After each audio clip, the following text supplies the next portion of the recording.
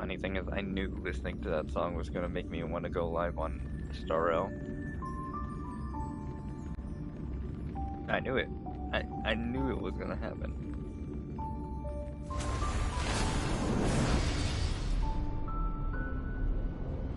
Now, try not to fall asleep on stream, Vaughn. Otherwise, I will hold that over your head for, like, ever. Until I forget that you did it. I'll sleep that easy.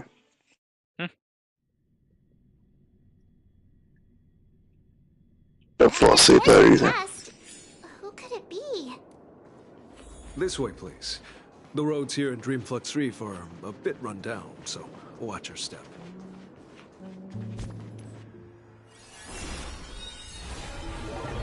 Just what I get for listening to Help Is the Thing with Feathers.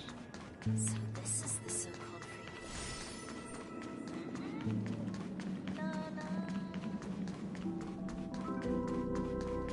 Good boss music, though. Can't say that it's wrong. Can't say that it's not good. There she is. It really is her! Miss Robin! Again. Everyone sings so wonderfully. It's not often that I tried this music style, but I've gained some valuable insights from it.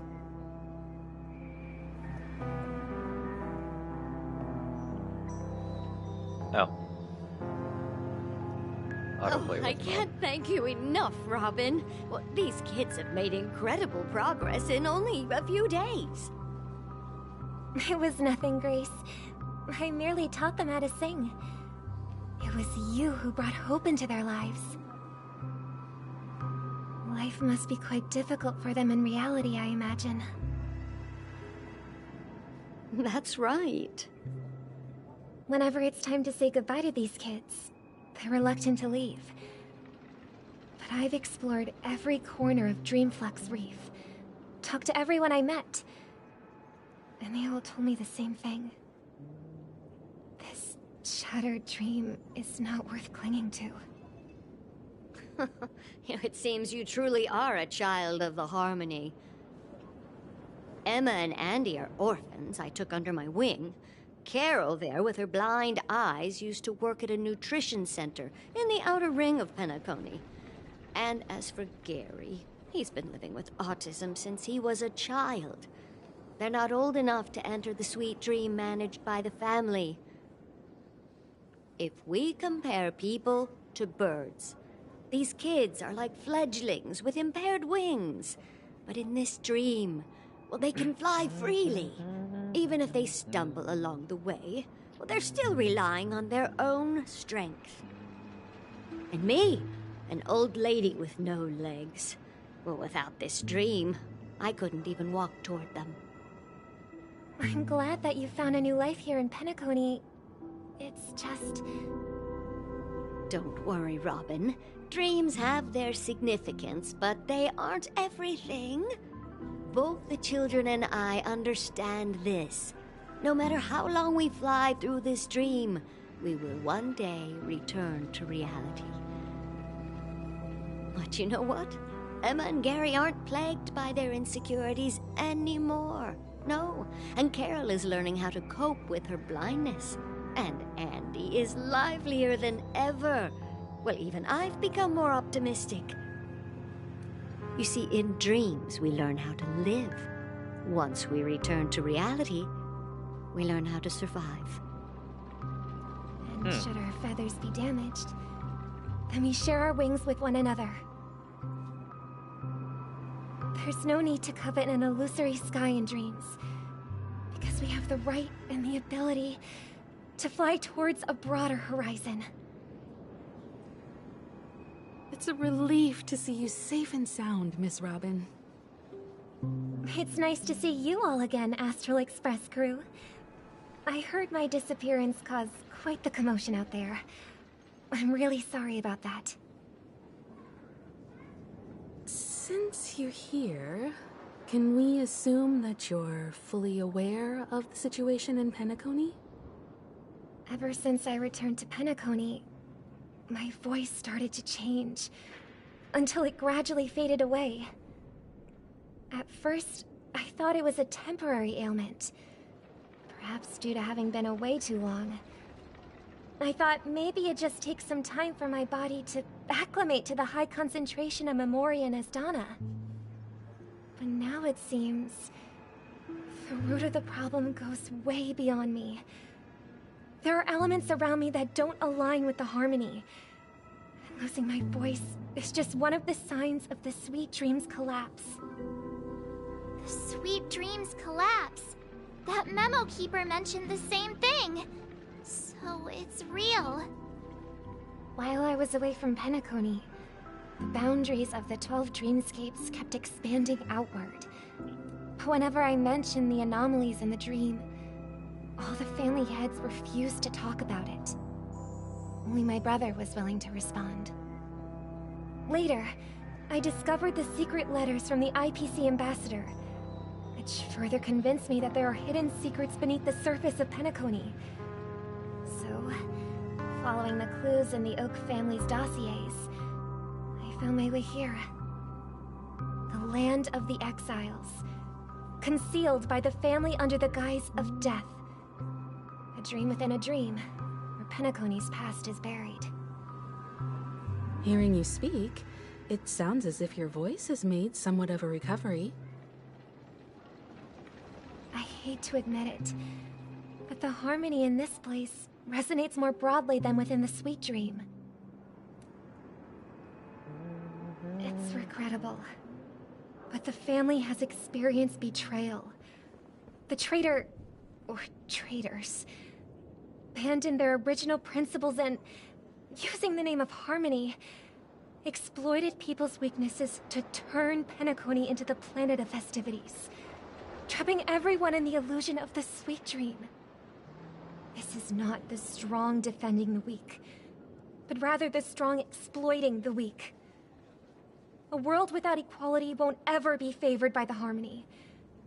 And naturally, those voices blessed by them have lost the ability to sing. Could there be another force influencing the family's shift in philosophy, Miss Robin? Considering what happened with Acheron, it's difficult to conceive of another entity within the realm of the harmony capable of influencing everyone. Unless a power surpassing that of an emanator is involved. I'd heard about what happened to the Xianzhou Alliance. But as far as I'm aware, the family hasn't faced any such external interventions. Who knows? Perhaps I've just been away too long and missed something. Regardless, I cannot accept my home is moving towards the very opposite of what the harmony represents, while still claiming to uphold it. I must uncover the reason why Mikhail cut ties with the family, and who exactly it was who betrayed us all. Do you remember our arrangement, Mr. Micah? Well, here's my answer. I've decided to forgo my role, and never step foot on the Charmony Festival stage again. Never step foot on the Charmony's stage Look here, again. brother. A little bird. Looks like a fledgling Charmony dove. Hey, Bon. Yeah. I know you're gonna remember what I'm about to say. Yep. Look, Mommy, a flying ship.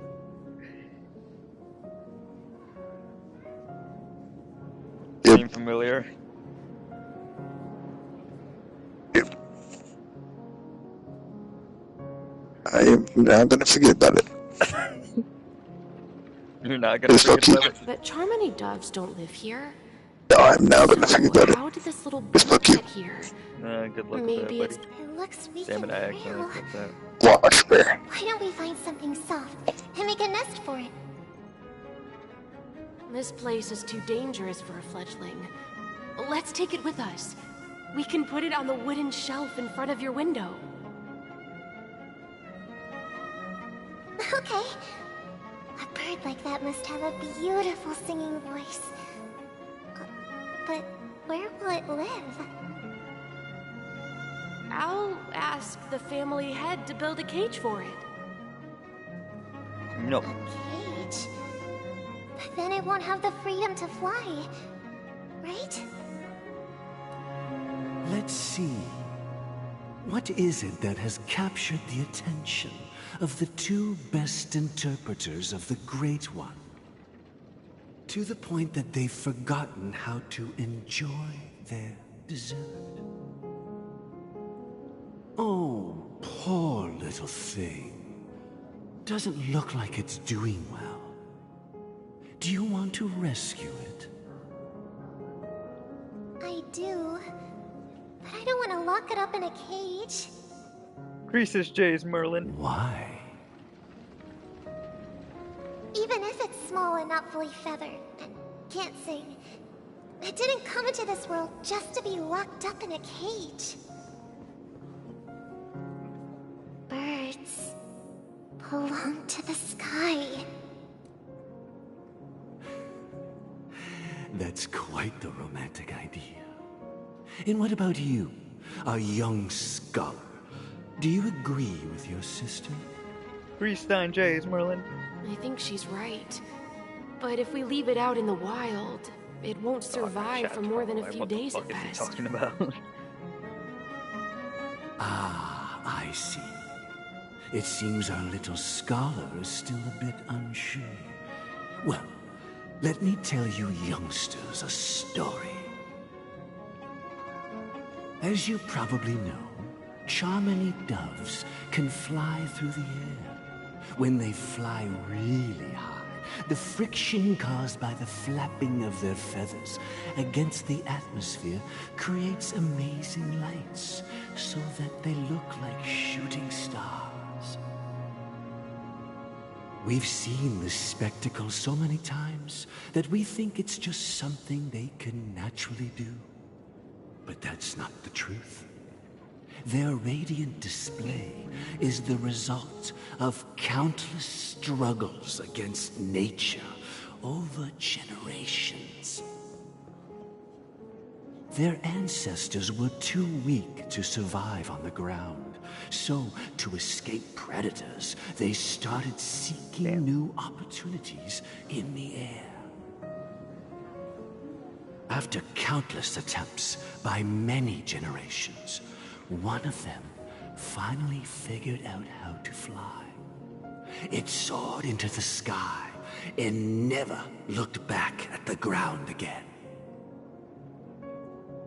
So, you mean birds aren't born to fly, but they find a way to do it through their determination, right?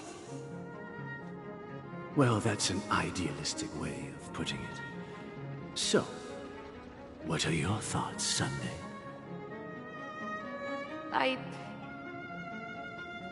I think people believe birds are meant to fly because they've never seen those birds crashing to their death. That's an interesting perspective. So, have you decided what to do with the bird now? For now, I'll keep it in a cage until it can take care of itself because I want it to live, no matter what. Well said, kids. It seems each of you has found So your it wasn't own meant to be answer. a text. Your insights Sunday are said it, truly so- remarkable. And I hope they come true in their own way. We will take good care of it, won't we, brother? Yeah, but Mr. Gopherwood, there's one thing I don't quite understand. And what might that be, my son? Son? What if this little Charmony dove never learns to fly in the end? I mean, if there are fledglings in this world that can never fly throughout their lives, Should we let them go back to the sky? Only to see them crash to the ground and die? Reese's J's. No, Talking in your sleep, Birdie? Time to wake up.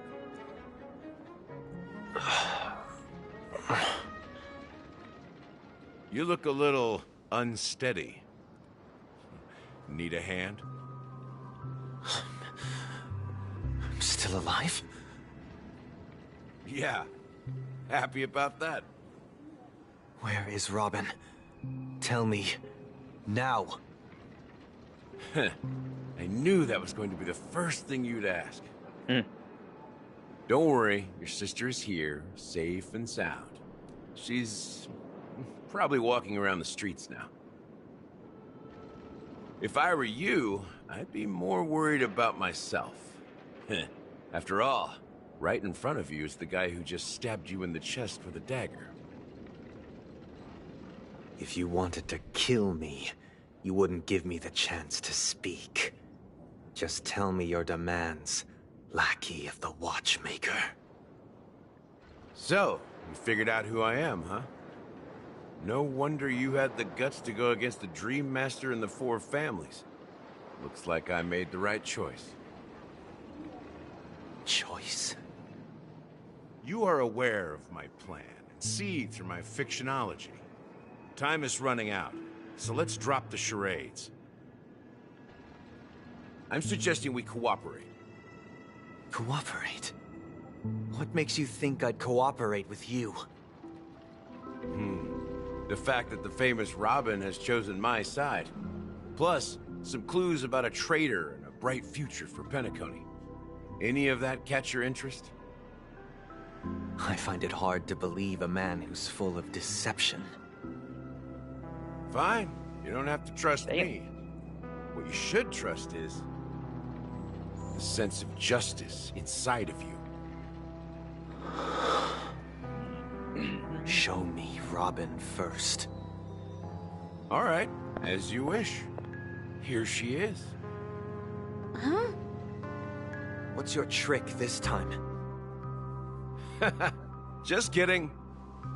I mean, this lady will lead us to Robin, right? And the crew, too.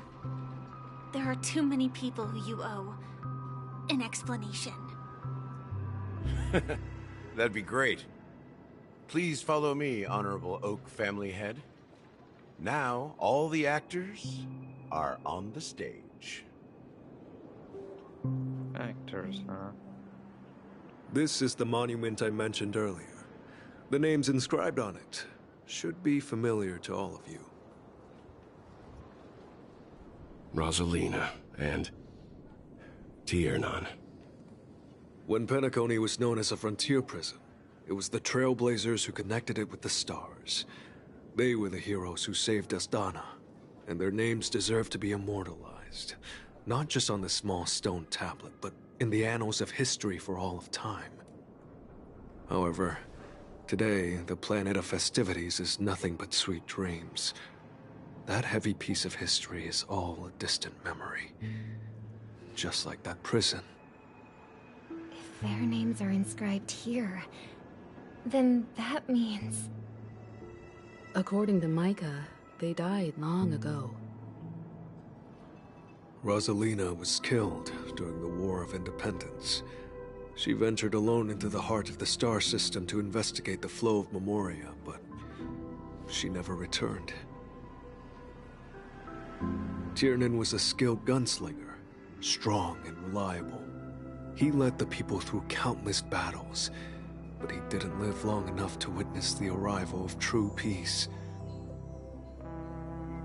In the decade following the war, Penacony faced challenges internal and external. To protect Astana, Tiernan picked up the way of the Trailblaze again, and led the Letmoth family to explore beyond the system, only to be surrounded and wiped out by the swarm. Though I had expected as much, the tales of these heroes truly are sorrowful. True to the title of Trailblazer, they spent their lives venturing into the unknown. But what about this tablet? There are no names carved on it. When Dreamflux Reef was created, its owner was still alive. However, he insisted on erecting a monument for himself, saying that it will happen someday. Here we meet again. Everyone from the Astral Express. Robin.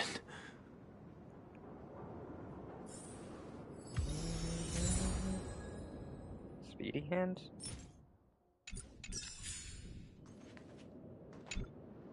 I promised to give the siblings some privacy, so let's talk about our business first. What do you say? That sounds sensible enough. Since you went through the trouble of gathering the family head, the crew, and the Stellaron hunters, I'm guessing you have something important to say, Mr. Gallagher? Oh? Is it that obvious? The look on your face is practically screaming, I'm the one behind all this. You're right, Mr. Yang. It is indeed time to come clean on everything. The siblings already know what they need to, and they've made their choice. But you, Nameless, arrived a bit late. So it's only fair that I answer your questions. Before we begin, let me reintroduce myself. Oh, I'm the founder of Dreamflux Reef, the deputy of the Watchmaker, and the one who sent out that invitation. As Gallagher, the history fictionologist, I humbly extend my greetings to you all. History fictionologist? So what, everything you told us was made up?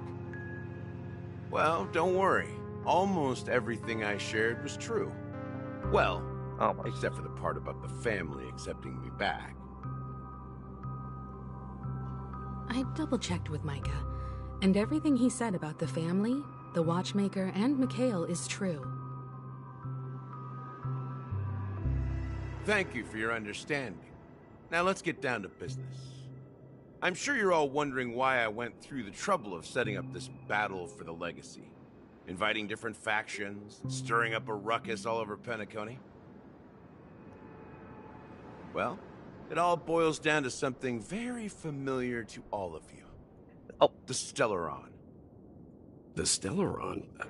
But how is that possible? Penacony is a free-flowing interstellar hub. There are no signs of contamination whatsoever. You're totally correct. So, care to take a guess at what that means?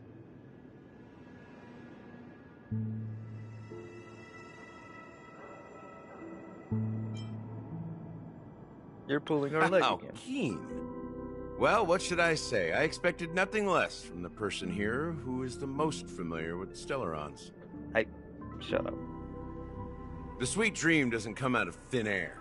If you think of the memory zone as the sea, creating the land of the dreams is like filling that wild ocean with earth to make an island.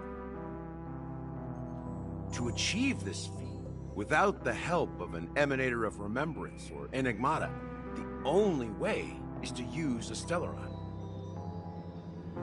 And that's not something you can achieve with a simple wish. It requires vast quantities of knowledge, time, and manpower. I'm sure you get what I'm hinting at. In Azdana, the planet of festivities itself is a Stellaron disaster. The planet of festivities itself is a Stellaron disaster? It all started a long time ago, back when the Watchmaker and his crew liberated the frontier prison. They faced countless challenges as they began building Penacony from the ground up. That's when the idea of using the Stellaron came into play. The Stellaron first entered the Azdana system during the war. The Nameless warned everyone against the folly of attempting to tamper with such a power, and most heeded their words. But there are always people in the shadows with ulterior motives. Obviously. The turning point came after Tiernan's death. With two of the Nameless gone, the Watchmaker had to go to the front lines. It was at that moment his rivals saw an opportunity. By the time a representative from the Montour System's family arrived at the Watchmaker's call, the Stellaron had already been activated and was seeping into the primordial synesthesia dreamscape. And I suppose the family happened to possess the knowledge to seal the Stellaron?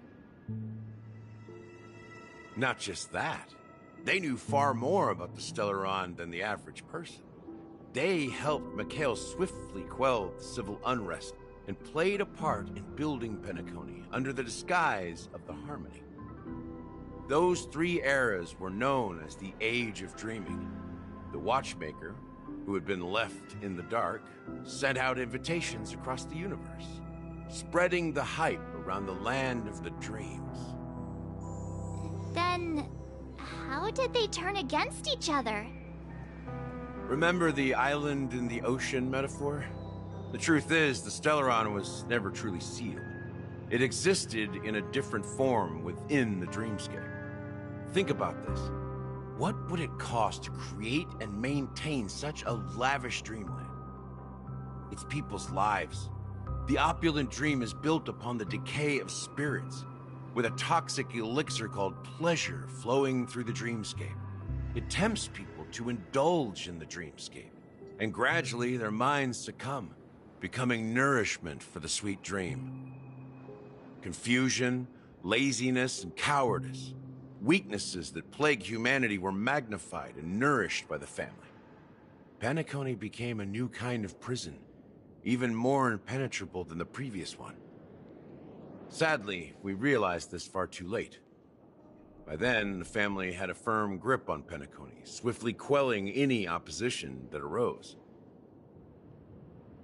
At my wit's end, I had to use the power of the Enigmata, and sought refuge in this chaotic memory zone. Over the years, I fabricated a meme within this dream for our use. Dormancy. That's its real name. We exploited a loophole. You see, regular people can't fall asleep again while they are inside the dreamscape. So this is the true meaning of the impossible.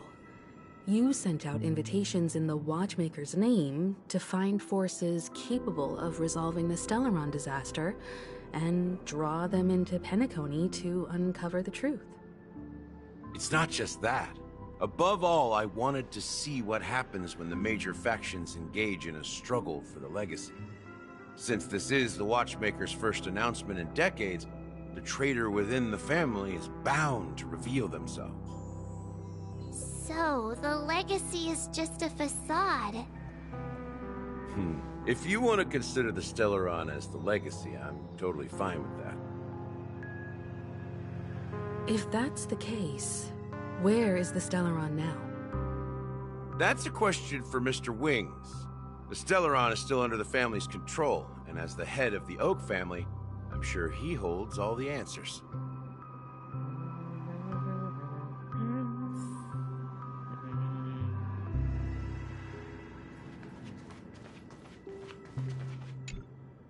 Are you done talking? So, will you tell us where the Stellaron is? It is the Penacony Grand Theater itself. As I suspected, it's the embodiment of the family. The edifice that first materialized within the sweet dream. That's what turned Penacony into its current state. As for the person who employed its power, it is in fact Mr. Gopherwood, the current Dream Master. Well, that was easier than I thought. Did you conduct your own investigation already? Correct. When I was trying to track down the person who murdered my sister, apart from you, Gopherwood was my second suspect. Confronting me first turned out to be a smart move on your part. I didn't have other options. The Dream Master has been elusive, and even the heads of the families can hardly get an audience with him. Moreover, Mr. Gopherwood has been kind to my sister and me. And I didn't want it all to end like this. What do you mean by that? To be honest, my brother and I are also victims of the cancer of all worlds. We grew up as orphans, and were adopted by the family when they came to help. Mr. Gopherwood recognized our potential and brought us to Penacony. But I can't just stand by and watch Mr. Gopherwood become an enemy of the Harmony. I won't use my voice to support an evil cause. I won't step on that stage and sing, no matter who the traitor is, or what orders they give me. I won't let the Charmony Festival become an event that destroys Harmony itself. You're the paradise in our dreams. Indeed. For the paradise in our dreams. As the head of the Oak family, I'm responsible for ensuring Penacony's promising future. Robin and I will head into the sweet dream and confront the Dream Master. And if it turns out that the family has truly strayed from the Harmony, I'll fight alongside you. We'll put the Charmony Festival on hold and make sure Mr. Gopherwood pays for his blood debt. The enemies you are about to face aren't like this old dog here, who can barely even bark. Since our interests are aligned, why don't we team up? Maybe, just maybe, we'll have a shot at success. We have always been following in the footsteps of our nameless predecessors, and there's no reason to stop now. Yeah, we Nameless won't back down from a challenge. Isn't that right, Mr. Trailblazer?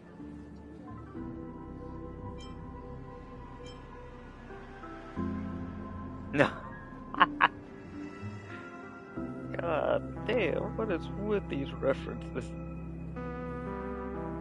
Hey, Bon. Yeah. You know that one Gojo thing, that one Gojo meme where it's like, nah, I'd win? Yeah. Going up against the Dream Master? Nah, I'd surrender.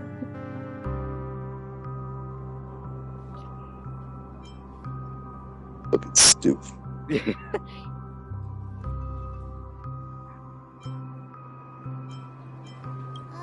That line actually makes me a bit nervous. Nothing to fear no more. Rest assured, Meanwhile, March, sitting on the sidelines that isn't actually in makes our me nature. more nervous. Mr. Sunday, What? Miss Robin, I'm willing to accompany you on behalf of the Astral Express. Having a third party present should help with negotiations, and could make all the difference if things get ugly. Thank you, Mr. Yang. Thank you all very much. The Charmony Festival is about to start, and time is against us. We must hasten. Everyone, let's gather over here. We still need to make some preparations.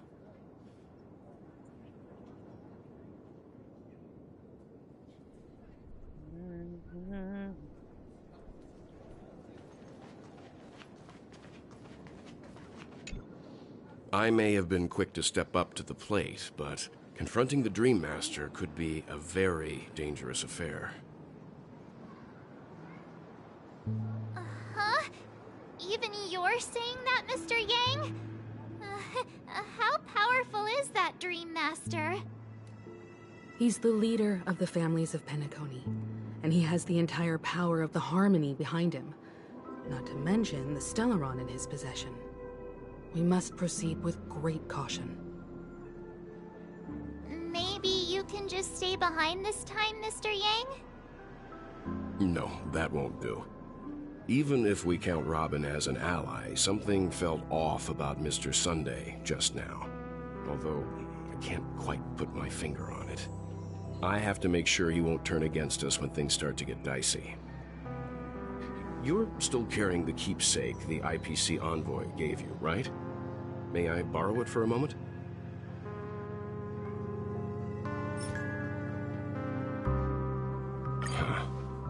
I knew it.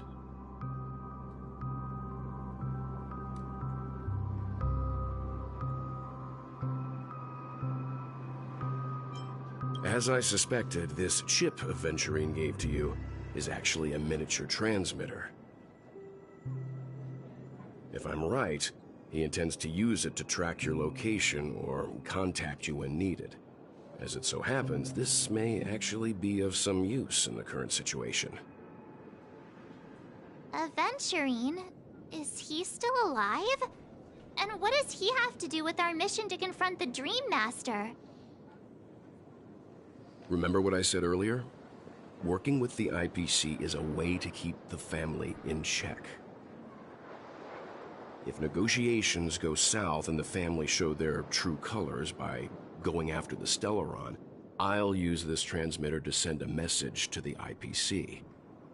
It'll be just the opportunity the IPC ambassador was hoping for. The only question mark in all of this is Aventurine's current status. But the IPC is always listening, especially senior strategic investment department heads like him. Getting the message across shouldn't be a problem. Good luck to you, Welt. Well, you take care too. If anything goes wrong, don't worry about me. Just make sure to seal the Stellaron. Spoken like a true hero. Even if the Dream Master is innocent, the family's corruption runs deep. I won't make the same mistake Mikhail did. Let's wish him the best of luck. Don't you have something else to tell us, Gallagher? Why would you say so? Before we departed, the conductor asked us to inquire about the 3 nameless in Penacony. We've already collected intel about Rosalina and Tiernan, so the only one left is Lakework. If I'm not mistaken, we've already met him somewhere, haven't we?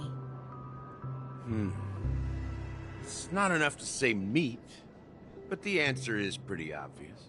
After all, I've hinted at it in quite an evident way. I've been watching over you ever since I received the reply from the Astral Express. And I've seen the great effort you all put into linking different realms together across the cosmos. And now, after getting this far all in one piece, you have truly proven yourselves.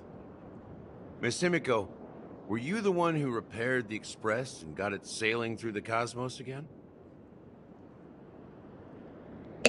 Yes. And you two, young Nameless, you have very interesting life stories and extraordinary skills. How do you know about...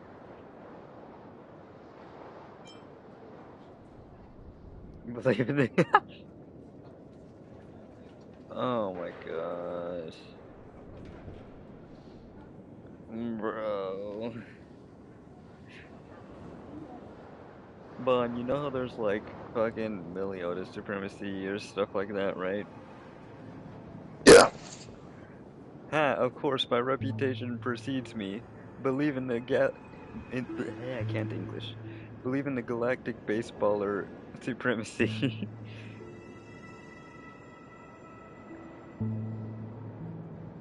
What? My bad. Hey, you can't just make up titles like that. No, Marcia tell me that I can't make up titles. You're like full that. of energy. Please send my regards How to could she? the conductor, Pom Pom. Please let them know Yeah. that their friend has fond memories of his time aboard the Express, which he reminisces on every time he has a good drink. As for the last Nameless, he embarked, disembarked, and embarked again, traveling in a great circle, ending up back where he started. On his deathbed, he told me to find the Astral Express and deliver an invitation to the future Nameless. He left behind a special gift, a true legacy. Something that belongs only to the successors of the Trailblazers. Come with me. Now is the time to reveal it. Is it a hat that I'm gonna use to throw at people? Back here again. Sometimes I feel like you're still alive, old friend. Like you've still got so much to say and do. I've kept my promise, brought the future trailblazers you've waited so long for. I don't know why you were so obsessed with that train, but I remember your last words.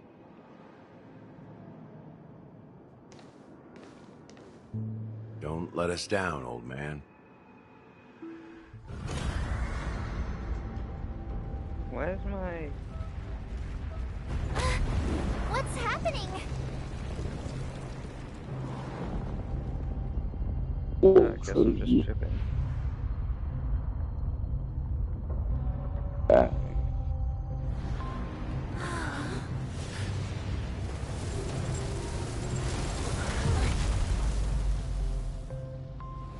What's that?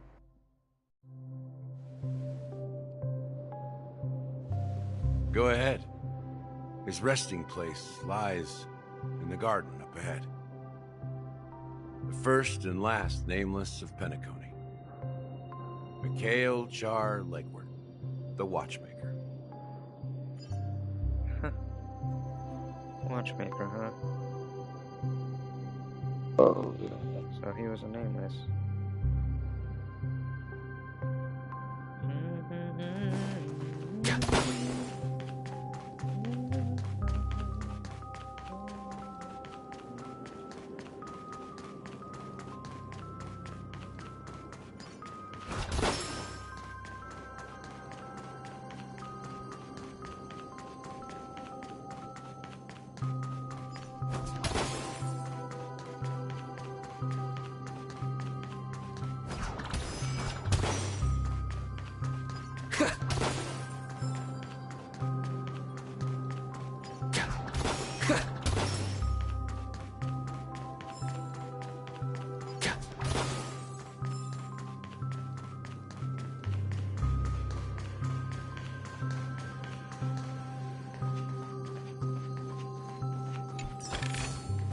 Looks good.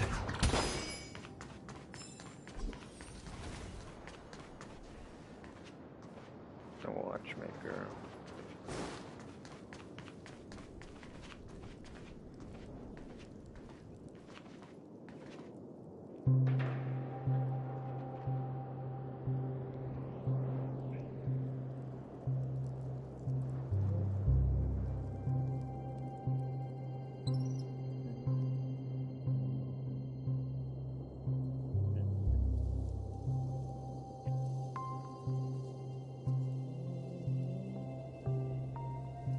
Sure enough, the Watchmaker is the third nameless. Even I could guess that one. The legacy he left behind was a dream bubble. I believe inside that bubble, there's something that holds meaning only for the nameless. After all, when I checked its contents, I found nothing inside. Maybe some Trailblaze runes? Even more enigmatic than me. Well, let's have a look.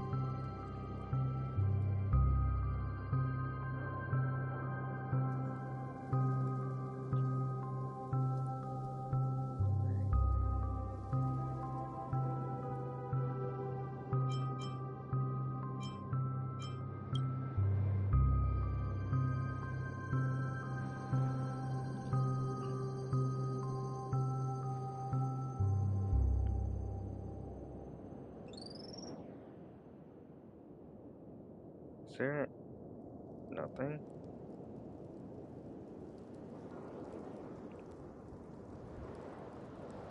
Gallery here. Lie to us.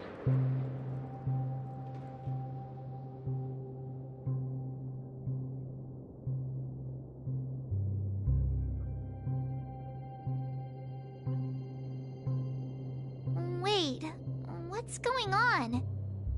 Oh, so it's not just Seriously? NPCs, nothing. There's nothing inside this dream bubble? How could a dream bubble be empty? Just as I suspected. That old man always had this strange belief in the nameless and the trailblaze. And I never understood where he got that confidence from. Especially since he never managed to get in touch with the Express while he was alive. I could never figure out what was going on in that old man's head. But this empty dream bubble is so typical of him. He was always full of weird fantasies and incomprehensible romanticism. That mischievous old man. Well, I didn't expect him to leave anything concrete behind anyway. Don't think that's the case, Gallagher. I'm sure Mikhail has left us the most precious thing of all. Don't start getting all philosophical on me, all right? Just as Mikhail believes in the nameless of the future, we unconditionally believe in the nameless of the past. How could they leave with regrets for the future when they were ready to dedicate their lives to the land they loved? There must be something contained in this dream bubble. It's just we haven't figured it out yet. You also have faith in the Watchmaker, don't you, Gallagher? Well, I'm a follower of the Enigmata. My philosophy forbids me to have faith in anything. That's why I understand what faith means in the path of Trailblaze.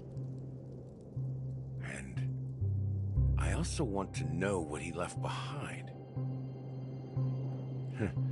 I'll leave it to you guys then.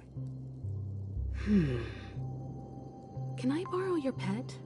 I need to make a trip back to Golden Hour and check something at the Dreamscape sales store. It's for Mikhail, and for the future of Penacony.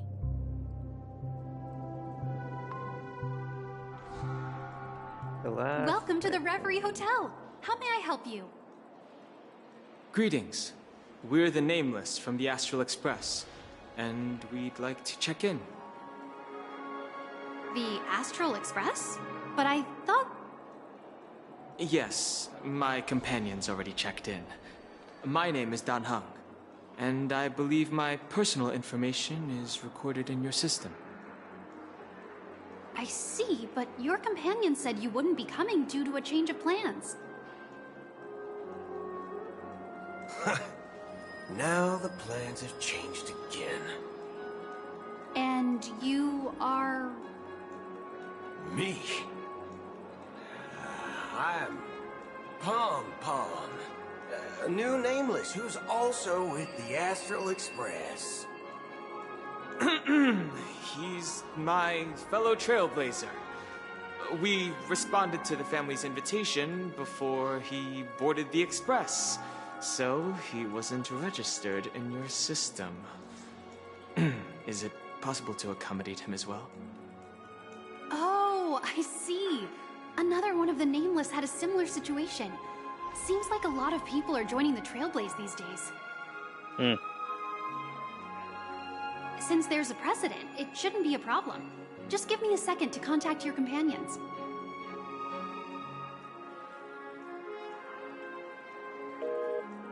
I'm sorry, dear guests, but it seems I'm unable to reach the other members of the Astral Express. What do you mean by unable to reach them? My apologies. This is the first time I've encountered a situation like this. However, the system indicates that those guests are still in the Dreamscape. How about this? Give me their room number, and we'll go check on them ourselves. I'm afraid that's not possible. I need to verify both of your identities before I can share any guest information. How about you just wake up someone? Let's say, Wilt? I'm sorry, but there are strict rules regarding forced awakening. It cannot be done without the proper clearance. So nothing works, huh? What's your solution then? Are you saying we sleep here? At the reception? Please be patient. We need to contact your companions in order to confirm your identities. And now it seems you need to confirm our identities before you can contact our companions. It seems so. Fudge. Look, nothing personal, but if you can't handle this, go find someone else who can, okay? Please calm down, dear guests. I do recall that Mr. Sunday, the Oak family head, personally handled this issue earlier. Oh, please wait a moment while I contact him. I don't think she's trying to give us a hard time. She really just doesn't know what to do. I have a bad feeling about this. You tried to contact them on the Express earlier, but they didn't respond. Something doesn't seem right. I need to leave for a moment. You can stay here with the receptionist. Sure thing.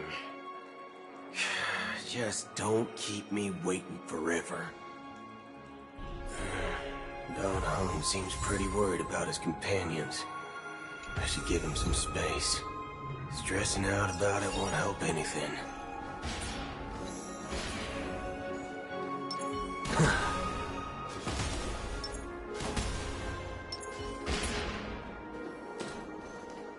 Their guns shots sound different for some reason. Greetings. I'm Cody of the Bloodhound family, head of security for the hotel. How may I assist you? Hello. So, there's something I wanted to ask about. I've been hearing some unsettling rumors about certain incidents that might affect the Charmony Festival. Do you think there's anything to be worried about? I've traveled all the way from the Hayaii Federation, and I don't want my trip to be ruined. What do you mean? Wait. You haven't heard? I'm not sure where you heard those rumors, but they're completely baseless. I can assure you, as a representative of the Bloodhound family, that everything is going smoothly for the Charmony Festival. At present, all of the families are focused on making sure the festival starts on time. Even the Dream Master himself has arrived. So don't worry, your trip won't be in vain.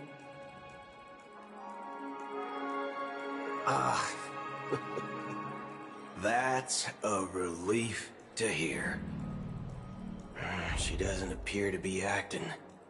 So, it seems that even the hotel staff are out of the loop.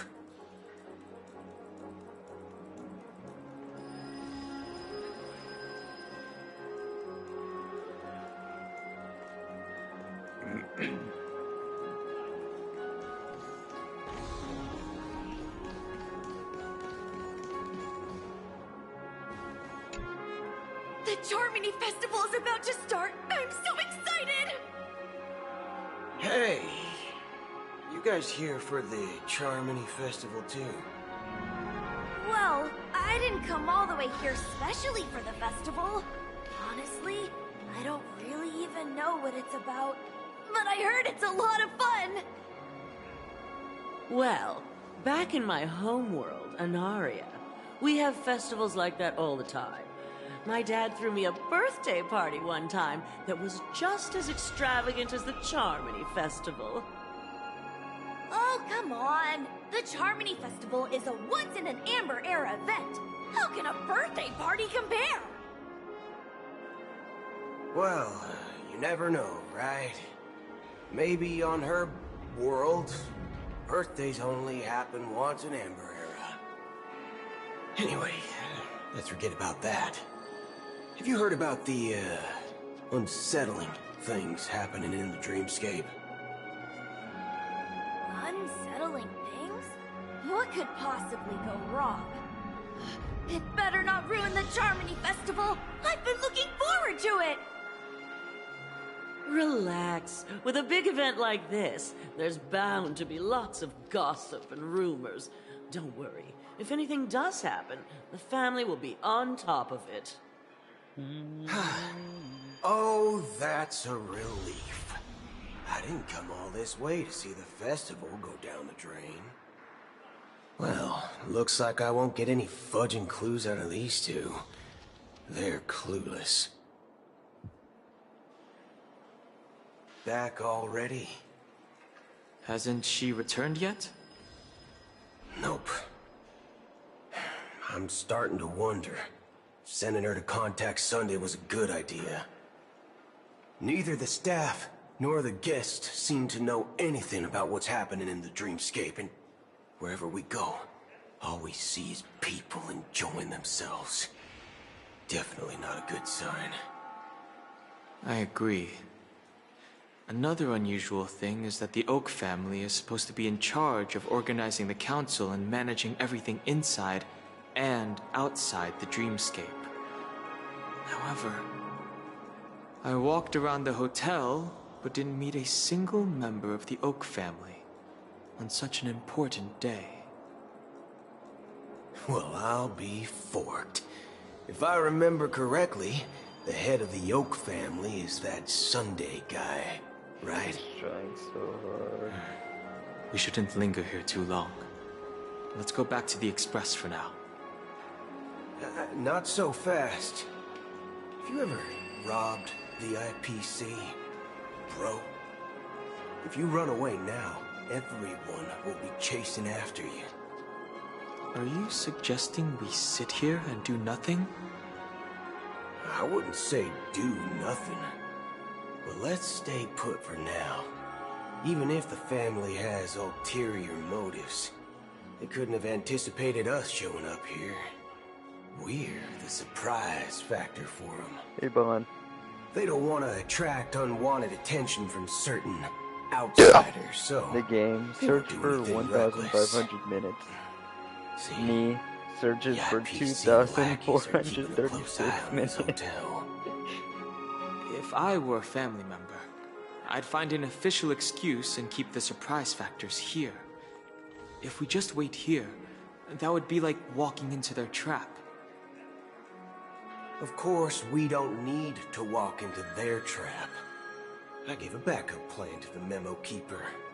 If it turns out we won't be allowed to enter the dreamscape, she'll order a drink for me in the VIP lounge at the hotel. In reality... a secret signal. That's right. Oh, a concrete object can indeed help the memo keeper establish a connection with you. But Boot Hill, if you have more backup plans in the future, I hope you'll let me know in advance. I'm sorry, but it's one of my quirks. I have too many unreliable friends. And if I reveal that I have backup plans, things can go awry. And that would leave all backup plans completely useless. How do we get into the VIP lounge? This is where my street smarts come into play. Street smarts, he says. Are we gonna find our way in or something?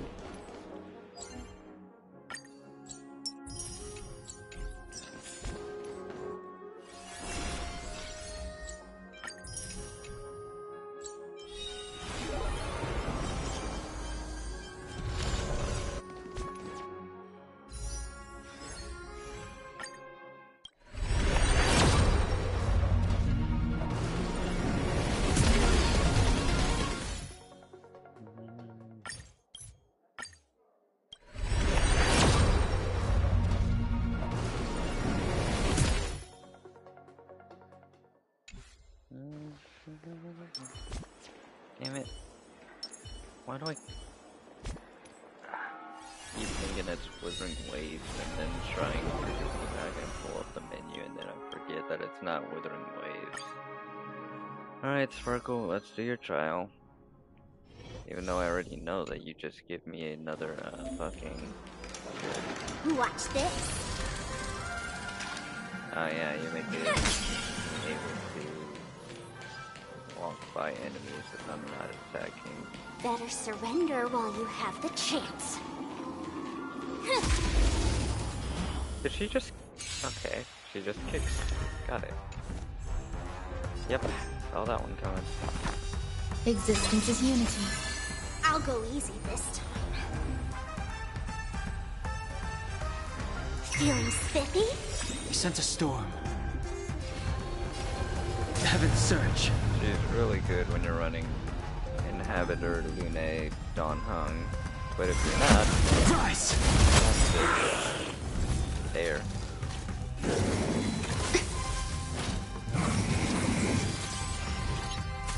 There's more to life. Eternal. Let's play for a while.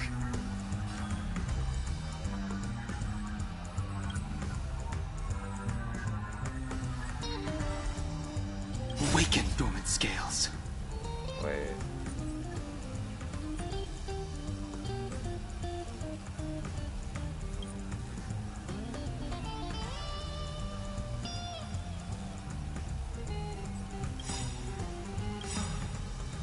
World-cleansing dragon. Every petal in life's garden, all will be swept away by the wind. Let's play hide and seek. Can you find the answer?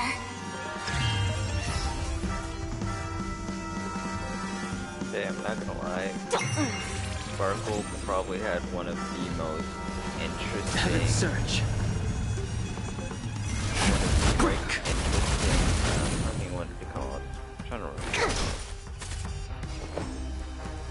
I know what they are, but I'm drawing a blank. Did that hurt? Feeling spiffy? The strength. Trailers. Character trailers. Heaven's Surge. Rise! Devon, you know how like Hoyo does character trailers for when they have a new character? Yeah. Here, I'll send you Sparkles. Because it's really, really just unique.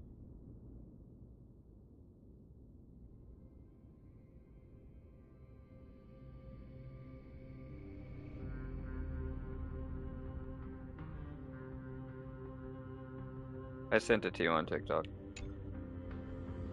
A day of peaceful repose.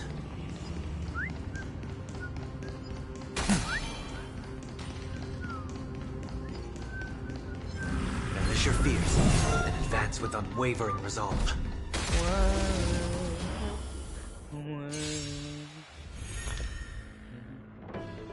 Like, deadass. Let's try it this other way. One of the most interesting trailers I've ever seen. The way is fraught with difficulties. It would have been much more hilarious if it was for like a fucking 4-star character. That would be so wild though if it was for a 4-star character, all that.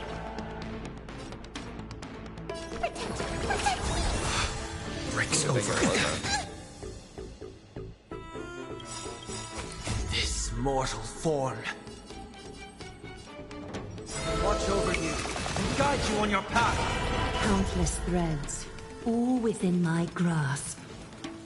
Thus our fates become one. So fragile, like a wisp of silk. I'll overcome the thorns.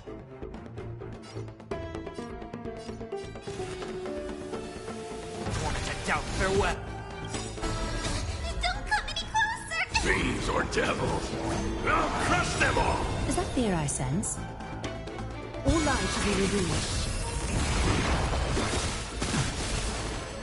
So basically, Dole is telling me that, So fragile, like a wisp of silk. Gallagher is a better healer than Bailu. And I can explain that in Genshin terms to you if you want. Thank you, friend. If you can't understand what I mean, or what that means. Countless threads, all within my Do you want me to grasp. explain in Genshin terms? Thus our fates become one.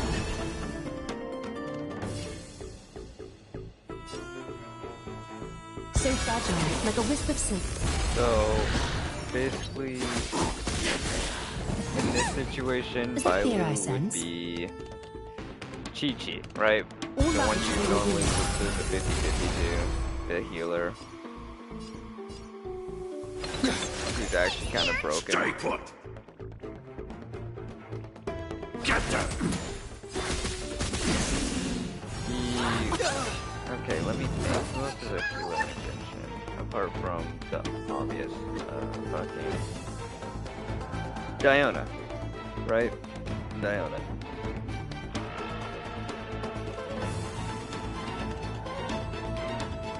A moment of divine insight arises from enduring patience. Serenity is before me. So fragile, like a wisp of silk. You follow me on this? This mortal form. So, Watch over basically, you and guide you on your path. I guess fucking. I guess in this context, I guess Barbara would work too. But he's basically saying that Barbara is a better healer than. Countless threads. Thus our fates become one. Chi-Chi. All lives be revealed. In this situation, in Genshin terms, at least. I'm gonna hold everyone back again! Get them. A little honesty would do. So fragile, like a wisp of silk. Now, let's just say Chi-Chi is able to just revive a character who dies once, right? Well, I guess in Genshin now. Okay, I can't really explain it well. Strength in numbers! If you're happy and wait, what? Hold on, what was that? If you're happy and you know it, what? That is wild. Yeah.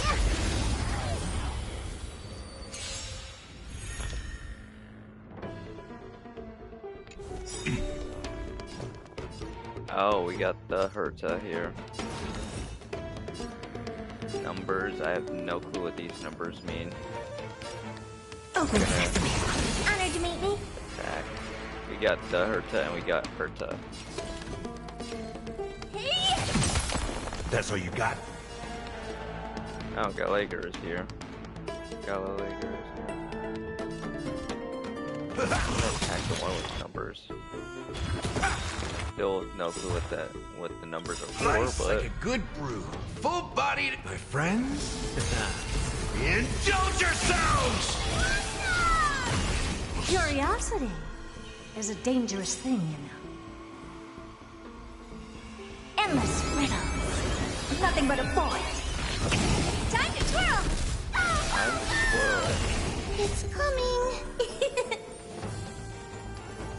I need a west wind. Away we go! Helpless as ever.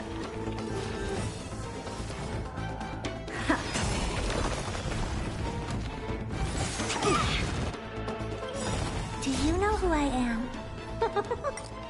Can I change the language? I want to change the language. No, I can't. Damn. This big diamond! It's all yours! I wanted to hear it. Would have been so damn worth it too.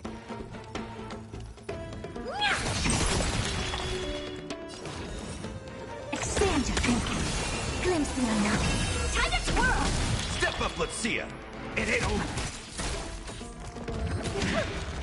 Time to twirl. Time to twirl.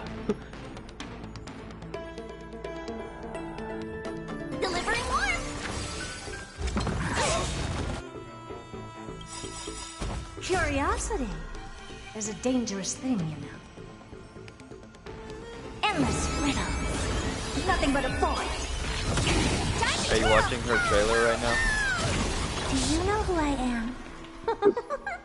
This big diamond!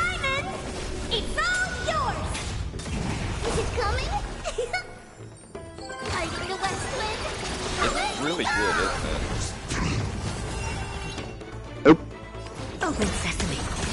Watch it crumble. What are you looking at? Hey! That's all you got?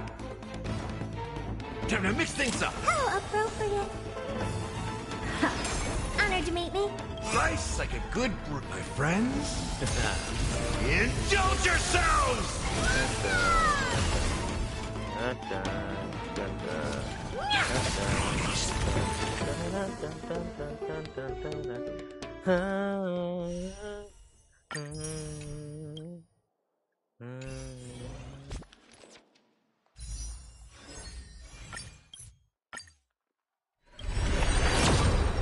She's on the banner, by the way. She's one of the banner characters. She is number 4. The one who I was always asking like 1 through 4. She's number 4. In fact, I might as well just tell you the characters, huh?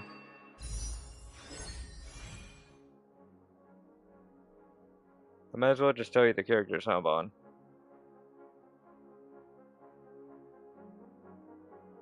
Yeah. So number 1 is Feinen. Number 2 is Tribby, who I believe is like a support character, which is why every time you picked 2, I was like, pick a different one. And number 3 is Sunday, who is also a support character. And then number 4 is Sparkle, who her ability is she gives you 2 extra skill point things. I can explain that one in Spider-Man terms. You know the bioelectricity? In Miles Morales? Yeah. So like, imagine you're at max, right? Basically, what Sparkle does is she just adds 2 more. 2 more to that maximum. You're the Make sense? lobby manager. Yeah. Right? Yes, I am. How may I assist you? We're the Nameless from the Astral Express. We wanted to check in, but there's something wrong with your system. The lady at the front desk said she would contact the manager, but now she's nowhere to be found. Now, we've been waiting here forever, without any food or water. What the fork, man? Is this how the family treats its guests? Is this your idea of street smarts? Starting an altercation? What the It's fork, called man? standing up for your rights. I apologize for the inconvenience. Please wait while we try to contact Mr. Sunday. I'll arrange 2 premium seats in the VIP lounge so you can rest there while you Boot wait. Hill is just trying to curse. See? But the people over at Hoy are just like, no. No Just- cursing. Just don't call yourself nameless next time. Wow, this bar's something Literally, else. his voice, Certainly literally worthy what of he the says in the planet story of quest is, what the fork, man? We both know what he's actually trying to say. But what he's also not allowed to say.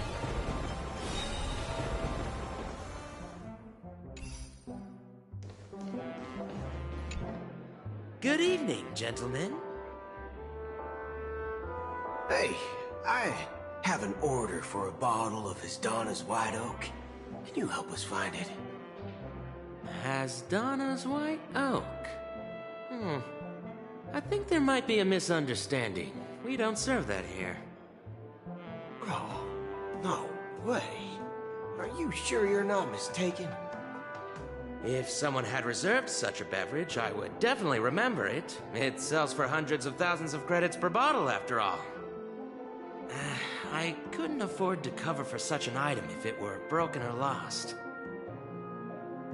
That's strange. Well, could it be that the memo keeper couldn't afford it? What should we do now? Oh, rush. Let's grab some drinks first. Maybe I arrived too early and he hasn't come yet. Now, let's see what kind of juice malts you all have here. Well, give me a glass of Hinam Valley, 40 years. I'll have it neat. No ice. Wow, that's the most expensive one on the list. You have a taste for the finer things. It's on the house, anyway. What can I get for you? Anything you recommend is fine. Then I would recommend today's special, Glass Village. It's classic Soul Glad mixed with Laboom juice. It's refreshing and suits your cool demeanor. Just 1 minute. And suits your cool demeanor. This flavor. Dynamite barbecue with rocket fuel. Ooh! What? Really hits the spot. Truly the finest sherry cask-aged malt juice in the cosmos. Dynamite barbecue with rocket fuel. Is that really something that humans enjoy? No. No, it's not. Hey, this guy doesn't know anything at all. As long as you're satisfied, dear guests, please enjoy. Let's give the memo keeper another half-system hour. If she doesn't show up, we'll need to come up with a new plan. In the meantime, let's take stock of the situation. What do you think? The situation is unclear. Something must have happened on the planet of festivities, but the public is unaware of it. Someone in a position of power within the family must be covering it up. It's unusual for the followers of the Harmony to invite other factions. Alright then, ramen or hot let alone pocket? the IPC and the masked fools. If what you said about the Emanator of the Nihility is true, the situation in Penacony is a little complicated. To say the least. What? Actually, there's something else I'm concerned about. Why the fuck would I regarding eat eggs? Acheron. As you know, the faction that follows the path of the Hunt are some of the most dangerous folks in the cosmos to mess with. Why would I eat eggs at 5 in a day more, bitch? Would impersonate the Siege Alliance or the Galaxy Rangers. It's like asking for a death wish. Isn't there a saying among the Xianzhou people that the Rainbow Sect lets their love's arrow do all the beating? Talking. Omelette. Do all the talking. You. You know what I mean. You say anything that has anything to do with eggs. Though the Galaxy Rangers have been You're out gay. of sight for years, we've been keeping an eye on Mama. this region. What? Even the dumbest criminals know better than to mess with the Annihilation Gang. Yeah, mama. Much less the Rangers. How dare you? You take that back. But that Acheron lady, she doesn't seem like a lunatic at all. On the contrary, she's highly logical and organized. She knows exactly when to hold back and when to strike without mercy. Did what though? And you believe that someone like her would have an ulterior motive for impersonating a Galaxy Ranger? I'm not entirely sure, but I do have my suspicions. Maybe she knows a Galaxy Ranger, or perhaps she's trying to lure us out for some reason. Exactly, you got nothing. Figure out. Anyway, what worries me more are the anomalies within the family. They've summoned followers from various paths for the festival. No matter how generous the family might be, this move seems highly unusual. Unless the invitations weren't sent by them. If that's the case, it's even more intriguing that the family insists on organizing the Charmony Festival, despite the chaos. Maybe it's Shi-Pei the Harmony pulling the strings. You find it beyond human understanding because it wasn't arranged by humans at all. People do stupid things out of irrational impulses.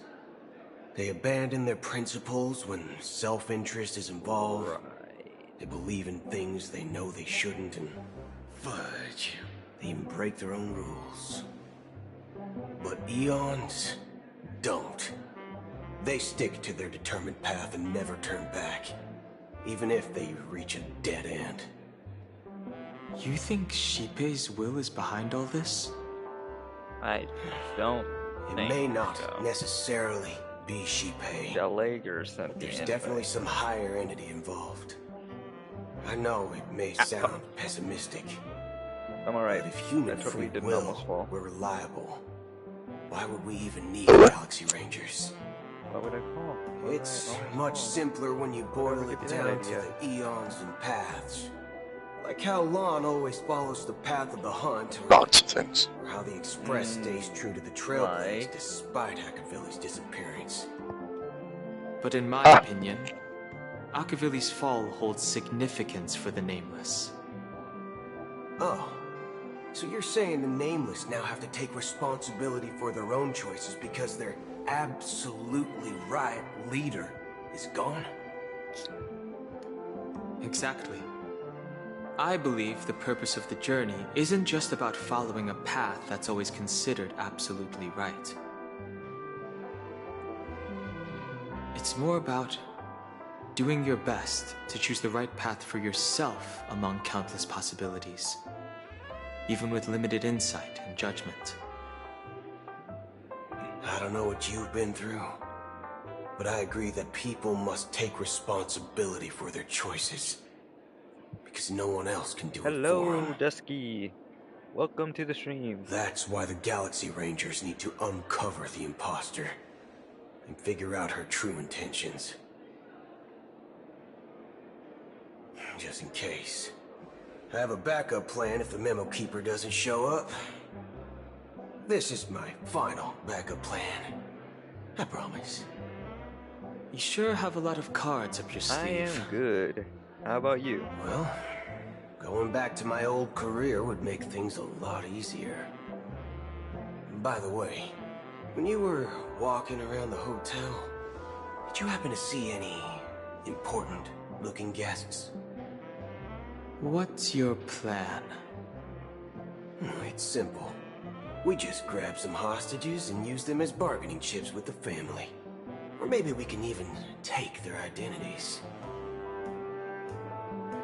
No need for that. We'll return to the Express now. Wait. Are you getting scared? Draw your weapon. Let's make a big scene. Are you leaving, esteemed guests? Would you like to cancel that Asdonis White Oak you just ordered? Huh? Asdonis White Oak? But didn't you just say... Ha ha! Looks like you are a bit intoxicated, esteemed guests. You ordered a bottle of Asdonis White Oak just a moment ago. Looks like your Memo Keeper friend has finally arrived. Oh, right. Sorry, my memory's not the best. You know, too many modifications and all. Anyway, let me check. Well, fork me. It says Donna's White Oak, all right. And there's a note. I'll be waiting for you on the Astral Express. No mistake. That's her message to you. She knew the hotel wasn't safe, so she suggested we find another place. Well, looks like we took a detour, but now it's back to the Astral Express. So, what are we waiting for? Let's go.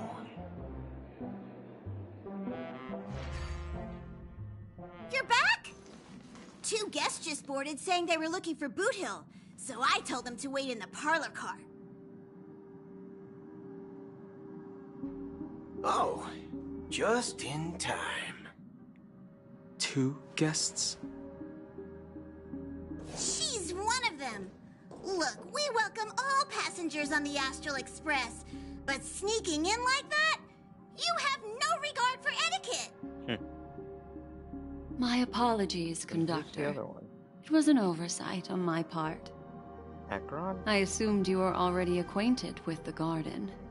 Given the chaotic situation in Penacony, the Nameless are the only ones we can truly trust right now. You are the Memo Keeper. Pleased to meet you, Dan Heng. I've seen you in others' memories. And as for Boot Hill, this is our first face-to-face meeting. I hope you enjoyed that bottle of Astana's White Oak. You sure have a refined taste. Finally, Memo Keeper. Well, let's cut to the chase. Spill everything you know. That's precisely what I intend to do. But before that, please allow me to introduce myself. My name is Black Swan, and I serve the Garden of Recollection as a Memo Keeper. As for Acheron's story, 100% joking. I didn't think it was I'm actually sure she knows it better than I do. Greetings. I'm Acheron. What? You Garden of Recollection shirtbag! You betrayed me!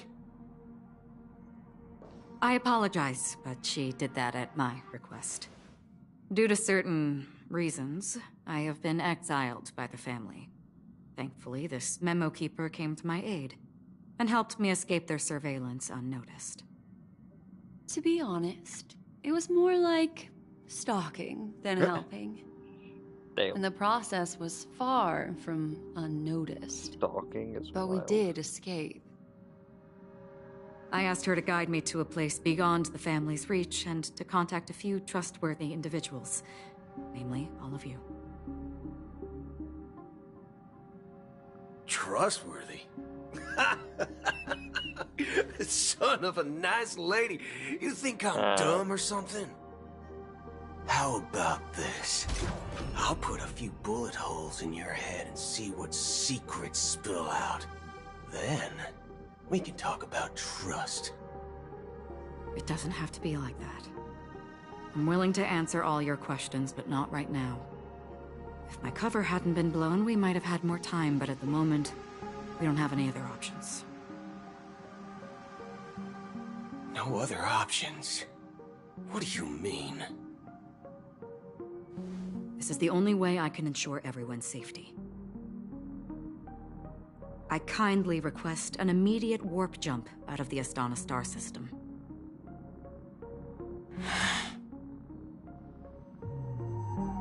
This passenger is requesting... As far as I can tell, she's not a threat, and seems to be telling the truth.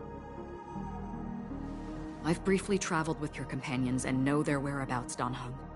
Please rest assured, your nameless companions are safe, but they need our help. As for Boot Hill, you may have guessed. I've been waiting for you. Galaxy Rangers are known for their elusive nature and limited contact with each other. So this was the only way I could reach out to you. Only by doing this can I find a true Galaxy Ranger and fulfill a long-standing promise. To return his relics to their rightful owner. Someone once told me that every rainfall is like a gift from the heavens, a sign of their mercy upon the world. Raindrops are said to be the tears of the gods, shed in response to the sorrows of the world. Their constant pouring is a reminder that the gods haven't abandoned us yet. So, how long has this rain been going on for? I used to believe, just like you, that it would eventually stop. Years and decades passed. And in the end,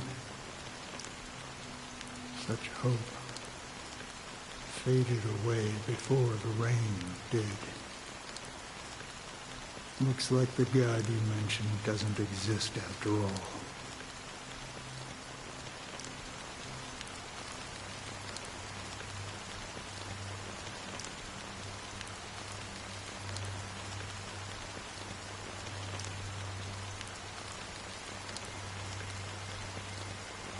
Well, let me share a story with you. Mortals who walk the paths are like sailors on a vast ocean, leaving behind a trail that creates countless ripples of possibilities.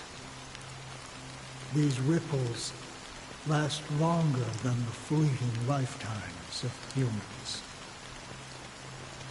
And for some, their presence leaves such a strong mark that it's reflected in the waves.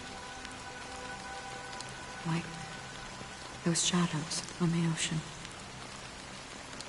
Sin-thirsters, the obsessions of the Pathstriders, they emerge from the depths of IX, seeing themselves as masters of their own destiny, unknowingly repeating the actions of their past lives. They emerge from the nihility and head toward it, leading purposeless lives. However, these hallowed phantoms, they were once my dear companions. A group of Galaxy Rangers. Are you watching over them? Watching over them? No. I'm guiding them toward transcendence. It was a brutal war. A crusade that shook the universe. The universe witnessed the fall of Zulo, the Lord Ravager, but it came at a price. A price so hefty that only those who were there still remember. The unwavering determination of the Hunt followers persists even in death. So someone must guide these lost souls to their life beyond. They were heroes in their time, and they shouldn't be reduced to mere puppets of nihility. As for me, I've suffered too many losses on that battlefield to advance any further. And that makes me the most fitting person to carry out this task. But you know, these sin-thirsters, they're not who they used to be. Does this seem pointless to you? Well, some tasks have to be done, even if they are pointless.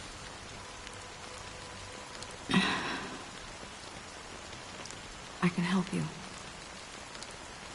For what? For the meaning of the nihility. That's what I've been seeking. I see. After all, this realm is off limits to ordinary souls, right?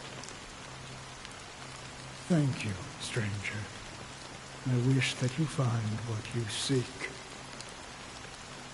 Before we part ways, I have one more question. It is true that their actions and even their entire lives may seem pointless from our perspective. But if, and it's just an if this is what the departed ones expected, should we try to change it? A good question. And a profound one. I don't know the answer. What I do know is that one day I too will pass away. I hope that when that day comes, someone will stand at my grave and place a bouquet of flowers.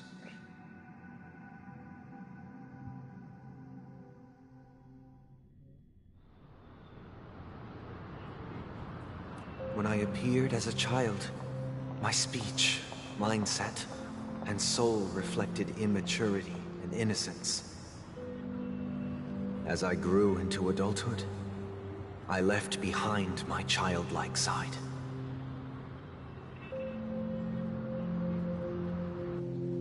I humbly request your blessings, esteemed advocate of Shipe. Come to me, my kinship. I have sought their presence with us. As you wish. I have faithfully served the Alfalfa family for nearly a decade, promoting the path of the harmony to the best of my ability. However, I made a mistake yesterday. While I was preparing dinner for the family head, I accidentally dropped a prepared dish on the floor. Out of laziness, I lied and claimed that everything was ready. Although the head has dismissed me as punishment, it has been tough to sleep with the guilt still gnawing at me, as I worried that the seeds of evilness may have taken root in my soul. So, I confess to you now, to seek atonement for my sins. Do you sincerely repent and vow to change your ways? Yes. Have you examined your soul and confessed all your sins? Oh, yes. Are you willing to accept the process of atonement? Yes. Very well. Show your dedication and goodwill to the family, and you shall be reinstated among them.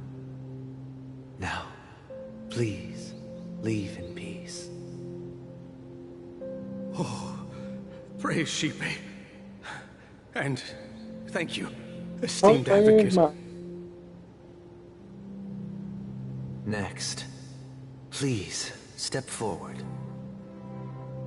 I wholeheartedly confess to you. Please, pardon my sins. Rest assured, I have implored their presence to be with us. As long as you are sincere, absolution will be granted. Oh, great. You know, I arrived in Penacony as a stowaway. I sold everything to get a ticket. My house, my land, and my 2 children. You sold your see. children? Please, go on. on. No, that's wild. No, ain't no way. My children were starving. And I hoped they'd have a chance at survival if they became slaves here. If I can strike it rich here, I'll lift them out of that situation and give them the life they deserve. Holy shit. But the Bloodhound family got wind of it. They're on my tail, hunting me down. I thought I could bring my kids here. It was all my fault. All my fault. The family is ready to forgive all sinners. I'll ask the Bloodhound family to cease their pursuit. You don't need to live in fear anymore. Oh, thank you. Thank you. I'll work my hardest to redeem my children and make them part of the family. Praise the harmony! Next, please step forward. Hey! Long time no see, Mr. Sunday. The most esteemed individual in Penacony, and the next leader of the Oak family, right? I have sought their presence with us. Let us proceed. Sure. Let's just get this over with. I have sinned. Please forgive me. I wasted half a pizza at breakfast and a bottle of Soul Glad. That's it. Nothing more. Can we wrap this up? I've got a robo-ball game to catch, you know? Do you seek to atone for your sins through good deeds? My sins? Starting to sound like a saint, huh? Well, let me tell you something. Neither the family nor you have the right to judge me. You think nobody knows what your precious family has done? About the watchmaker? Huh? Don't kid yourself, Featherbrain. Those dream chasers might be fooled by your act, but don't fool yourself. Before you start spouting off your holy verses, answer me this. Where does the power of the Oak family come from? And your power? What makes you think you can sit there, all high and mighty, looking down on everyone else? Well, I've spent enough time in confession today to enter the Harmony's paradise, right? Then I'll take my leave. Good luck with your election, and, don't make me regret my investments in you. What merchant? How are you investing in someone? Oh, revered triple-faced soul, hear my doubts. Who can judge the strong when their power hides their crimes? Who can vouch for the weak when they will pay any price to survive? Who can comfort the purest souls when even they get led astray? If the strong defending the weak is truly the foundation of paradise, then who is responsible for the suffering and anguish in this wretched world? Brother? Brother? Brother, are you all right? I'm fine.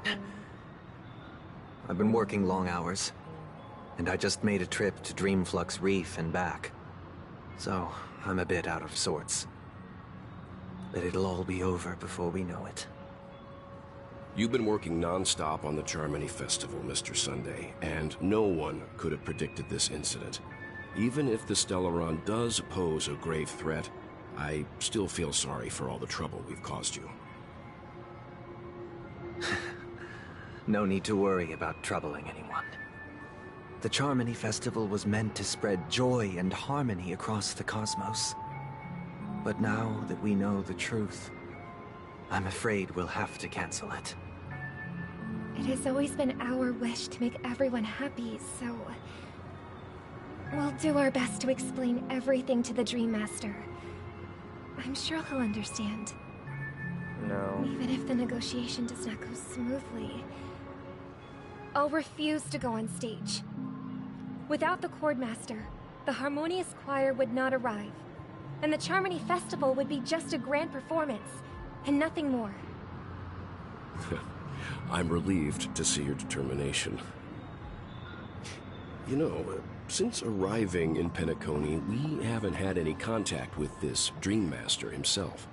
I'd heard of the heads of the 5 major lineages, but the Dream Master is a mystery to me. The Dream Master rarely grants an audience, even for us. But, given the urgency of the situation, he's agreed to meet us in person. Perhaps you'll be the first guest to meet the Dream Master in years, Mr. Yang. Let's hope we can reach a consensus that satisfies everyone. Indeed. Let us hope so. It's about time. We'll have to get ready for the meeting. I apologize for any inconvenience caused by the urgency.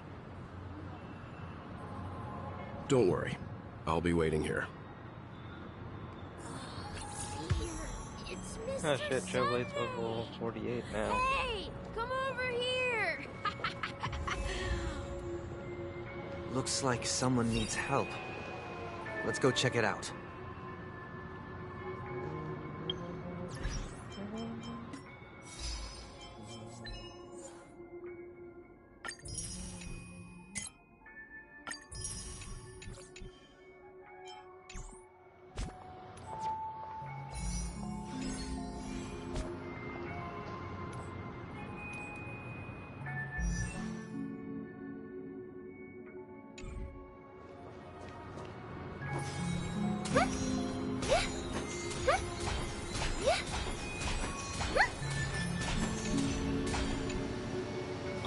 Mr. Sunday.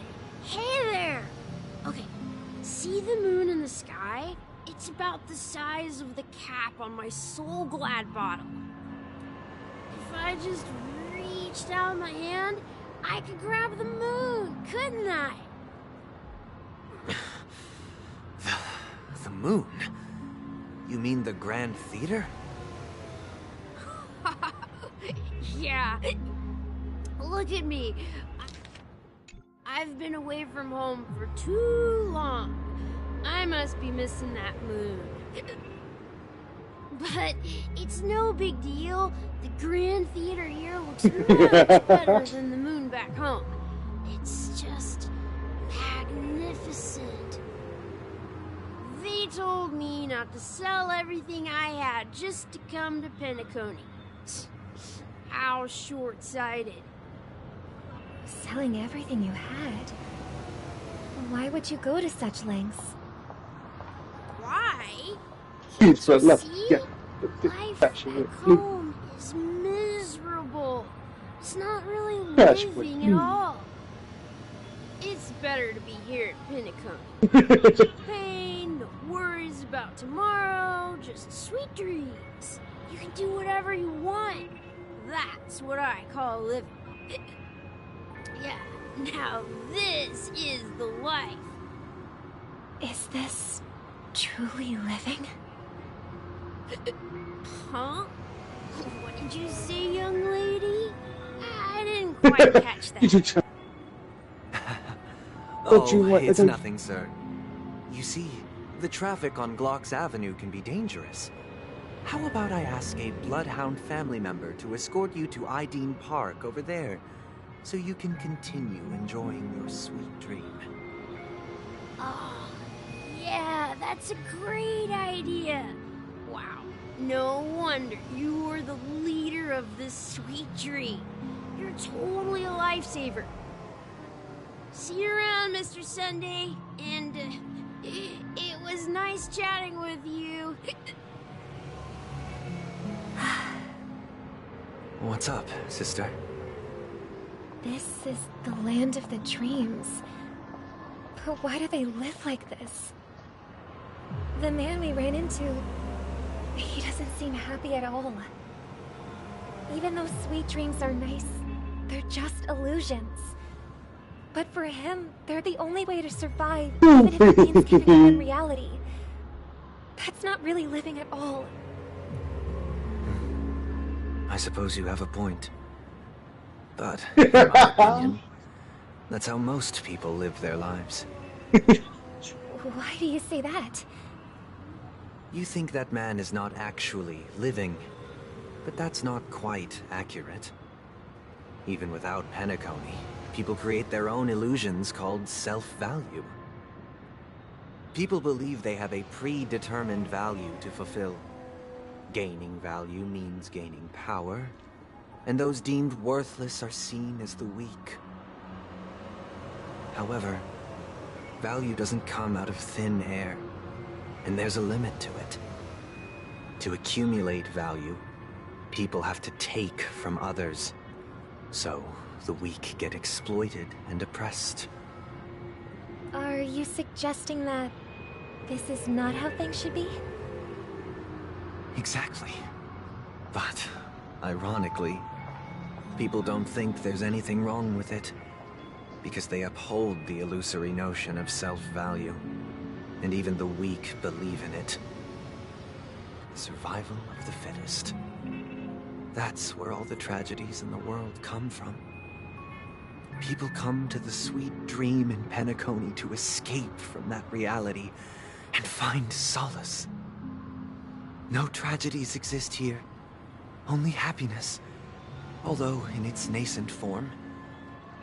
Isn't that the same paradise we yearn for in our dreams? Perhaps that man is just an exception. Let's not jump to conclusions. We should experience the dreamscape ourselves, just as I did at Dreamflux Reef.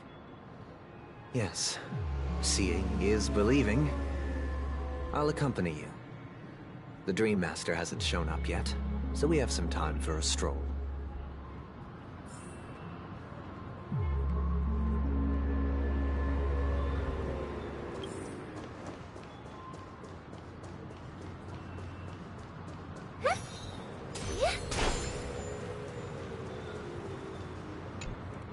Glad to meet you again, Robin. How are the preparations for the Charmony Festival coming along?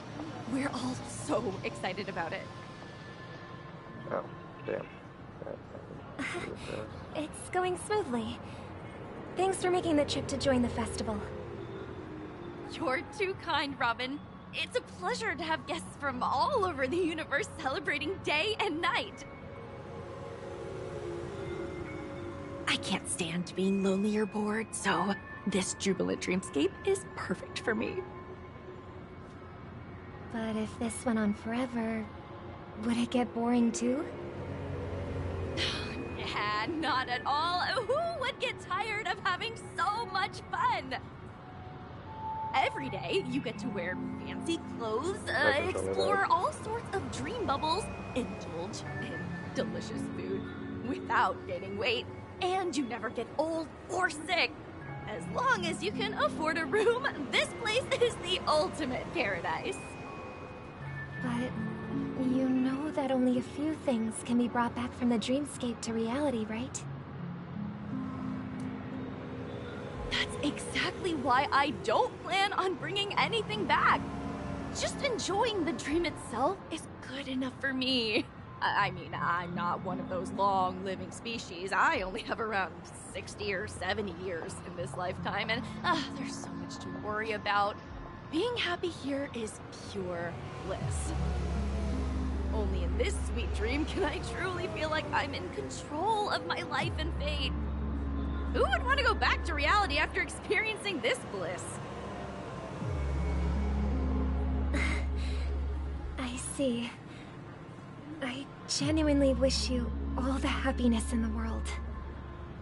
And I wish you a fantastic performance, Robin! I'm off to the Blue Hour for the ball. See you later.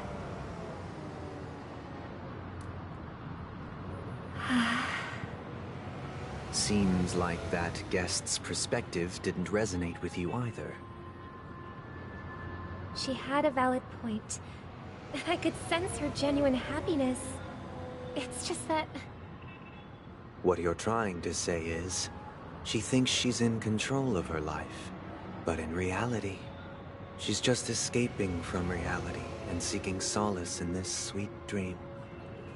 Once she steps out of this sanctuary, everything will be lost. Well, she did make mention of being able to afford a room, didn't she?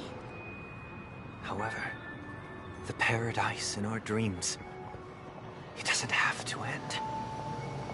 No, and the paradise we yearn for shouldn't be just a fleeting dream either.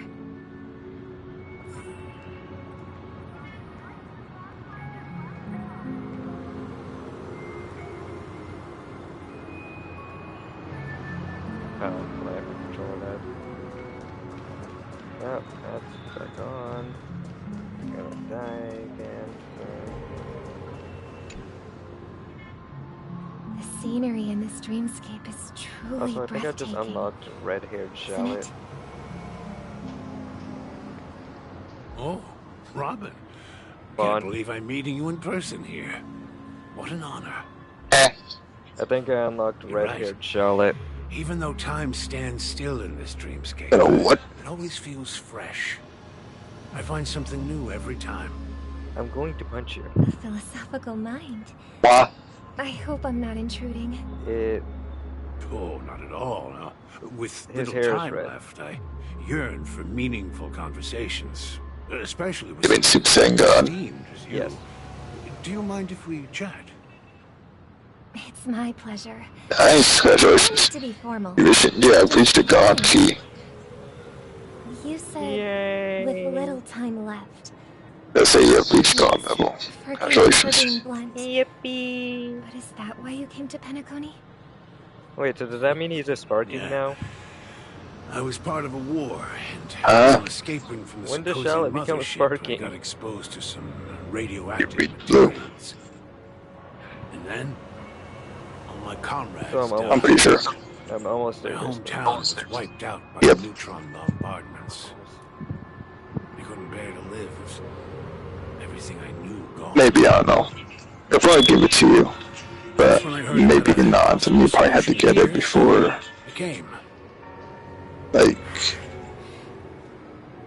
I had to get, like, God, Super Saiyan God first, then I would have given it to you. I don't know, maybe I'll still give it to you now. They have. Maybe. I'm truly grateful not. for Who that. knows? They provided me with a comfortable I think it will. the most advanced life support devices in the cosmos, and a stellar team of caregivers. My physical body is now in the dream pool, sustained by life support. The me you see here is whole, rational, and no different from any other person. But I can't say the same for the me in the hotel room. My true appearance. So what's good about Super Saiyan God? I hope you never have to witness it, Robin. So, you'll be living forever in this dreamscape, Bond. right? But what's good Just about being Super able to Saiyan live God? at all is good enough for me.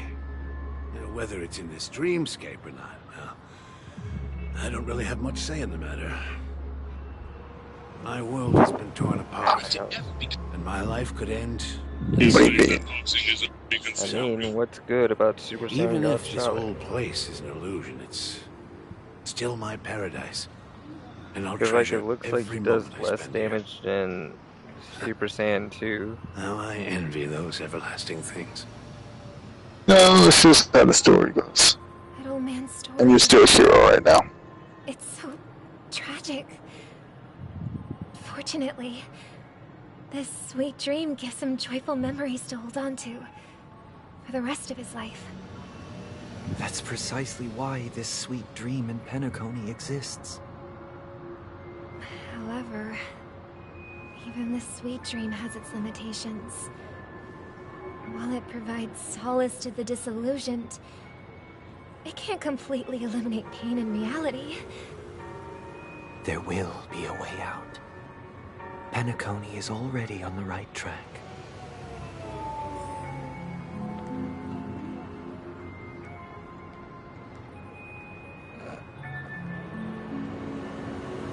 He's like, let me charge up this one attack. Me throws an energy beam at energy that one fucking tap attack. Wait, is that me? Hi, Sparkle. Brother, what a surprise to see you again. Show yourself. Your trick won't work on us. I've heard that a skilled masked fool received an invitation too. That must be you, right? Did you enjoy yourself? Barely. The people here are way too gullible. A little bait is all it takes for them to bite. And they run away at the slightest hint of danger. Am I about to fight In other Giblet? words, they're naive and cowardly. Yes. Now that you've had your fill, it'd be Saiyan wise God to leave Giblet. before it's too late. The music of the harmony doesn't tolerate discord. Alright, so Croesus Jace. What? Now that you have the real Robin, I'm useless? Oh, how disheartening. I've done so much for the family. You should be thanking me, because if it weren't for me cleaning up this mess, Penacony would still be in shambles. Don't you think? That was a personal request from the head of the Iris family, and it has nothing to do with us. Step aside and stop causing trouble for the Charmony Festival. Giblets J's have increased by Cell. Charmony Festival? You think you can scare me? Congratulations! I have no idea what you're planning. I don't care what you're thinking. Oh, you said congratulations, didn't you? But I'm pretty sure our lovely Robin won't be No, said you suck. After all, That's not at all what you're you well said. aware I of what know a it. sorry state this dreamscape is in under the banner Fuck of harmony. you, that's not what you said. Penacony, the land of the dreams. You said congratulations. No, I heard it's that perfect. shit. Oh, no, never. Stop it. Die. What's the rush, chicken wing boy? Did I get to you? Chicken wing boy as Our well. paradise is none of your concern, last fool. Leave now, or the family won't tolerate you anymore. All right. I'll go. But Robin, I suggest you seriously consider this. Do you really believe those living in dreams can escape pain and find true happiness? Well, I've done my part, and now I'm simply waiting for the fireworks to begin. Here, the last 2 gifts for both of you. And don't lose them. If by some unfortunate chance the trial... Yeah, looks like as soon as you reach Super Saiyan Blue, you have Sparking. Remember to use them during the show. And it'll be It's that Super Saiyan Blue. It is Super Saiyan Blue. Yes. I heard a raven cawing in the distance. It seems the Dream Master will arrive soon. Time to gamble.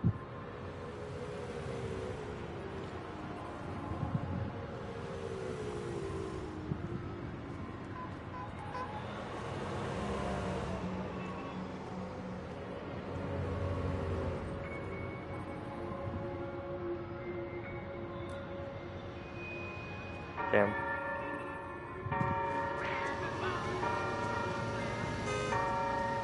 I'm just waiting on the fucking boss fight to happen.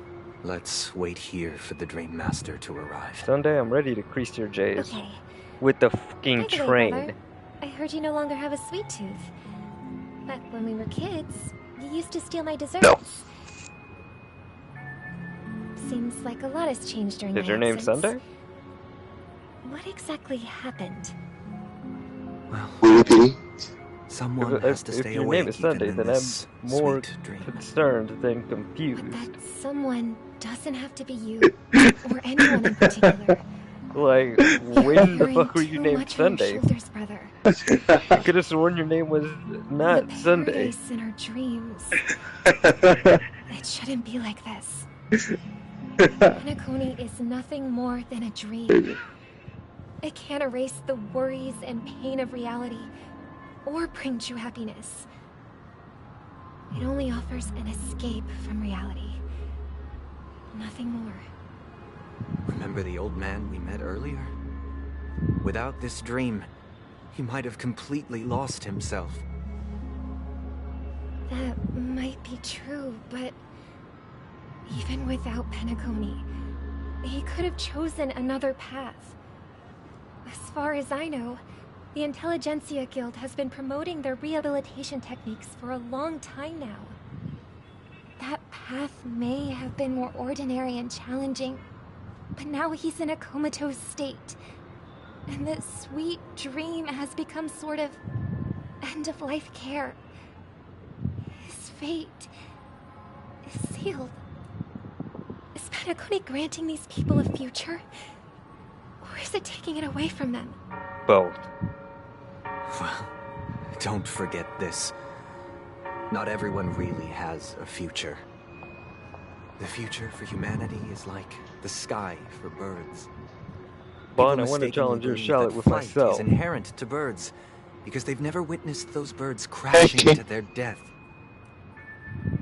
Do you remember how we took in that little Charmony dove when we were young? Make a team with just shallot. Yeah. We took care of it. No one else. Yeah, I'll make you heroes to Charlotte. Groomed its feathers. You were a and later, bitch. When I decided to leave Penacony, I opened the cage and set it free. Well, I didn't mention what happened to it in my letters, because I didn't want to upset you. Shortly after you left, it crashed to its death right in front of the window. I had surmised as much. I knew you wouldn't have avoided mentioning the bird. You know, it doesn't change much. Despite that unfortunate outcome, I still believe it was the right decision. Birds aren't meant to spend their lives in cages. They belong in the sky, even if they can't fly. But here's the thing. If there are birds in this world that can never fly, can we really assert that they belong in the sky? Are you implying that the same goes for humans too? Let's take the Astral Express as an example. The Nameless made tremendous efforts to bridge worlds, gaining fame across the universe. Bun, can you mute your phone, please? Only a so I few don't extraordinary get copyrighted individuals can endure such a perilous journey. From the Dragon Ball music? That's because the pursuit of the Trailblaze exceeds the capabilities of ordinary humans. Otherwise, why would this path be filled with broken rails, an abandoned express, and even a fallen Eon? That's just sophistry. Oh, I know. If that were true, then only the powerful would have the right to determine the future. Unfortunately, that's exactly what happens. Another name for the future is self-value. While this world has its fair share of heroes who inspire people and garner admiration for their heroic deeds, the majority of ordinary people will never become heroes in their lifetime. Some are born weak and vulnerable. Some find themselves trapped in unfortunate circumstances. Some fall victim to malice and cowardice. When it comes to survival, everyone is equal. And the weak can only watch as their value gets constantly diminished by external forces. Charlotte. That's why we should care for the weak and support them as if their suffering were our own. That's what the Odes of Harmony have always taught us. Normally it's just like, oh yeah, there's 2 more characters. While the now Harmony it's just holds 1. noble aspirations, the strong will always be strong, and the weak will always be weak. Even in this carefree dream. Human nature contains greatness, but it also harbors inherent weaknesses that can't be eradicated. In the end, if people can't even secure their own survival, they won't care about the illusory future of equality. As long as the law of survival of the fittest prevails, there will always be fledglings crashing to their death. But if people don't live for the future, do they merely exist for survival?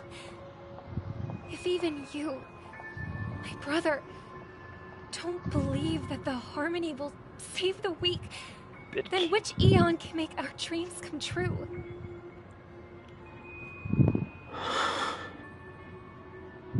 People often forget that when the first bird took flight, the entire world envisioned a future where no more fledglings would ever crash to their death. Are you reading, sister? I couldn't tell the damage between my actual Charlotte and hero Charlotte. Gave me a picture book. Alright. It's about the story Go of the ahead, get harmonic your actual strings. Charlotte. If I could become a chord master, I'd like to summon Dominicus, the harmonious choir. I want to sing with everyone and spread our wishes so that all can feel happiness and joy. I see. Then I would summon the harmonious choir No, too. now I'm actual Charlotte. Have a wish of your own, brother? Of course I do. It's just that it includes your wish and everyone else's. I long for a true paradise where everyone can find peace. Then, let's build a stage there and invite everyone to our performance. Damn, I had so many characters to Both our choose wishes between. come true through the Could power have of picked the harmonious Cell, choir. or Cell, It's or a deal, shit, then. Cell. Yeah, it's a deal. But how can I become a chord master?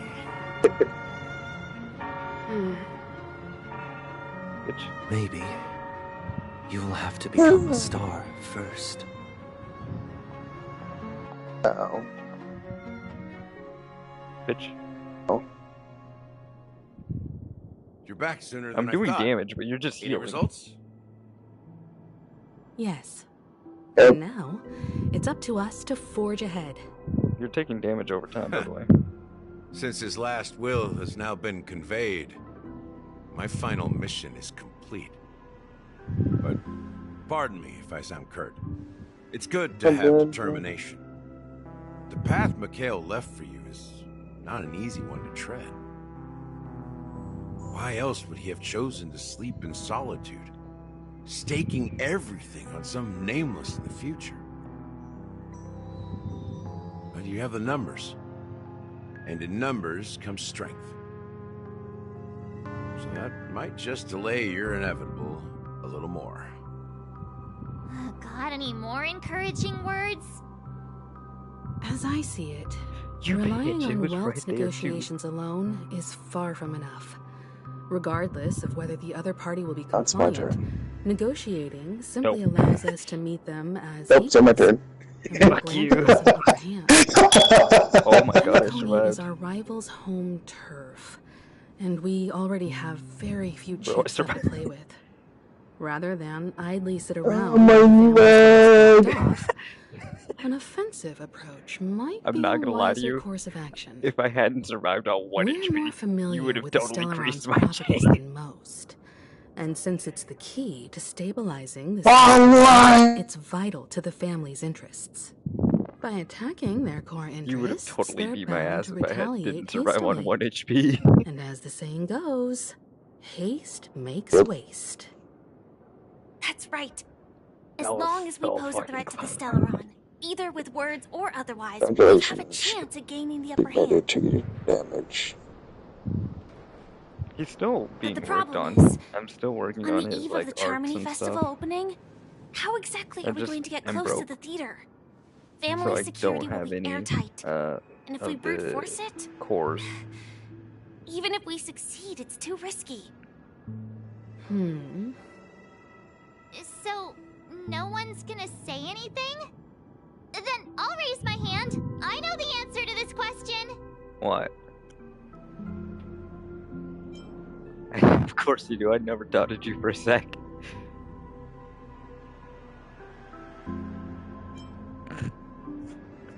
God damn. I hate this game so much for these stupid things I can say. What was even said? I was just listening.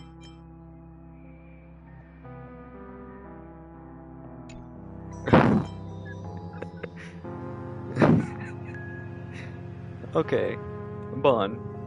So, one of the characters in this game, their old voice line is something about a master stroke, right?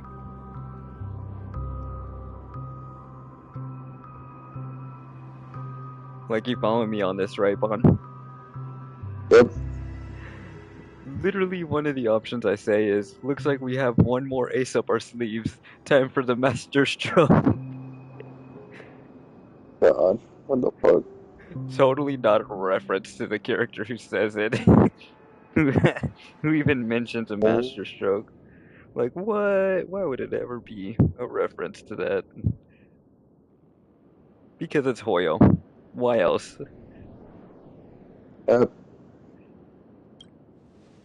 Why are you speaking like the general of the law, Fu? I knew she would notice it I too. heard that before the Charmony Festival begins, Why are you there'll be speaking a like pageant the to kick general off of the the festival. Lofu? It's called the Soulglad TM festivity auditions, or something, and it's going to be held in the moment of Scorch Sand. As long as we clinch the top spot, we'll be able to attain the title of Festive Superstar, and be able to personally bask in the graces of Miss Robin. Oh my gosh. And not that that's important. What's crucial is March that we is can sounding enter like the a setup, Grand Theater before which the is audience wild. arrives. So, how do we go about participating in these festivity auditions? I've already procured special invite tickets from Miss Robin's fan club. To tell Robin you has the a truth, fan club? I had been I mean, preparing to that join makes the sense, auditions but all along. what? But now it looks like even if I scrape through, I probably still won't have the chance to shake Miss Robin's hand. So they're still running this thing, huh? It was originally just a publicity stunt, set up by Mikhail to drum up attention. But it looks like it might be worth a shot. We'll follow March's plan. Yeah, I was Mr. not Gallagher, expecting will to you get be so. joining us? At all. I'm afraid I won't have I was the like, time. yeah, my looks do shit to As a get virtual so. character, I've already completed my final mission.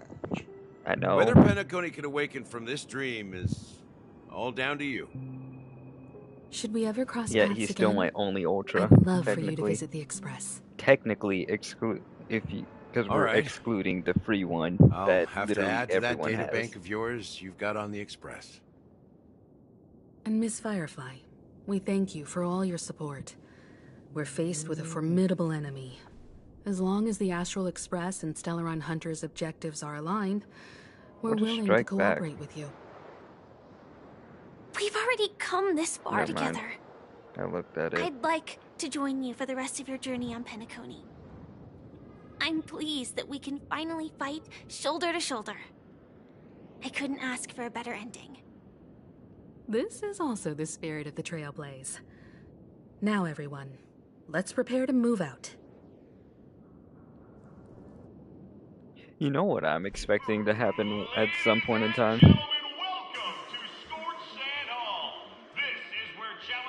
But Ultra Hercule.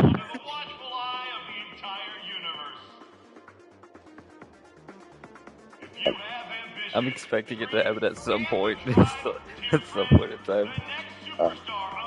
I know it would be stupid, but it would be hilarious as well. Just like imagine you're doing PvP, you just lose the fucking Ultra Hercule.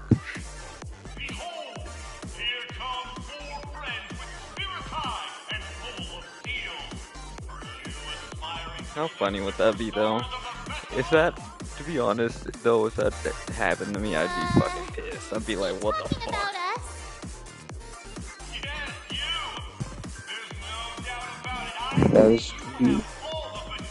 But it would also be funny just watching someone get their ass beat to Ultra Hercule. Excuse me, you four. What are you hoping to get out of all this? As the last group of contestants, how confident Also are you be in overcoming stupid. all of the challenges? I did say it would be stupid. Would you be open to a Or brief actually, exclusive first we need interview a with us? Legends It'll Limited be quick. Hercule.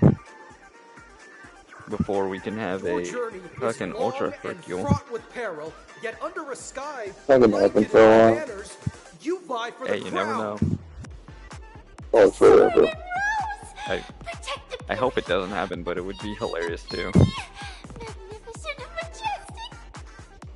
A knight's head is hard as steel. Brotherland's focus is stubborn as a heel. We don't all have to be winners, but if we don't have fun, we'd all be sinners. You know People what? are pouring in. Just because I can. Kinda feels like all Full sorts of cell baddies team. are showing up. Let's get in there quickly and enter the competition. Of course. Just because I can. Ladies and gentlemen, please make way. Make way. And it'll only be the perfect cell too. Which I have a lot of. Is this perfect cell? Yep, perfect form cell. Allow me to introduce Your myself. I'm the first director form of cell. Soulglad So you're not good enough to be on the team. My four Perfect form. friends, introduce yourselves to the audience across the cosmos. Hello, everybody. I'm Himiko, a nameless from the Astral Express, and these are my companions. Finally, perfect cell. Don't you guys need to hide your identities? I can't hide it anyways. Penacony is plastered with our posters. And because the Astral Express is so well known, the family won't dare to make No, any I can't rash name moves. I can't name this the perfect cell.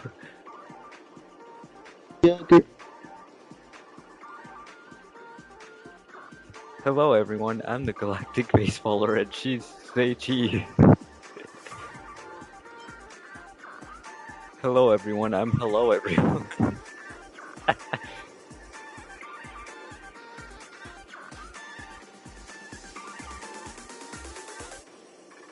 Why does that sound like, why does that feel like a Markiplier reference? I swear. I could just be tripping, but I swear that's a fucking Markiplier reference.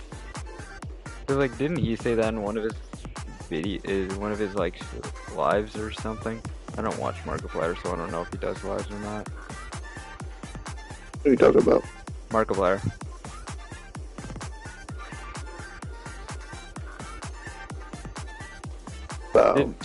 Didn't he say in one of his videos or streams or whatever he does, hello everyone, I'm hello everyone, or something?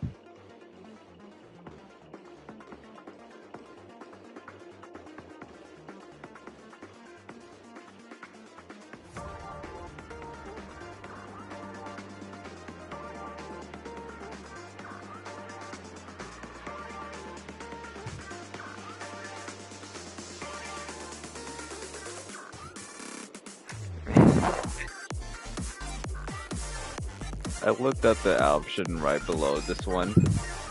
Is it really a good idea to have a talent show in this pivotal moment of our story? Sheesh, Trailblazer, stop breaking the fourth wall. Koyo, stop giving the Trailblazer options that are just breaking the fourth wall.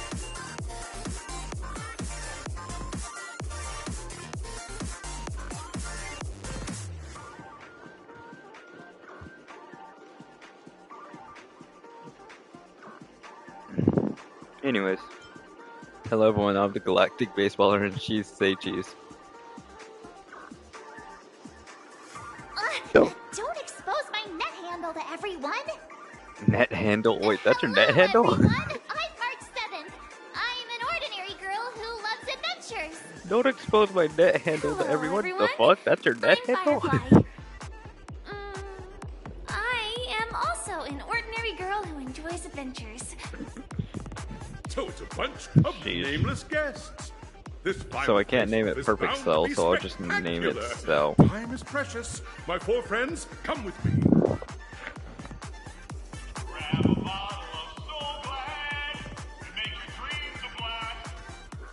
Oh god, is this whole fucking thing gonna be a fucking ad? It is, isn't it? Just an ad for Soul Glad, which is just basically wine.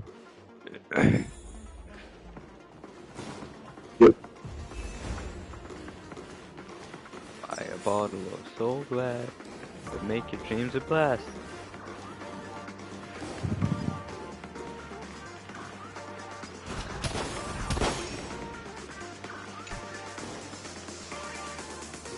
This place is buzzing. That's right. This venue is a miniature representation of that time known as the era filled with boundless possibilities.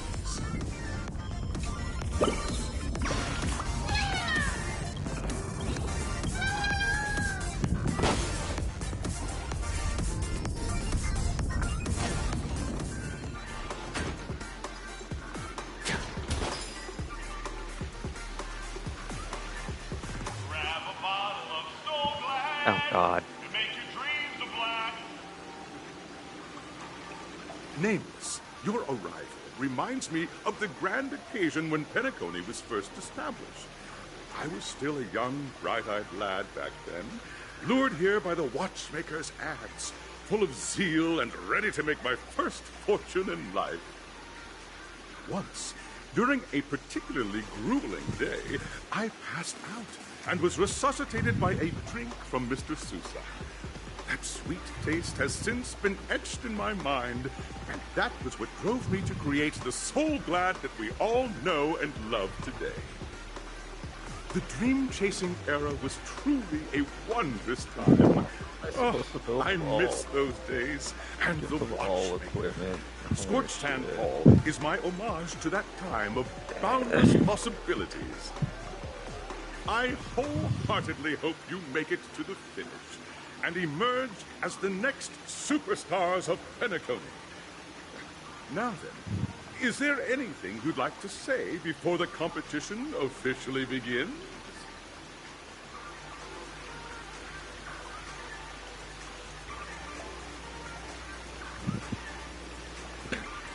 God damn it! What's up with these goddamn Gojo references? Oh my gosh. Okay. First Gojo reference we have on this one is, nah, we'd win. And I don't really know if this one counts as a kind of Gojo reference. Rest assured, we'll lose.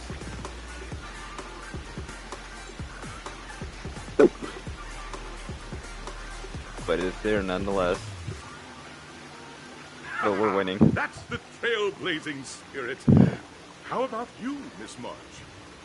Defeat is not acceptable. Hello, everyone! Next up, get ready for the Mega March 7th adventure, where I'm going to break the speedrun world record!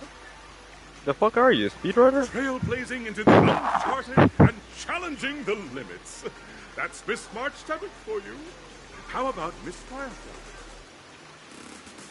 I hope that by the end of this journey, everyone will have achieved the outcome that they hope for. Ah, a wonderful wish! Miss Himiko, what are you expecting from your team? Safety first, everyone. Simple words, but full of warmth. Waiting for you are 3 stages, each connected to that era. The first 2 stages offer 2 distinct paths to choose from, with unique challenges on each route. And in the last stage, you will face off against a champion who has defended the title to this very day. A beloved contender whose noble virtues are unrivaled. Those are the rules. Simple. Everyone clear? And unfortunately, I know exactly who it I hereby is. announce that the 33rd Scorched Sand Festival of the 20th season, sponsored by Soul Glad Enterprises, has started.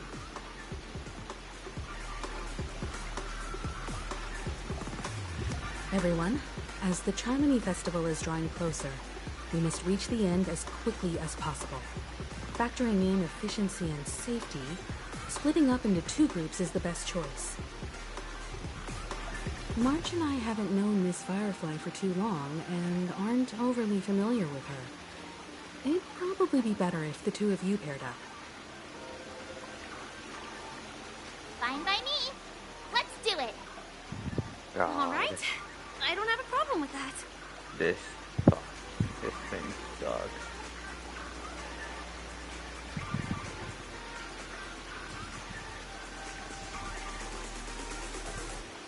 Don't just need to start help. Yeah, someone's using the start help.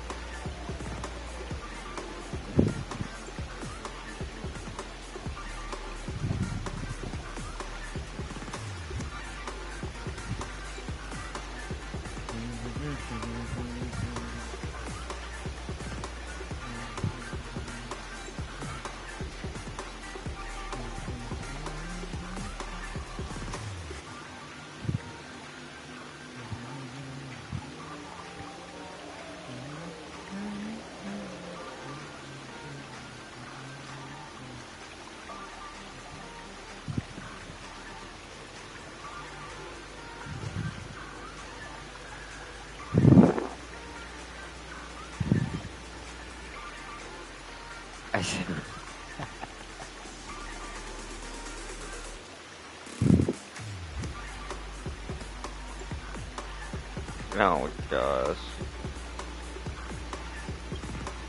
We'll split into the assigned groups. Okay, just Let's ignore not waste what I time. was like. Got it. I see how it is. Let's go.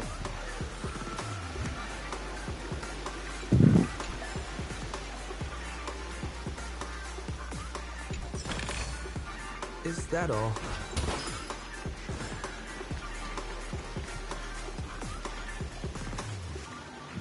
Welcome to the first stage of Soul Glad Enterprises' 33rd Scorched Sand Festival of the 20th season, Dream Play Fantasia. In this stage, you can choose between two challenges, the School of Acting or School of Action. In the School of Acting challenge, you have to complete 3 performances from 3 scripts and move the panel judges. In the School of Action challenge, you have to defeat 3 groups of enemies convincingly and reach the end. Now, make your choice. Bond. Yeah. Acting or action?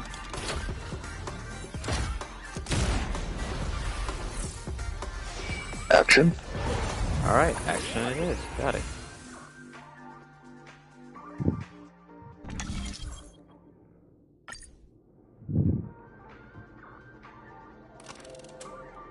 Nope, that's acting. Action. The champion's crown awaits you on the stage. Welcome to the arena of Action Star. Competitors, allow me to introduce the rules of this challenge to you. There are a total of 3 stages up ahead, each with their own challenges. The enemies you will contend against are antagonists from the film Once Upon a Time in Dreams. Defeat them swiftly and decisively to set a new record. It's worth mentioning that the fastest time for this stage was achieved by a contestant with fiery red hair. Astoundingly, he overcame all enemies across the 3 stages in only 5 minutes. Time is of the essence. Let's make this quick.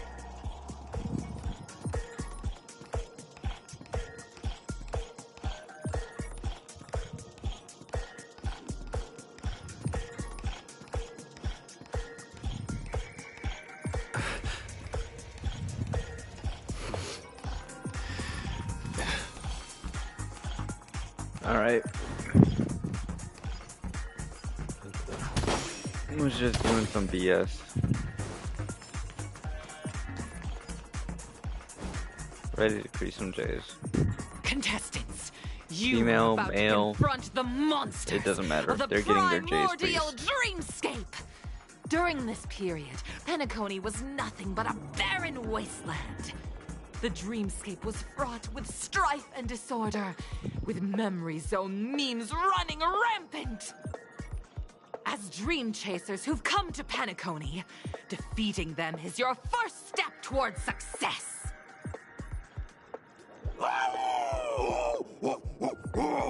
All the Soul Glad is ours! Don't even think about plundering the Soul Glad from us! Oh, okay. Amateur.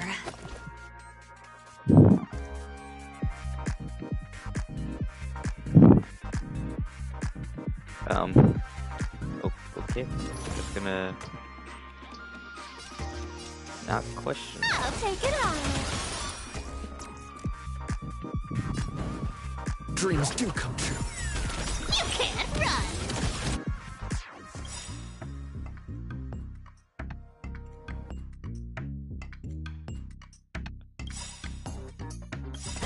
Look, the show has begun. With this divine power, I reforge all things. Our cute play session is over. With enough believers, lies become reality! Yes! The mood is set just. Let the show begin! Something out of nothing. Bang.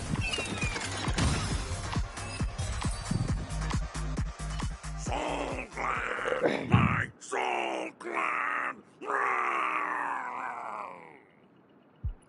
Pretty simple. I just hope these tests don't take too long. You gotta beat this within 5 minutes. Simple.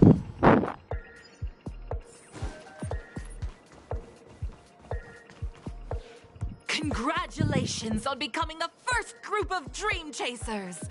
Answering the call from the Watchmaker, you are disappointed to learn that Penacony isn't paved with gold. Resigned to your current plight, you start from the hierarchical dredges, biding your time for a chance at success. I'm not even gonna question it. I don't know how the fuck. Just as you're about to give up, a downpour sparks a business idea. You enter the umbrella business! But just as things are looking up, you encounter a competitor. Defeat them and emerge victorious from this trade war. Why is our opponent so glad? I don't know. Because I don't know. This is So Glad Enterprises' 33rd festivity auditions of the 20th season! The fuck does that have to do with anything? This is product placement? Yes, that is exactly. Safeguard the integrity of Soul Glad. I will soar high into the sky and become its shiniest star. Whoosh! Oh, okay.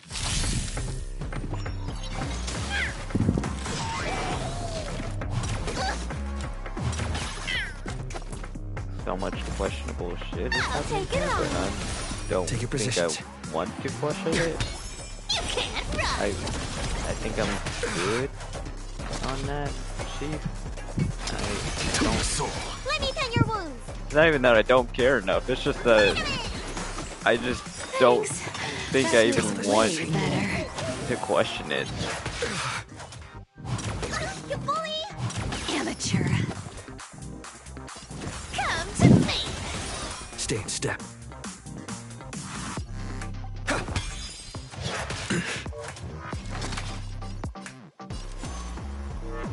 Insanity! Found me.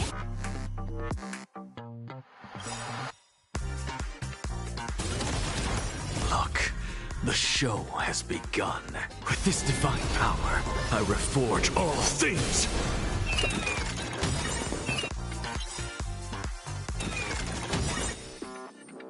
Damn, I should have put it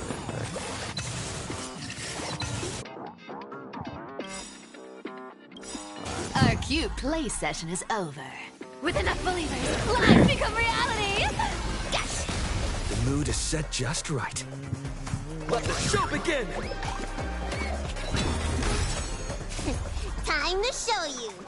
What's in your prescription? Thanks. That feels way better.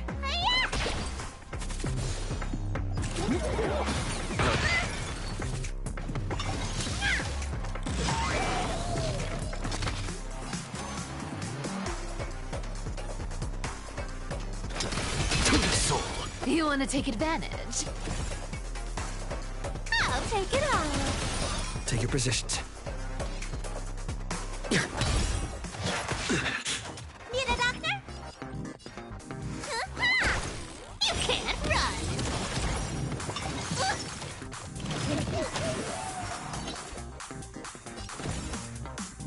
Come to me!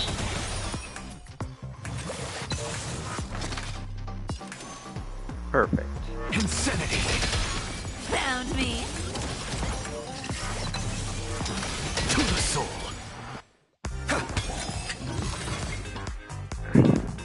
The world cleanses me with pain, and I provide with Soul Glad in return. Whoosh! Please, just stop talking. I don't want to hear anything else about fucking Soul Glad. I am starting to kind of slightly get annoyed by it.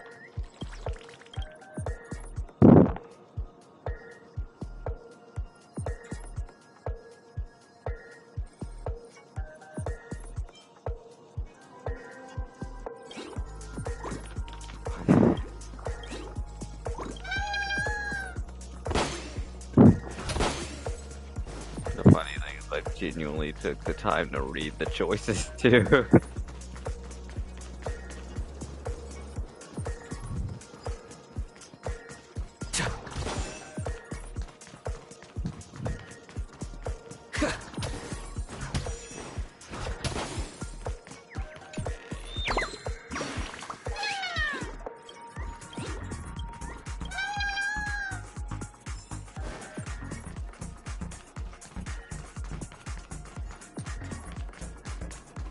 I mean, I was just gonna get the chest over there. Can I get them? Hold on, if I can handle this, if I can get this to go up. No, I can't. Looks good. You bastard, Hoyo.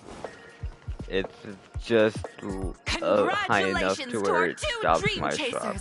for establishing yourselves as budding stars in Penacony. However, now you face a competitor selling at low prices, pushing you to the brink of bankruptcy. No matter how lengthy the battle, you always persevere. Topple this powerful opponent, and the tides will turn, paving a way to success! None will take my soul glide away from me. I will use the transmutation arcanum to turn into a dinosaur! What the fuck? Oh, dinosaur! Devour my enemies! Grab a bottle of soul glide and make your dreams a blast! I genuinely feel bad for these guys. It They were smells forced money. to play as monsters against their will. Come to me. Take your positions. You can't run. I'm just a frail scholar. To the soul. I'll catch up.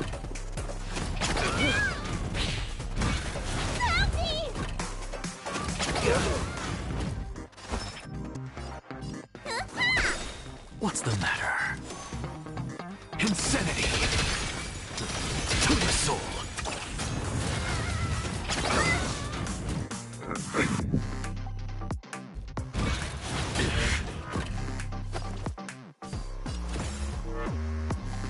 I'll take it all.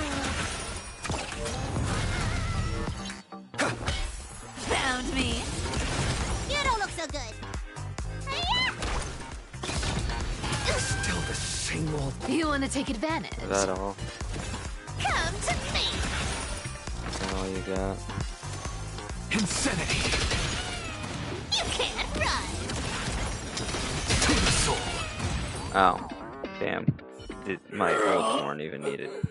The body withers, but the soul glad name shall not. Stop talking. You truly are a beast, more than I could ever be. That should do it. Okay. Let's go. Like, Mr. Yang is like waiting for genuinely, us. these two just need to shut the Isn't this fight way off from the actual storyline? What? Transforming into a dinosaur isn't imaginative enough for you? This is the sort of magic only seen on Penacony. Anyway, let's get back on track. There's Where a were we? story. Oh, Hold on. that's There's a right. storyline between this. After an extended Behind this battle, fucking you finally Soul emerged Glad bullshit. victorious! But the companion who journeyed to Or does Penacony Firefly with you just also break chose the to fourth wall? leave, having lost all hope. In the years that followed, you encountered each other once more on the prosperous streets of Penacony, but dared not call out to one another. Perhaps akin to the lingering regret of every dream chaser.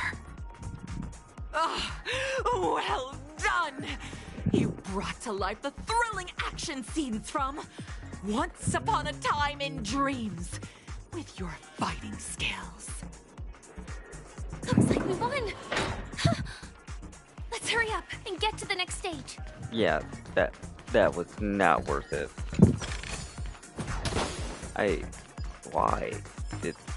Why? That's my only question. Just why?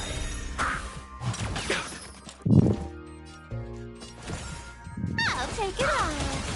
Stay in step. Oh, hi, Soul. Welcome to the stream.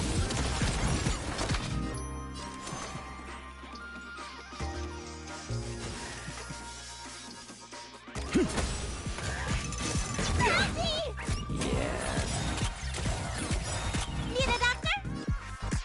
Must have forgot that you came upsetty spaghetti. Give me the energy. Now we recovered skill points. Dreams do. You can't run.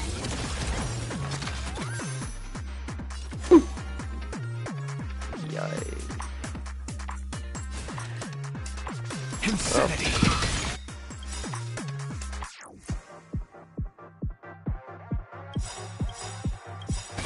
Look, the show has begun. With this divine power, I reforge all things.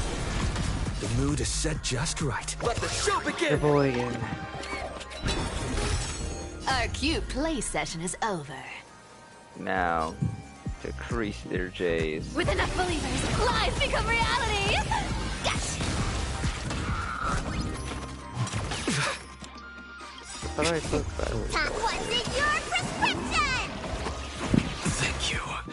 And I'll give you what you need. Come to me.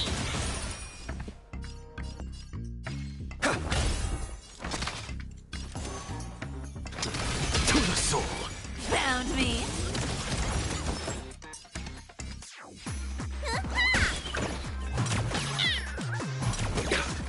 Don't fight so I can leave early.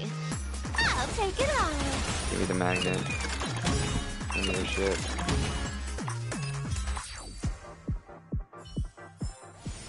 Reach the end of the story in your own way.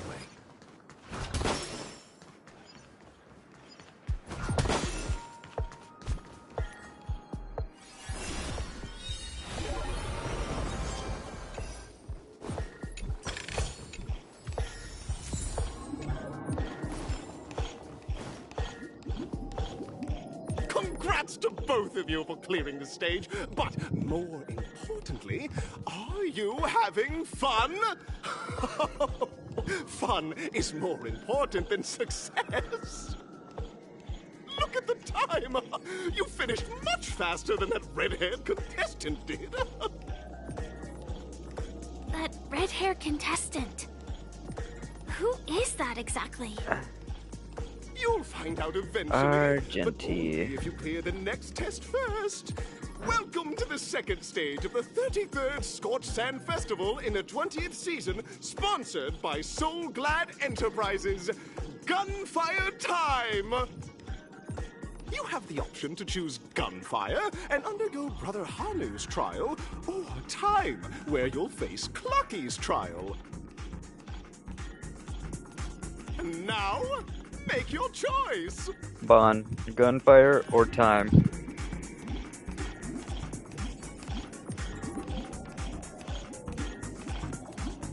Gunfire. Alright.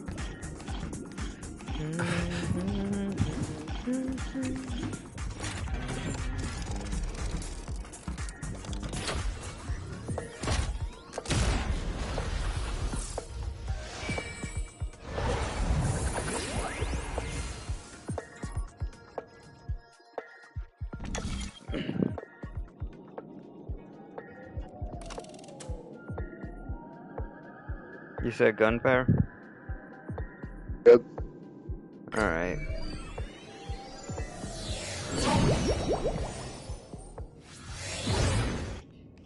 Dear friends, welcome to the enchanting universe created by the Watchmaker.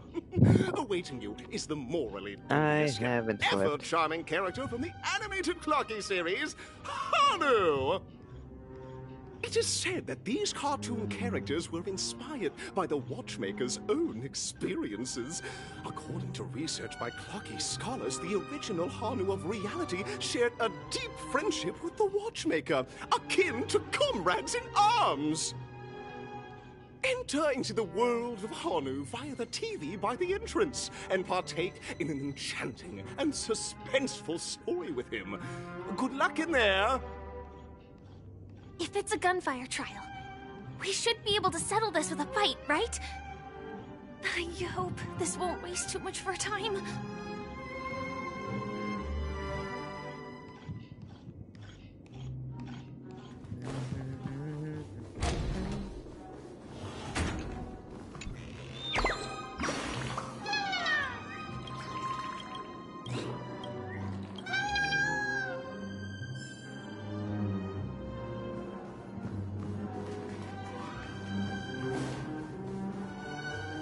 Ready? 1, 2, 3.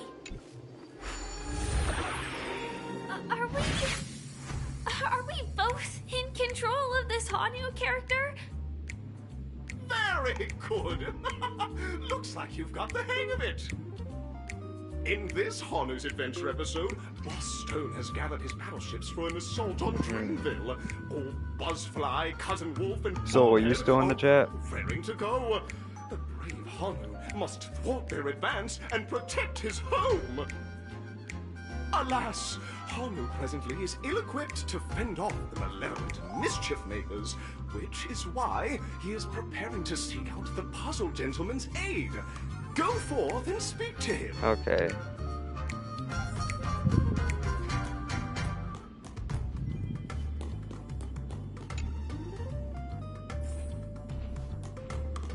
Oh, brave Honu, you look like you could really use some help.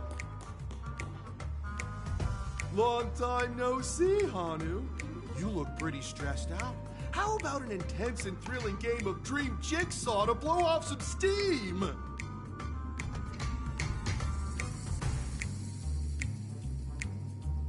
I can't do anything other than let him.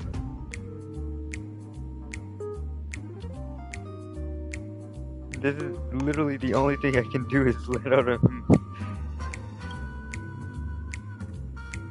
Might just be the coolest imp in history. Oh my! Are you telling me that Boss Stone has rallied the villains to seize Dreamville? What a dreadful twist of fate! Listen closely, Honu. I'm aware you're in need of a suitable weapon. And I also know there's one just upstairs. But you know what? You'll have to play an exhilarating round of Dream Jigsaw first. No Jigsaw, no moving forward. They're really cool sounding. Only someone as cool as you could produce such a cool perfection. Shut up, Hoyo. Now scurry along, Honu, but tread carefully. Two ne'er-do-wells are also eyeing those jigsaw pieces. Either outsmart them with the quick knockout, or ensure they don't catch you in the act. I can't wait to see you finish the Dream Jigsaw. Best of luck, Honu. Let's stay alert and make sure those monsters don't spot us.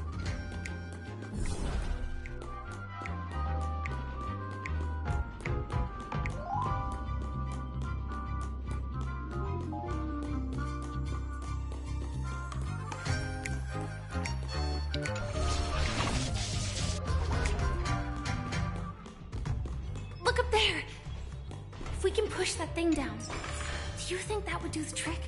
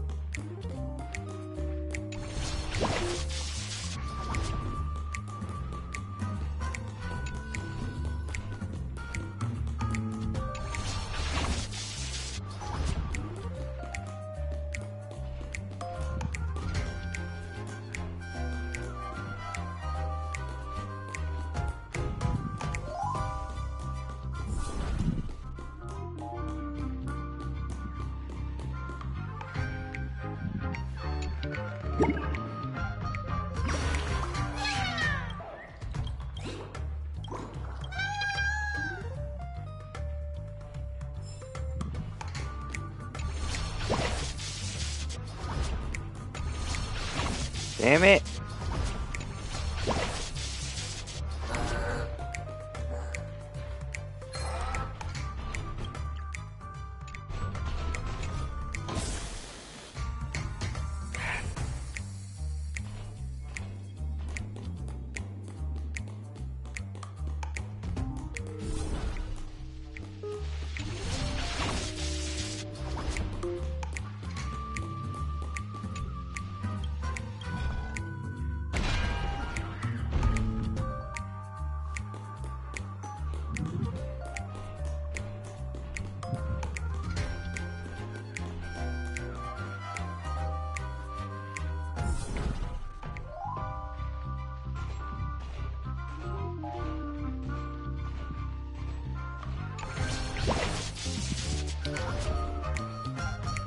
Finally, that's all the jigsaw pieces. Let's hurry back.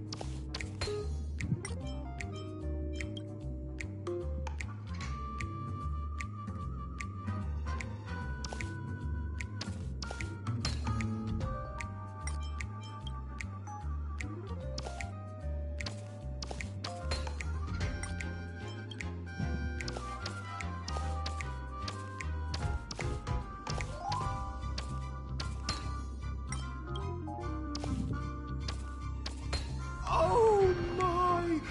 The exquisite sensation of perfect alignment! My organizational itch has been quite thoroughly scratched. Stop. Hurry talking, now, Hanu! Touch that TV set and transform back into your own self. Then head upstairs. Your weapon awaits you there. Are such haphazard instructions really okay? Doesn't matter.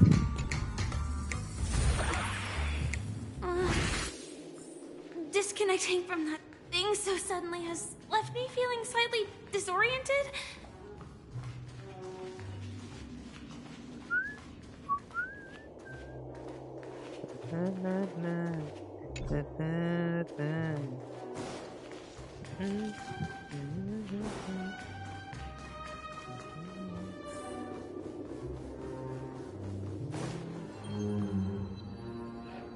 Is that Hanu? Yes.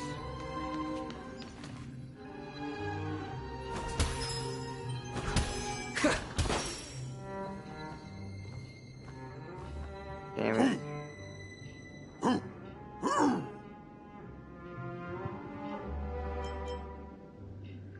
Haha, I know your answer for this one. What exactly is he talking about? I have no idea. It's time for me to make an appearance. Hi, Clocky.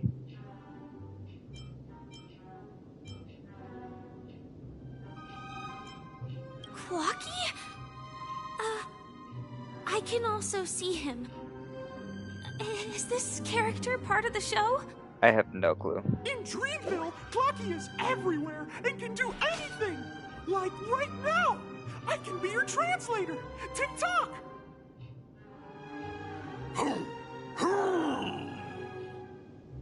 Hanu says, battle! We must do battle!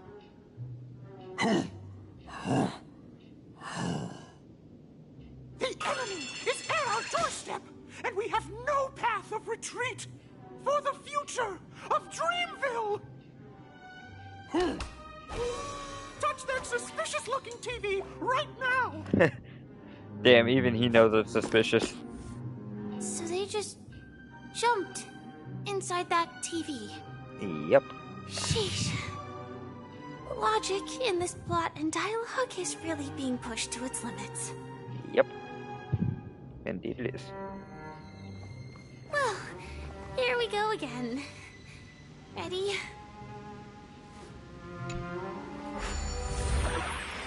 I am gradually getting used to this. Huh. Who knows? I might even be able to perform some high-level moves with Hanu. One day. Oh, did someone say high-level movies just now? That's right, pal. The upcoming script is just exploding with all sorts of high-level shenanigans. Last we saw, Hanu was preparing for battle. Suddenly, he hears heavy footsteps coming from the hallway. Malevolent mischief makers have broken into his home. But brave Hanu won't go down without a fight. He instantly sprints for the storage room, ready for a do-or-die showdown against the baddies. But we still don't have any weapons in hand. Guess what? Hanu's favorite bazooka just so happens to be in that storage room. So there's a move on. Yeah. Luckily, I won't need a tutorial on What how a to coincidentally use said convenient plot twist. bazooka. It'd be even more awesome if the organizers allowed me to wear armor.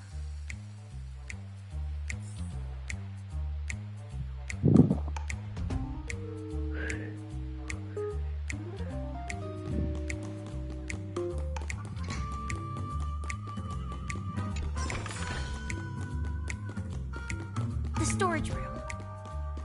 It's behind the shelves, right?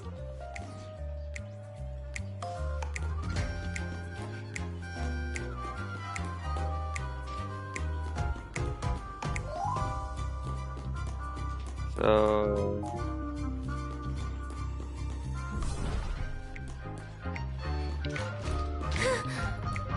He wasn't lying. There's actually a bazooka here.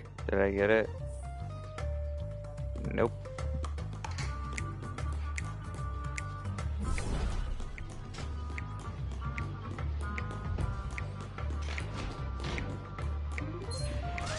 Bitch.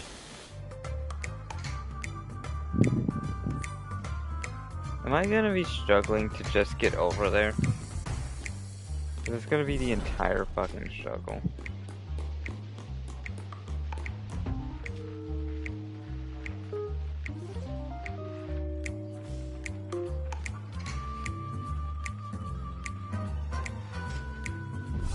This is, isn't it?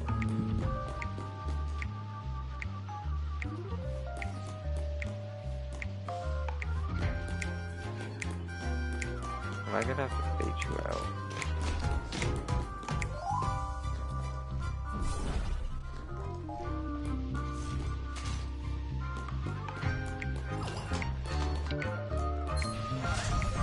Bitch!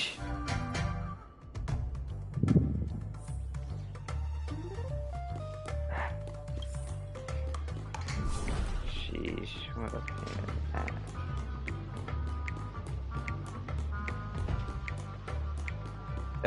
I hate myself.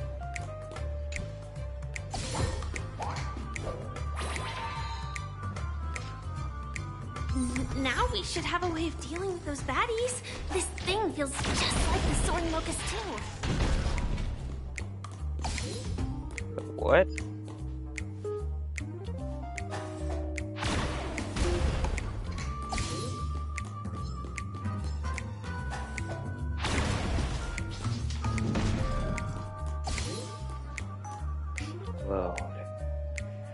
Explode. Careful. It looks like we've got more company. Get ready to fire. Oh. Was that what those explosives are for?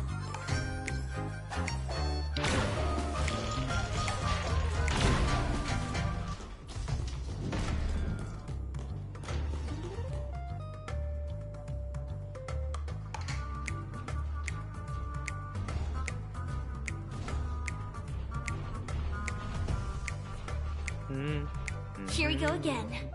But no big deal. We're pretty handy with this bazooka now.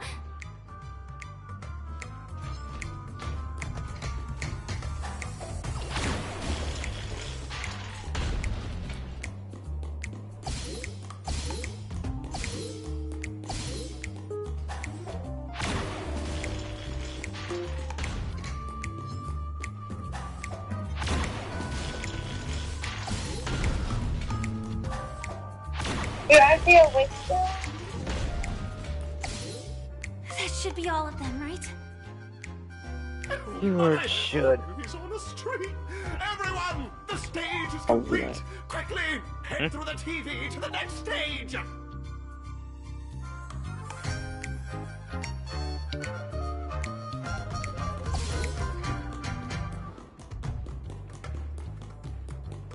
No. There's something here I'm not reading. I am gonna waste all my missiles. So. Ah, you bitch ass game.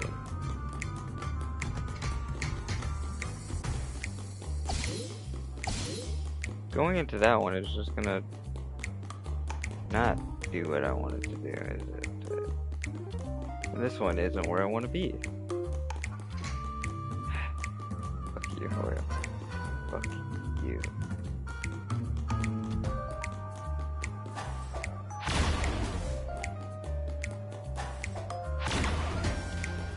Watch, I'm gonna get in this one and then it's gonna be like, oh yeah, so we're going where you don't want to be now. Well, that's that. But it is gonna be hard to let go of this bazooka. Never mind. Let's hurry over to the next stage. Or not, I guess. That's fine. That's perfect, actually. Is it above me?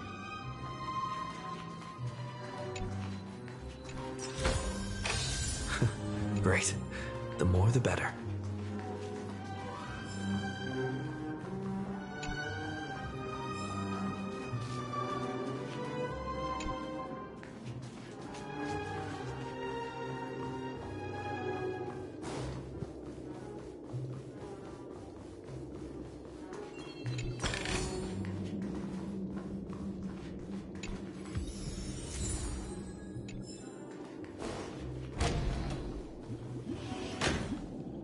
Congratulations to both of you! Oh, you've overcome all obstacles and proven yourselves! But, unfortunately, there is only one who can be Penacony's festive superstar.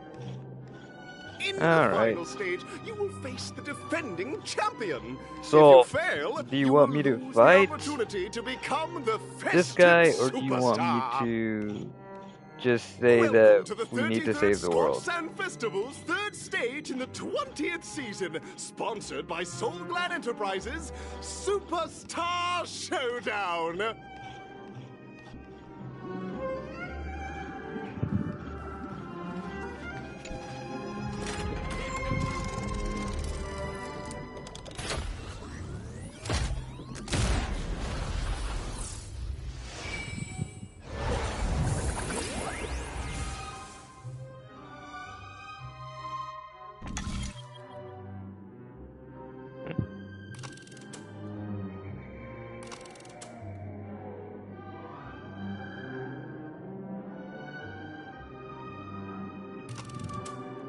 Alright.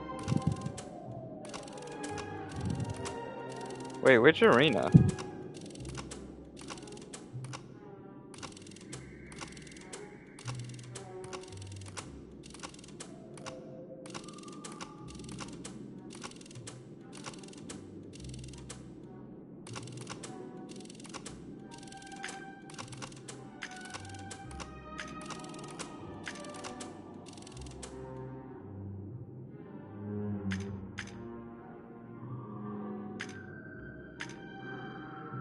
Alright, then arena 2.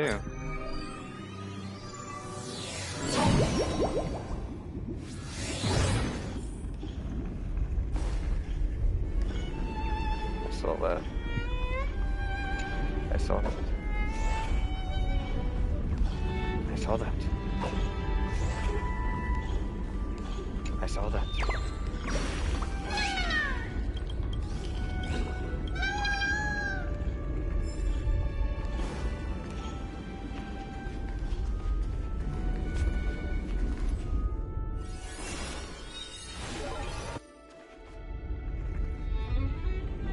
No way, I think I just saw someone. Someone extraordinary. I saw that. Looks good.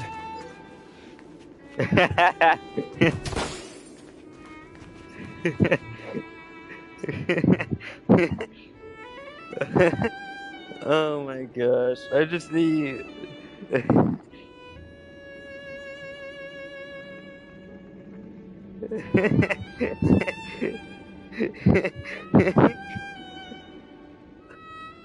Okay, okay. Alright, so alright. But I just kept saying I saw that, and then I just see in chat, Soul says, no, enough with the MUI brain rot.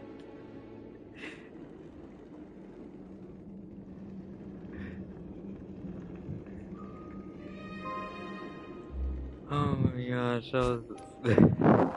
That's okay. Oh my gosh, that was fucking hilarious. I'm not even upset, I'm just fucking...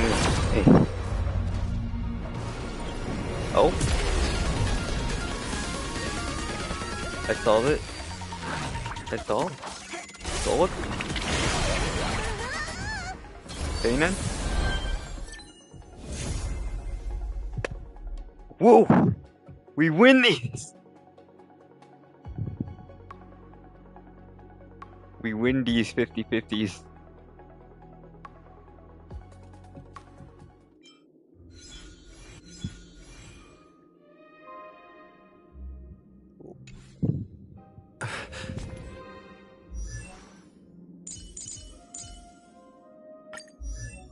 Now to just elongate Soul's suffering. I saw that. Golden blood will not flow in vain. I saw that.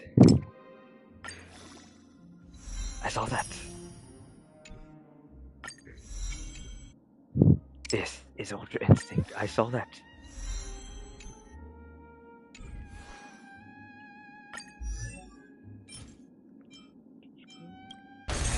Just waiting on him to tell me to stop again.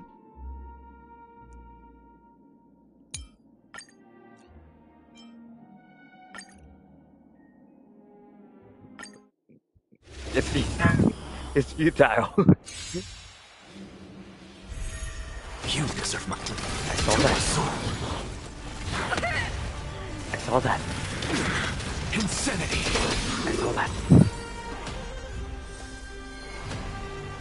I love how Soul just now joined in with it. He's like, you know what, fuck it. Because No I just see in way. chat, it's I think futile. I just saw someone.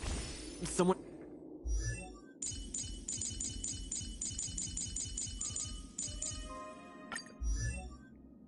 Golden blood will not flow in vain.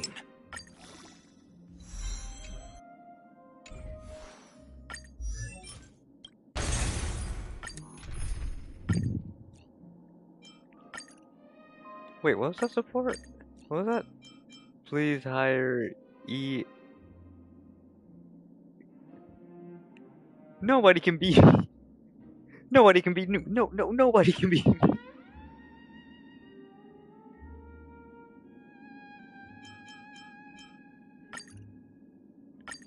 Why? That was an accident, dismissing that.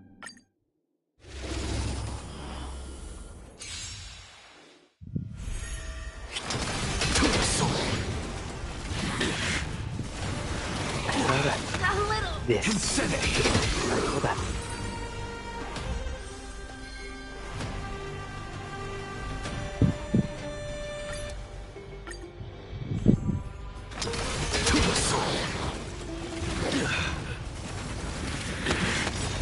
With this divine power, I reforge all things. I saw that.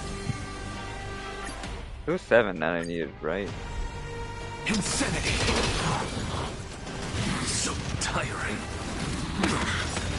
With this divine power, Well, I reforge all things. now. I saw that. No way. I think I just saw someone. Someone extraordinary. I saw that.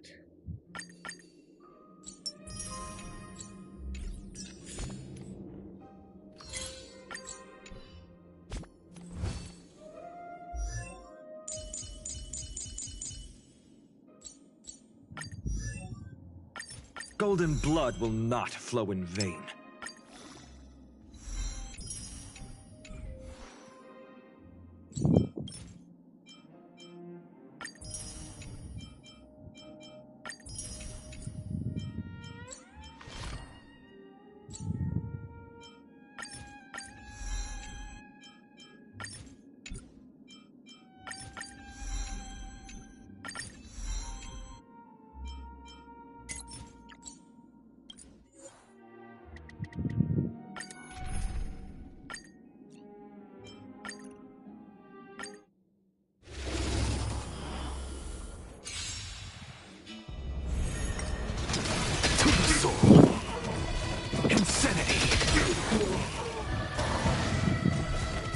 With this divine power, I reforge all things.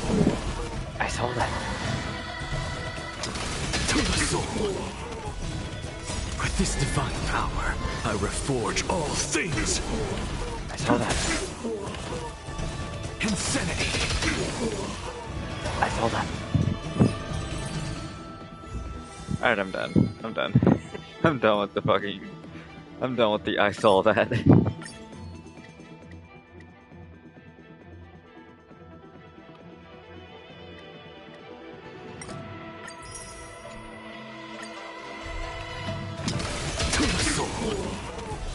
Insanity! With this divine power, I reforge all things! To the soul! With this divine power, I reforge all things!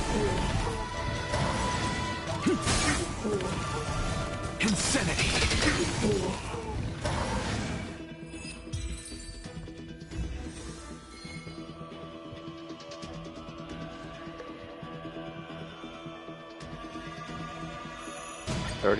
Seconds.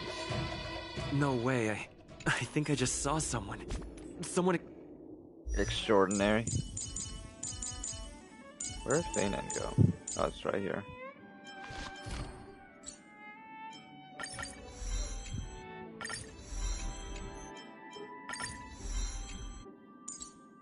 Damn.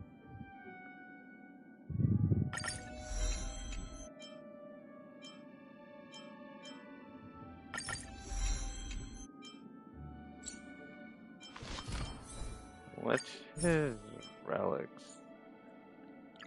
One that I don't have unlocked. Where the fuck is this? Extraordinary.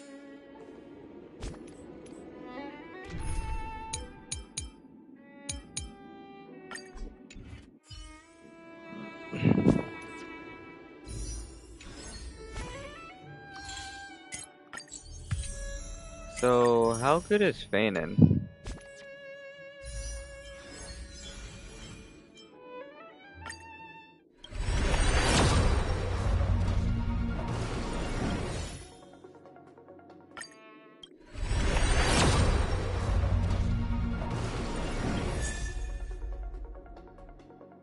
Is this Sir Balls?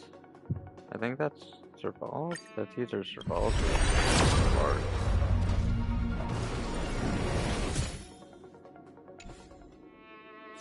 No, it's Japard?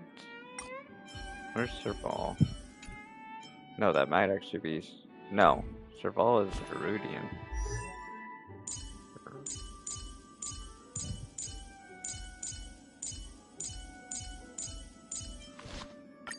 Wait, what's Sir Ball's light cone?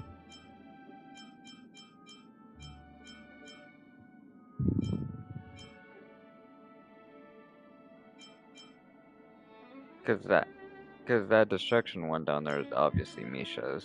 That's like 100%. That's 100% Misha's. This is Herta's. This is Ruan Mei, I think. Where is my Ruan Mei?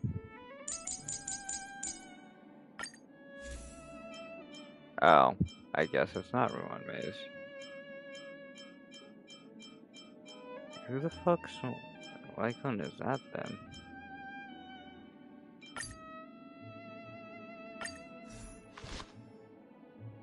That's remembrance.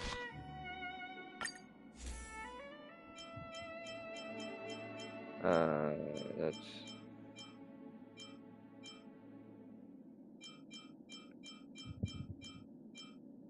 this one.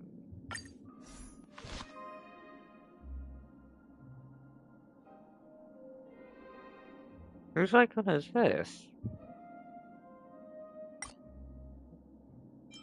Let me find Herta, because I swear she can't. No, she can. Okay, I guess it's for like Herta and Herta, and that's about it, I guess.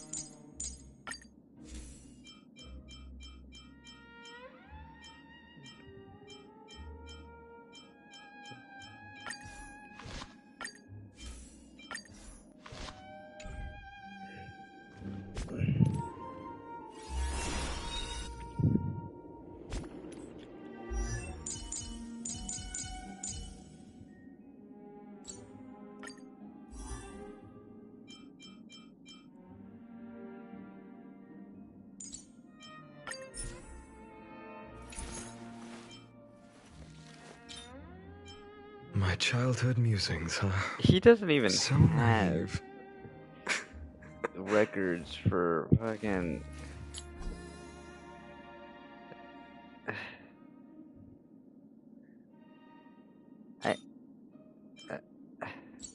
I'm okay.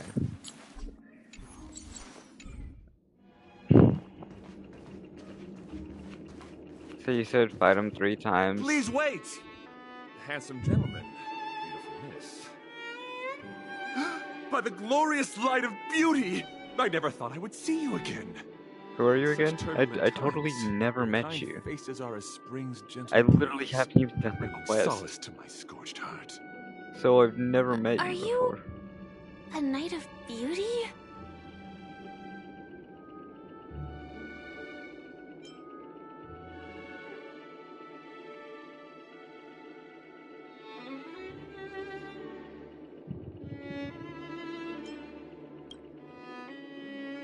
Hear ye! The rosy glow of the beauty has rendered you speechless. What an honor. Upon hearing of the impending festivities, I commanded the one and only to bring me to Penacony with full haste. Alas, the cosmos unguarded by the beauty. Disorder prevails. How are you speaking without your mouth moving? To the sick and Teach me. Teach me your ways. Fortunately, the mini rabbit mech pilot, Stray Cat, Bro is a Galactic ventriloquist. Ninja, and Quad Drive Intellitron, along with 32 other souls in distress, all emerged from their predicament safe and sound. I then led them all here to revel in the harmony with the countless other splendid beings.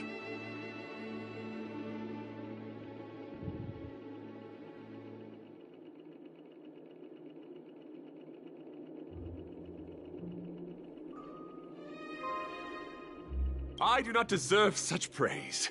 Bro. Unfortunately, that dashing IPC ambassador, whose radiance like a matches that normal of a person. peacock, remains in a woeful Open state. your mouth when you speak. Don't How just I wish he too could ventriloquist. partake in this Don't just speak splendid without even occasion. opening your mouth. Okay, let's get back to business. Since fate has brought us together, it stands to reason that you both seek the accolade of the audition's victor, correct? Though upon arrival I was once mistaken for a towering silver-armored fugitive with fiery red flames due to my lack of eloquence. It matters not, for all these trials stem from the land of the dream's beauty. What matters is that I now stand before you. Our paths have crossed. I, Argenti of the Knights of Beauty, am humbly requesting a battle with you both, in the name of the Code of Chivalry. If I am fortunate enough to emerge victorious, kindly grant me passage to the Crown of Victory, and recognize that Idrilla, the beauty, is the most Bro. fearless beauty of them all. Genuinely. I need you to teach me how you're fucking doing that. I want to learn. I want to learn how to speak without opening your mouth. Holy shit. Like legit. Come to me! Take your positions. What's the matter? Soul. You can't run!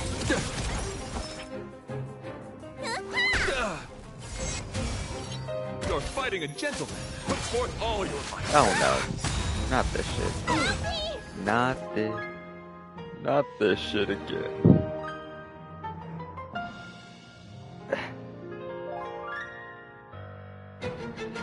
Look, the show has begun. With this divine power, I reforge all things. Found me. The mood is set just right. Let the show begin! Come on, Trailblazer. Our cute play session is over. Start decreasing the With chase. enough believers, lies become reality. Yes. Time to show you. What's in your prescription? What's in your prescription? Thank you. And I'll give you what you need. I'll take it on. I'm just a frail scholar. Insanity. The flesh wound. Your convictions, my friends, are indeed on. Hey. I might be able to beat him, so. The laurels of victory belong to a driller. The flesh wound. Flesh wound. Confess. It'll be a pain in the ass, but I can probably Don't do it. fight, so I can leave early. Come to me. Rise to the challenge. Probably. Maybe. You can't I did. run. What's the matter? Insanity. Let me tend your wounds. Still the same old. You're fighting a gentleman. Put forth all your. Oh shit.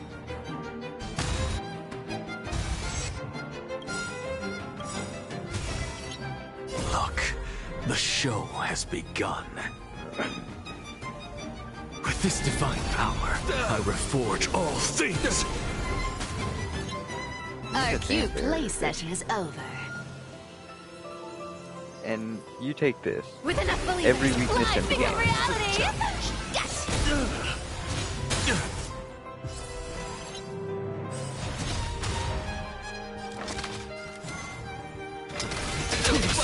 Insanity. You want to take This advantage? ain't gonna be no damn flesh wound. take it soon. Did the rhythm get messed up? Found me. That's enough. I have come to grasp the sincerity of your cause. I yield. Damn. I beat his Beautiful. ass. Truly a captivating contest. It is through you that I realized to uphold the honor of a driller, I must further hone my skills. What a beautiful lesson indeed. Go forth, my dear friend. Beautiful miss. The audition's crown is yours to Seriously, claim. teach me. I shall remain Teach me how to gazing speak from afar as without you bask in the opening my limelight. mouth. joining the How are audience and you offering doing you the that? most heartfelt cheers and applause. We don't have So much time. May fate allow us he's to meet speaking again. without opening his mouth. And he won't In teach that me case, how he's let's doing make our way that. to the end. Penacony's really thronging with talent. I hope we make it in time.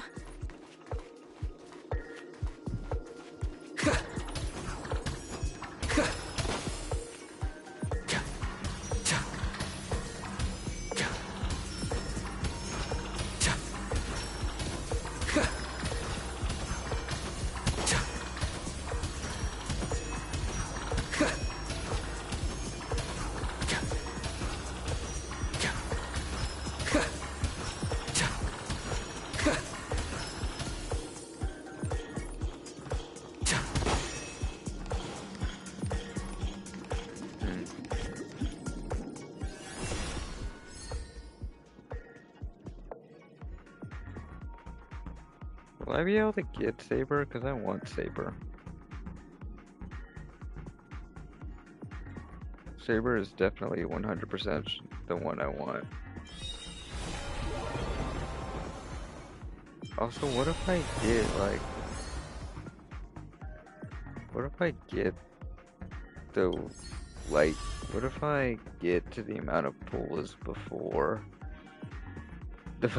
before 5 days? Because, I mean, I have a gambling addiction, so it wouldn't be that much of a surprise, actually.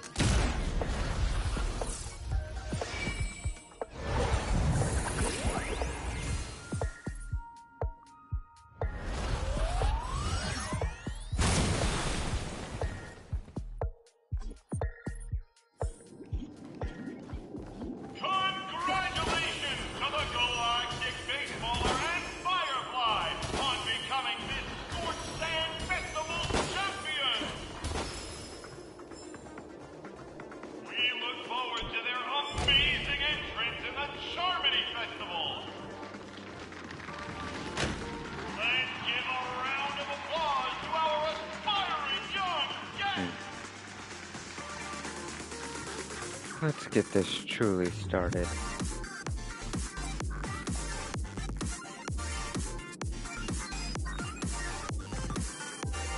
Please stay tuned.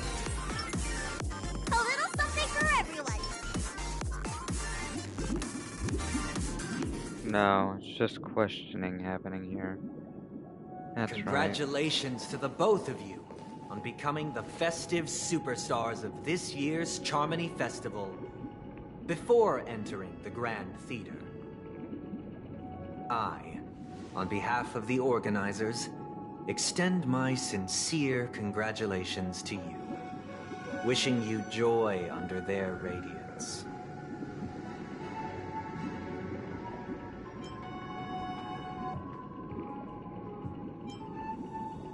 Where are my stellar jades?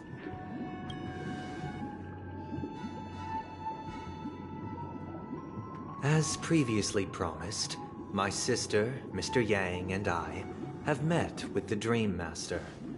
We delved into the truth about Penacony and its Stellaron, and have come to a consensus. Both I and the Oak family cannot acquiesce to your request.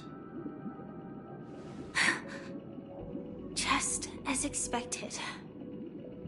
We acknowledge the perspective of you, Nameless. Penacony does require change, but not as you propose. The planet of festivities cannot and will not revert to a place characterized by chaos, disorder, or anarchy. Through your journey of overcoming obstacles, you must have glimpsed the essence of that era. The vulnerable ruthlessly eliminated, equality non-existent, common folk living precarious lives, eking out a dreary existence.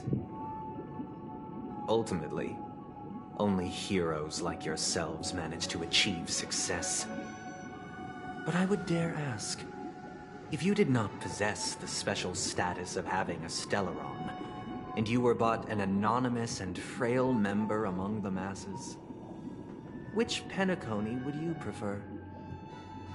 A dystopia for the survival of the fittest, or a sweet dream paradise for all? I don't know, why are you asking me?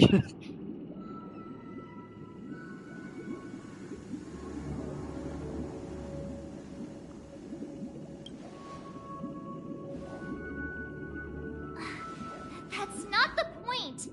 Don't let him mislead you. Mr. Sunday, even if the members of the Oak family can't fully agree on what to do about the Stellaron, now's not exactly the time to be holding an extensive discourse about Penacony's past and future, is it? The Stellaron issue concerns the life and death of everyone on Penacony. If anyone has a better suggestion, the crew is more than willing to listen. Also, it'd be best to tell us the ins and outs of that meeting. This way, we'll at least know what Welt and Miss Robin are dealing with, and the reason why they failed to make our appointment.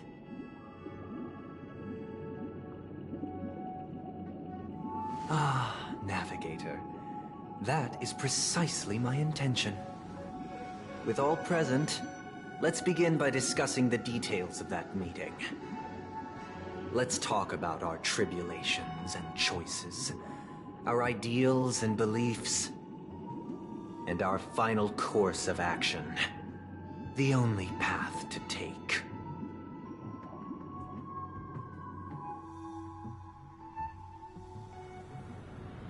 You mean to say that for the longest time, there have been scoundrels who would use this Charmony Festival that I have bequeathed to the masses as a tool to realize their ambition?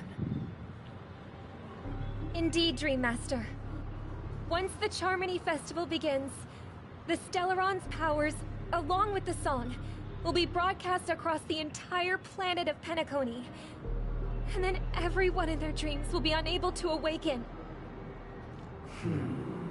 This is indeed surprising to me. The dreamscape is maintained by the collective effort of the 5 families.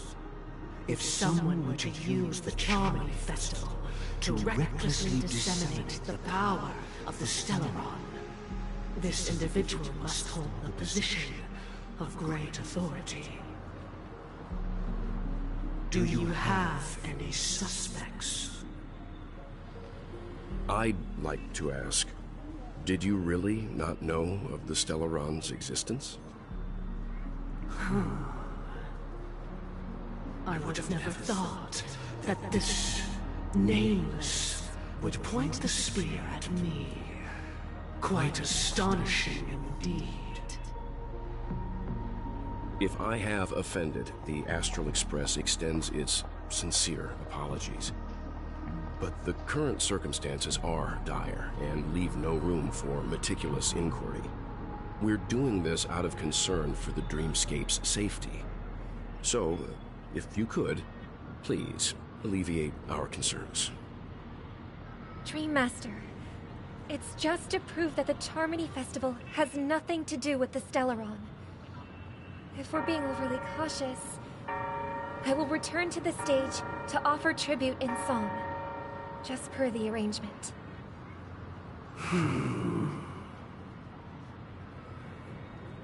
Sunday, Robin. I've watched you two grow up, and know your dispositions like the back of my hand. Both of you, right now, can surely be lauded as their most devout advocates. I already know your resolve. The magnitude of this matter is enormous, and cannot be taken lightly. Since Mr. Yang has asked with such earnestness, I will personally respond in kind. If there is a need, the entire Oak family will be mobilized to heed your call.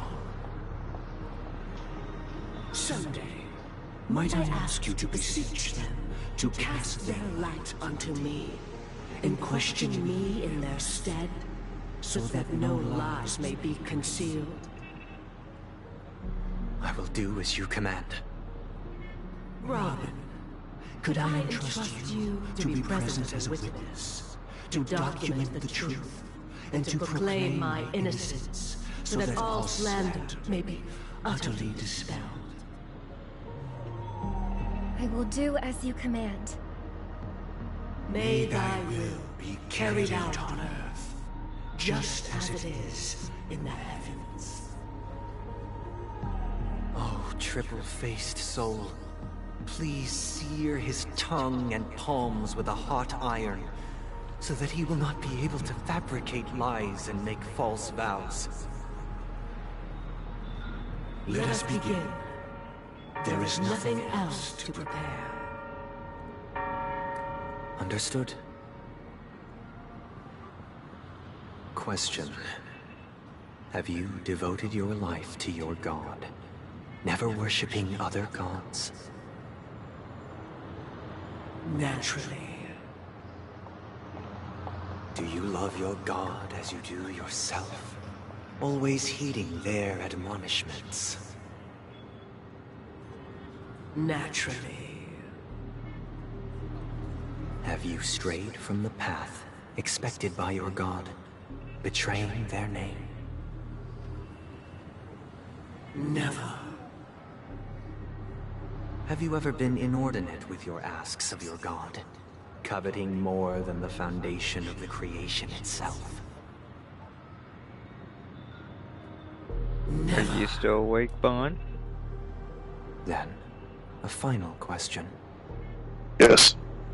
Do you swear to fulfill all vows, past, present, and future? With the Eon as my witness, if I do not deliver on my words, or if I renege on my vows, may I be cursed in accordance with divine law. They have seen your faith, and have endorsed your faith. With this, it can be evidenced... Just a moment. What is it, Mr. Yang? I have another question I hope to have answered. To my understanding, the family's harmony and prosperity have never relied on so-called divine laws. The god you both mentioned, are they truly Xipe? Mr. Yang should know that those belonging to the family toil together as if they were kin, embracing solidarity and unity under their light. All duplicity is laid bare before the harmony. Such a delicate and complex symphony. Which other god could perfectly harmonize this, if not for the Great One, Xipe? Perfectly harmonize. Therein lies the problem. It isn't an outsider lurking in the shadows who changed the harmony, but a dissonance that has surreptitiously emerged from within this very symphony itself. In the distant past, there existed an Eon. With one flick of the wrist, they crafted the laws of the cosmos. Their followers formed the Beyond the Sky Choir, spreading solemn and reverent hymns throughout the universe. Later, they fell. The route traversed by this Eon clashed with the harmony, ultimately being absorbed and fused into it. The chorus that once reverberated across worlds fell silent, and when it echoed anew, it was transformed into the hymn of harmony. Though an Eon may perish, paths with no masters still linger. In the all-forgiving harmony, echoes of bygone dissonance may subtly arise. Mr. Yang, being overly astute can be a detriment. Especially when you find yourself alone and without allies. He doesn't need allies. So this is how it is. For the sake of our grand cause someday, please afford these two an opportunity to rest. What?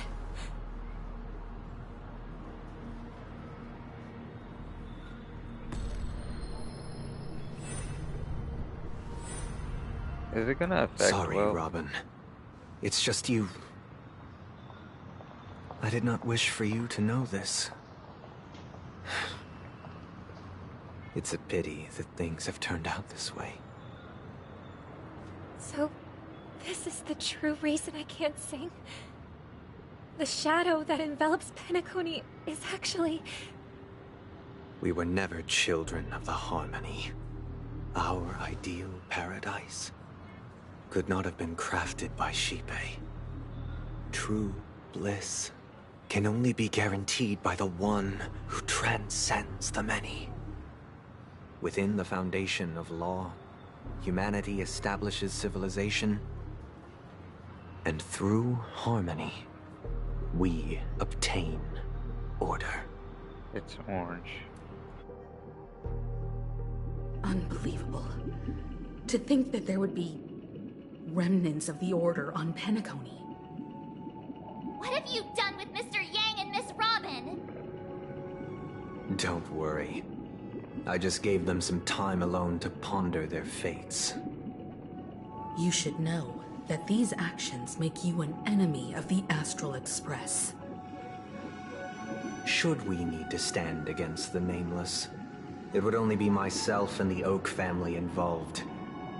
But we haven't reached that point yet, have we? Your efforts for the justice of Penacony are evident to everyone, and have been widely observed.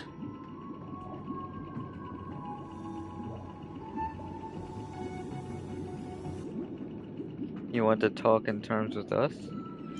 Stop beating around the bush and get to the point. Give Mr. Yang back to us now. Oh. Okay. Oh, I intend to. But that hinges on the outcome of this negotiation. If it is the Order that drove you to Wait, who said imprison that Welt one? and Robin, and you're using them to coerce our compliance, then there'll be no point in entertaining any type of discussion. Who said that? Who says that one? You're mistaken, Miss Himiko. Hey, Bond. They are in very safe hands. And just as the family has always proclaimed, Who says this is the no will one of the can be weak? harmed in the dreamscape. Who says that one in Dragon Ball? Least of all in the Legends. beautiful new world belonging to the Order. Penacony and the entire universe have witnessed far too much innocent bloodshed. Never mind. The strong It's their blades against the weak. It's Himiko And the during a victors Sunday, push the Sunday vanquished boss to the fight. brink of life. When you slam the train into Natural Sunday. selection. The world abides by this principle, establishing the well-being of humanity atop the corpses of the downtrodden.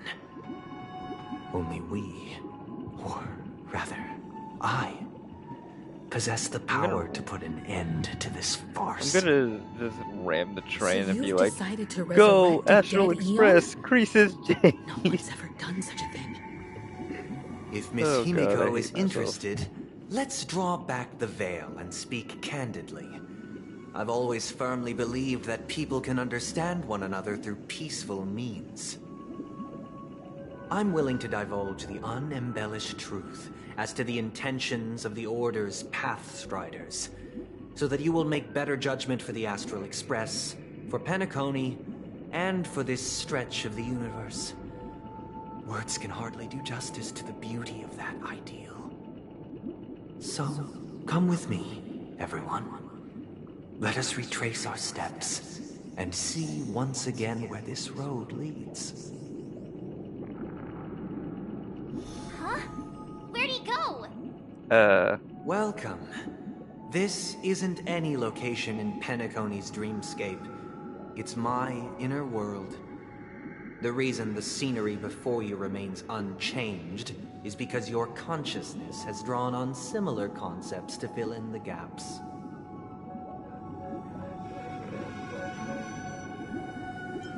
Who in their right mind would expose their inner self like this? That means... Did you do the same to Welt? It's a tuning process. Stronger in effect and more draining on the mind. Why are you looking for Sunday at the Genshin guest character? has experienced it before, so he should understand what it entails. Tuning allows you to intuitively grasp my feelings, which also means that I cannot hide anything from you. Now, everyone, please look at the huge screen. The road we once took begins here. From this point on, you will witness the numerous decisions I've faced. I've selected a portion of these to share with you. I believe after going through similar predicaments, you'll be able to better understand my thoughts. Let's begin. The first decision. A story about a baby bird. This story happened when Robin and I were very young. We were victims of the Stellaron disaster, and the family's Mr. Gopher Wood, who would later become the Dream Master of Penacony, saw that we siblings had no one to turn to and took us in. Later on, Robin and I lived a time with nary a care in the world. One day, after dinner, while my younger sister and I were lounging about in Mr. Gopher Wood's yard, we spotted a fledgling Charmony dove all on its own. That baby bird was tiny.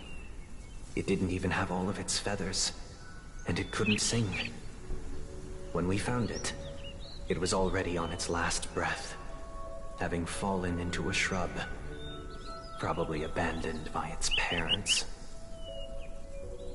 We decided to build a nest for it right there and then. However, thinking back, that winter was unusually cold, with fierce winds at night in the yard, not to mention the many poisonous bugs and wild beasts in the vicinity. It was clear that if we left the fledgling in the yard, it stood no chance of surviving until spring. So, I suggested we take it inside, place it on the shelf by the window, and asked the adults to fashion a cage for it. We decided that when it regained its strength enough to spread its wings, we would release it back into the wild. The tragic part, something that we'd never considered, was that this bird's fate had already been determined long before this moment. Its destiny was determined by our momentary whim. Now, I pass the power of choice to you all. Faced with this situation, what choice would you make? Stick to the original plan, and build a nest with soft net where the Charmony dove fell. Or build a cage for it, and feed it, giving it the utmost care from within the warmth of a home. I eagerly await your answer. Okay. See, what do they think? I can't decipher his intentions right now, but what? Based solely on that question, What my Syriac? I would probably choose to build that dove a cage.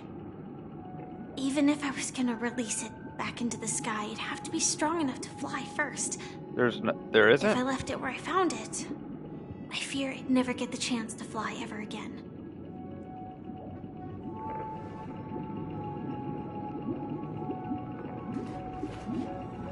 Shut up, Soul. You're not gonna activate Siri.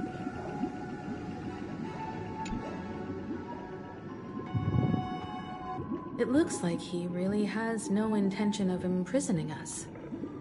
If it's just a quiz, I suppose it's fine to humor him.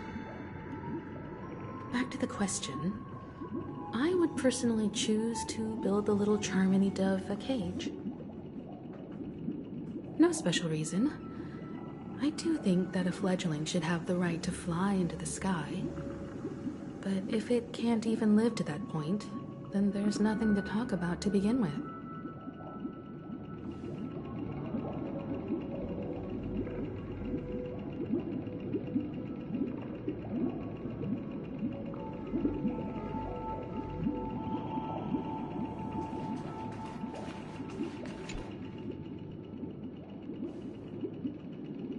That guy just casually throws this kind of question at us?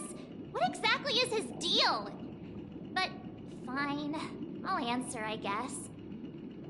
If it were me, I guess I'd choose to build a cage for the little Charmony dove. After all, leaving it there, it's bound to get hurt by wild animals or something. And that'd just be too sad. What the fuck you mean by that?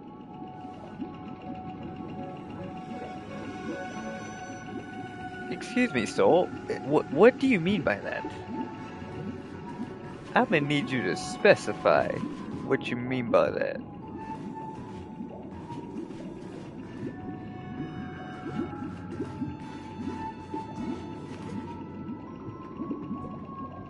Oh, okay. Wait, a gang? What the fuck?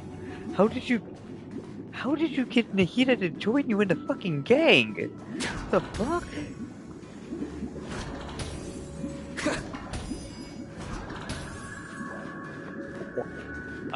What?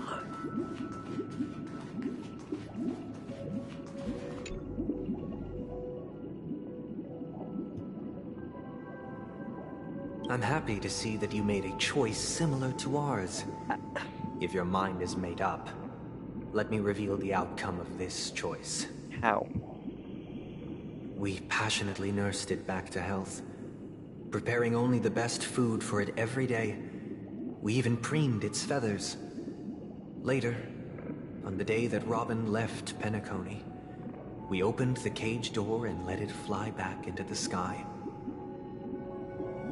I watched it for a long while by the window, probably about 3 or so days. In those 3 long days, the little Charmony dove tried again and again to spread its wings to fly into the sky, but fell to the ground, only to keep trying.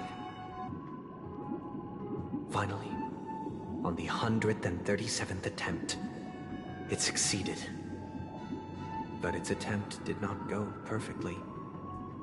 After flying unsteadily for a while, it fell to the ground, unable to grasp the direction of the air currents. The fall shattered its wings. It writhed helplessly in my embrace. But it was all for naught, finally succumbing to a painful demise. And in that instant, our tender care, our given love and hopes, they all became the inevitable push that sent it to its death. I deeply regret the choices we made. Next, let us head to the second decision. This time, it's the story of a dream chaser. Okay, that was... This story happened when I was appointed as Bronze Melodia, a position exclusive to the Oak family, charged with listening to the problems and vexations of Dreamscape residents, and providing them with the relevant guidance. It was during that period that I had the opportunity to hear voices from all corners of the Dreamscape. Joy, sorrow, arrogance, regret. The complex tapestry of human nature that formed the world. And I was fortunate to catch a glimpse of it. He was a dream chaser, and an illegal stowaway. Just like the rest of them, he came to Penacony in search of a better life. Except that, to most people, the price he paid, I suppose you could say it was everything. He told me, I sold everything I could at home. The house, the land, even his 2 children. He said he could not afford to raise them, and that at least they could eat if they lived as slaves. He had a plan in place. He would buy back his children once he had made his fortune, and enjoy Penacony's beautiful dream with them. Alas, his plan to smuggle himself was somewhat clumsy, and he was sniffed out by those pig-headed hounds. After hearing the Dream Chaser's story, I immediately appealed to the Bloodhound family to cease their pursuit. That way, at least he could live peacefully. But I was still too naive to the ways of the world. I did not anticipate that what I thought was a kind gesture would later lead to dire consequences. I'll tell you the outcome soon. For now, I'd like you all to make a choice. Will you do as I did, and try to convince the Bloodhound family to stop their pursuit, so that the Dream Chaser may live peacefully and realize his wishes? Or will you remain silent, leaving him to languish while the hounds are hot on his heels, until his inevitable judgment arrives? I look forward to everyone's decisions. Who knows? Perhaps they might even alter the outcome of this tragedy. You know, I'm not asking you guys for help anymore. Or Spiral Abyss. Not Spiral Abyss, what the fuck? Astral Express, I mean. I'm honored to witness you arriving at the same decision. Out of respect, I'll share with you the dire consequences that my choice back then brought about. First, the outcome. He attained major success. After avoiding capture, he ran a business for a few years, very quickly making a name for himself, elevating his status. He might not have become a tycoon like old Audie, but he was considered a character of excellent repute. Now then, did he realize the wish he set out to achieve? No. The last time I saw him was in the real world, where the Hounds were going to permanently exile him, and I was the accompanying Bronze Melodia. The mission was simple. Listen to the criminal's repentance. He told me the reason he was in this predicament was because he conspired to usurp the head of the Alfalfa family. When I asked him about his 2 children, he instead responded with a question. What children? In the end, my heart aligned with the harmony, and the good deed I dared to undertake held no value, turning instead into a wrongdoing. It created a lamentable oppressor and countless oppressed individuals. As to your choice, I once again offer my heartfelt apologies. Next comes the third and final decision. And the story this time is my own. This story happened the day I was appointed the Oak family head. At that time, Mr. Gopherwood was the current Dream Master, and as per his wish, we had a private conversation. What surprised me was that the Dream Master had only come to deliver a letter to me. He let me read its contents, and it was a letter from my sister. The letter contained the usual pleasantries, anecdotes from her travels, nothing out of the ordinary. Just as I started wondering how this letter related to our discussion, the Dream Master began to speak. Do you know who wrote this letter? Alright. My sister, of course. But why would you personally visit me to hand me a letter from my sister containing mere trivialities? To help you grasp the full scope of this issue. Do you know where Robin is at this moment? From what the letter indicates, she must be in Caspelina 8, correct? She's touring there right now. Correct. Has she mentioned anything about a stray bullet? A stray bullet? What? A war has broken out on that planet. It is because of this very reason that Robin chose this destination. To spread the word of the harmony. And to save the lives of that planet. She personally made for the front lines. She hoped to ease the people's suffering with song, and was willing to brave mortal danger to deliver the IPC's medical supplies. Unfortunately, stray bullets show no such compassion. Is she all right? If the operation was successful, she should probably be recovering in the field hospital. By the eon above, the bullet struck her neck directly, yet possibly as a reward for her consistent deeds of harmony. It didn't hit any vital arteries. Once you've attended to your outstanding tasks, it'd be advisable to write her back as soon as possible. Those damned savages! I'll pack my bags right away.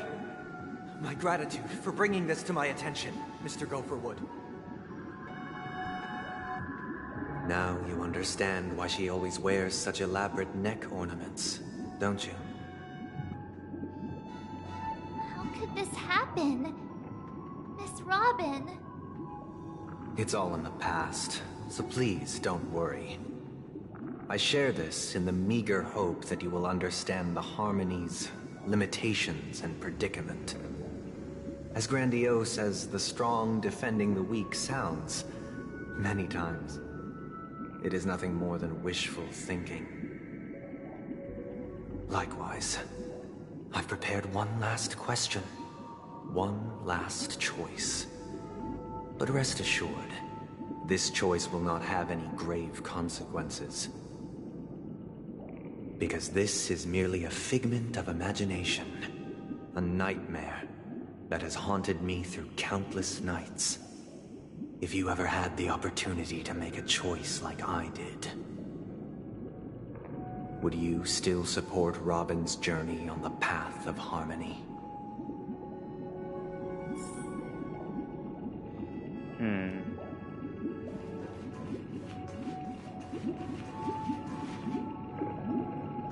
They look the same. Well, yeah, they normally do. Apart from like a slight color difference, they... Oh. Guess the color difference is more on my end then.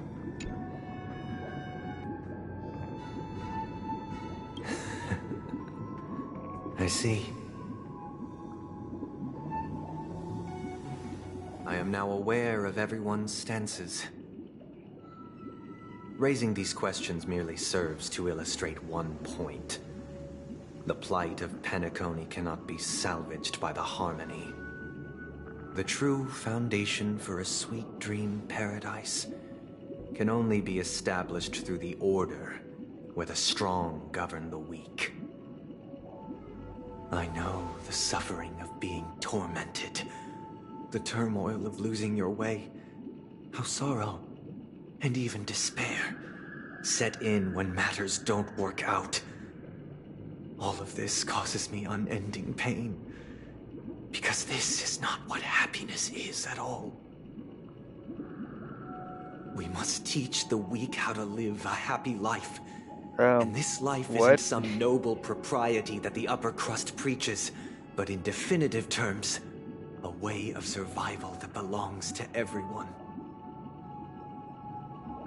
So what is your definition of living a happy life? Okay. Good question.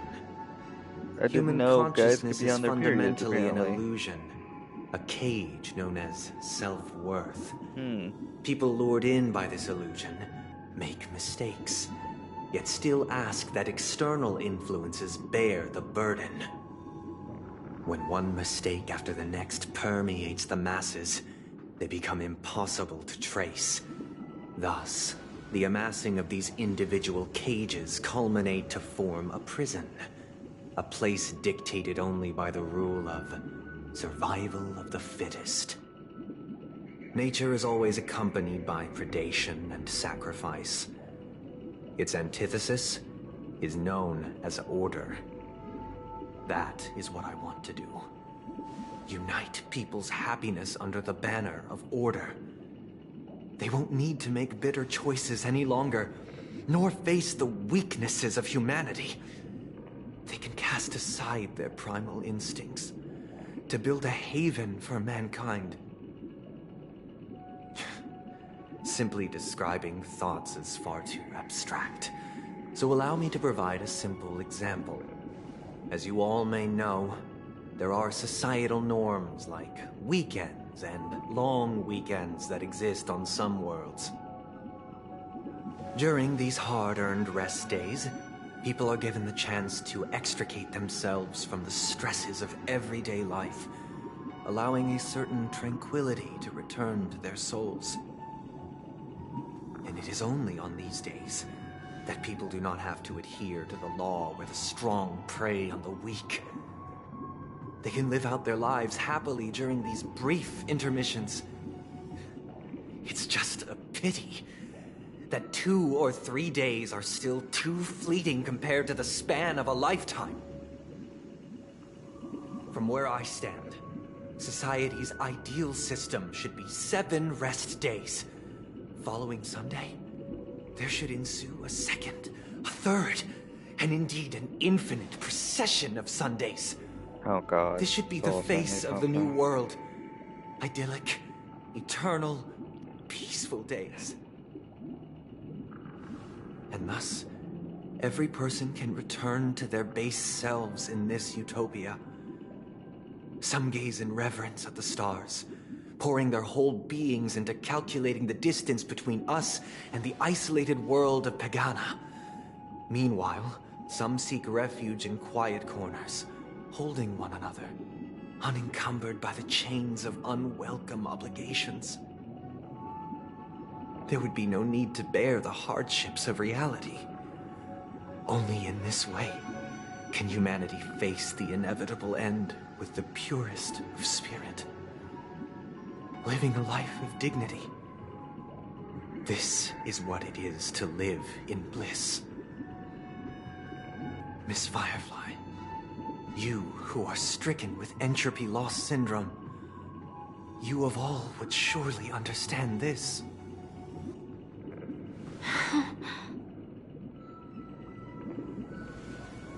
It sounds like a flawless theory.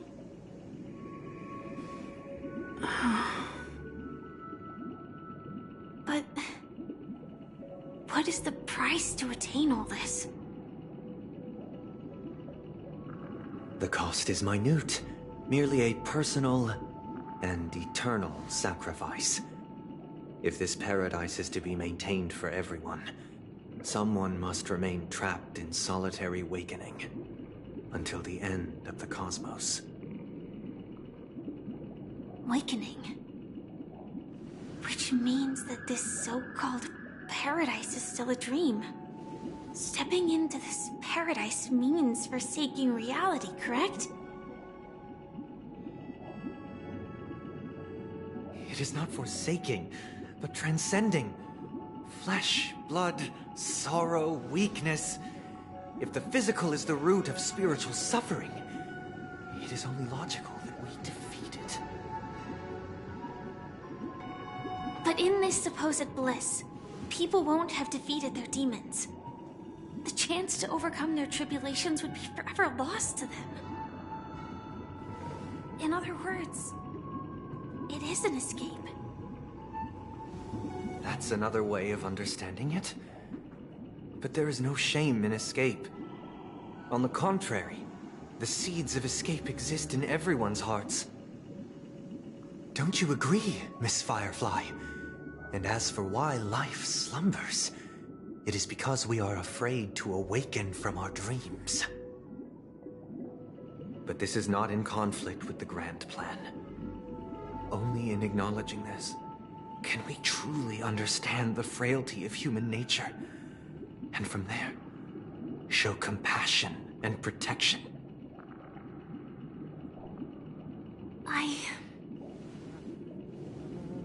I admit that you are a born leader. Your perspective on humanity brims with pessimism. Yet you express compassion for all, even when your heart pities them. But unlike you, I live for the self. From my perspective, individuals making choices for themselves is their birthright. The want to escape may be innate in the weak. But whether they are weak or not, it is not up to another to decide. Perhaps in your mind, you also view me as weak?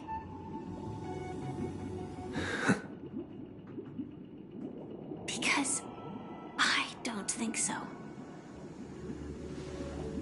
Since Miss Firefly has said her piece, the Astral Express will also naturally give you our answer.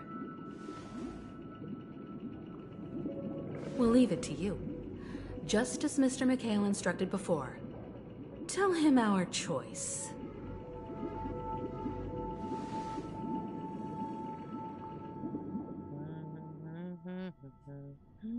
Not What logical. is this place?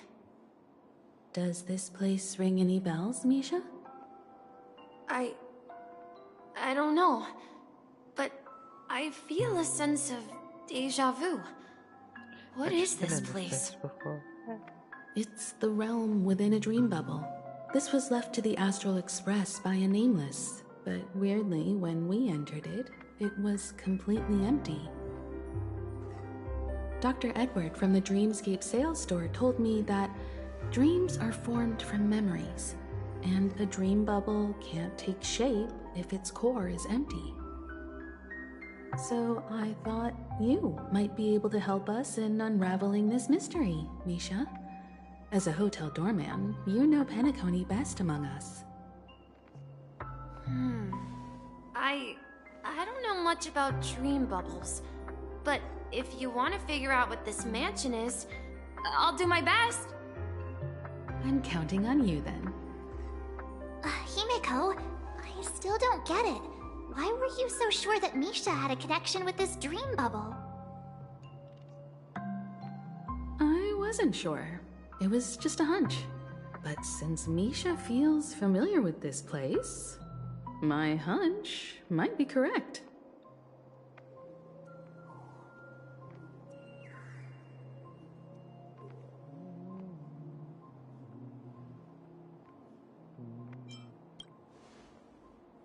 Exactly.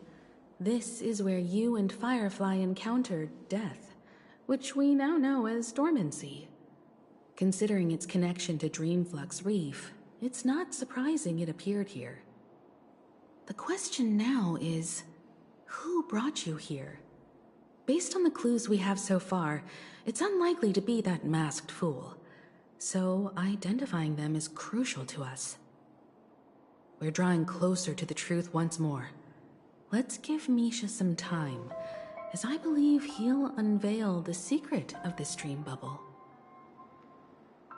All right, but there are doors all over the place. Which one should we choose? Do you have any idea, Misha? I guess... maybe this way?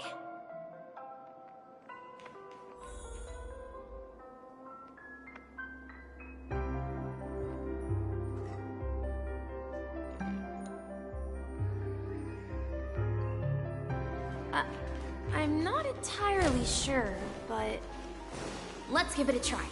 Damn fast. Wait, you managed to choose the right Weird. This place is quite different from the hotel. But I feel like I've been here before, and even lived here for a while. If I remember correctly, there should be a fireplace down that hallway. Clocky and I used to sit by the fire, listening to the crackling of firewood. And the room on the other side was the toy room. I loved spreading out all the toys from the box on the floor and making up stories for each of them. Hold on. This doesn't make sense. Didn't I grow up in Dreamflux Reef? So, what is this place? This could be a case of amnesia. Don't worry, Misha. It's common for everyone to forget certain aspects of the past. Those memories haven't vanished. They're just lying in the depths of your mind. We can surely get them back. Since this place seems familiar to you, why don't we explore a few more rooms and see if you can recall anything more? Yeah, then let's check out the rooms I just mentioned.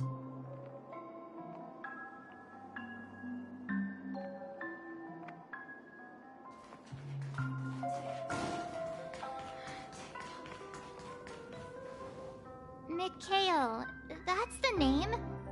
Now we all know him as the Watchmaker. So, who is he talking to? Do you know anything about it, Misha? I'm sorry. I don't know much about the Watchmaker. But, Mikhail... Anything special about that name? Mikhail is Grandpa's name. Grandpa? Do you mean you're the Watchmaker's grandson? But we haven't heard anything about the Watchmaker having descendants. And the name Mikhail is not rare. Perhaps it's merely a coincidence. Could you tell us more about your grandpa, Mikhail? Yeah, sure. He was a seafarer who fearlessly ventured into mysterious seas and storms.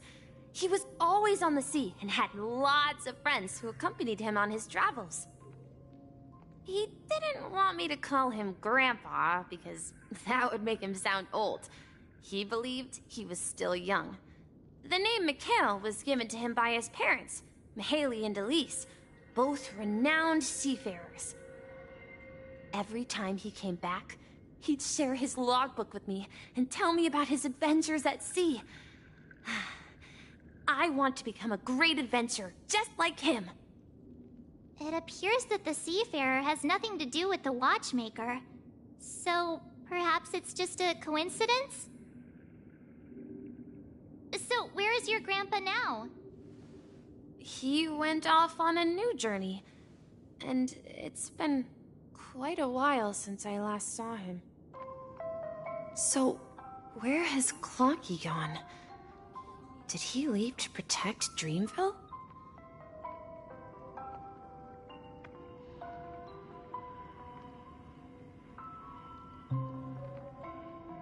So, you need to keep yourself safe too.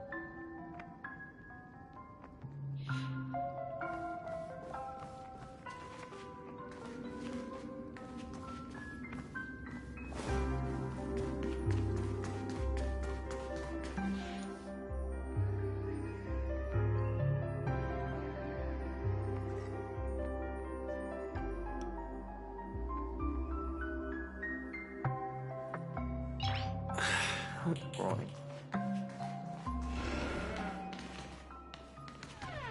I heard some noises from the room.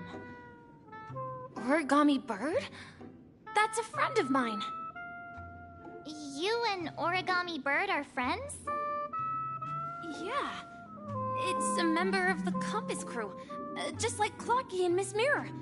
And there's more than just one Origami Bird. They are a big family with lots of brothers and sisters who look the same. They follow Miss Mirror's orders and handle all sorts of jobs on the ship. They're the best sailors.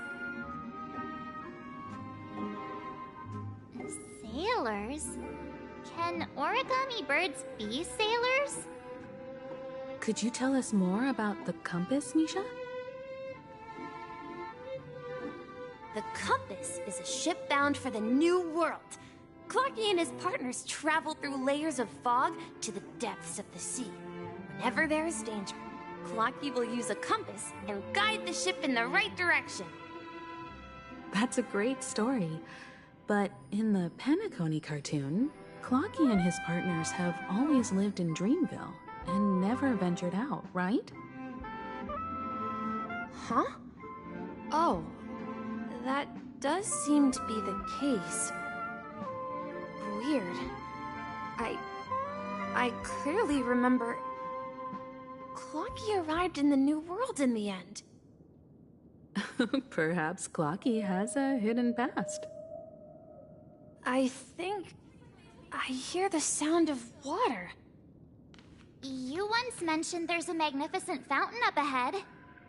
This is an Origami Bird I made for you. It will protect you from harm.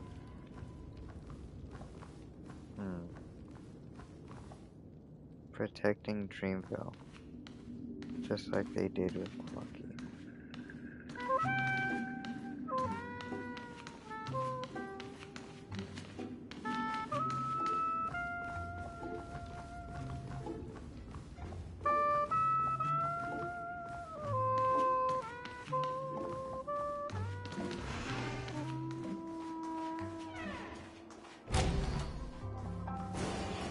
something Look, there it is! different.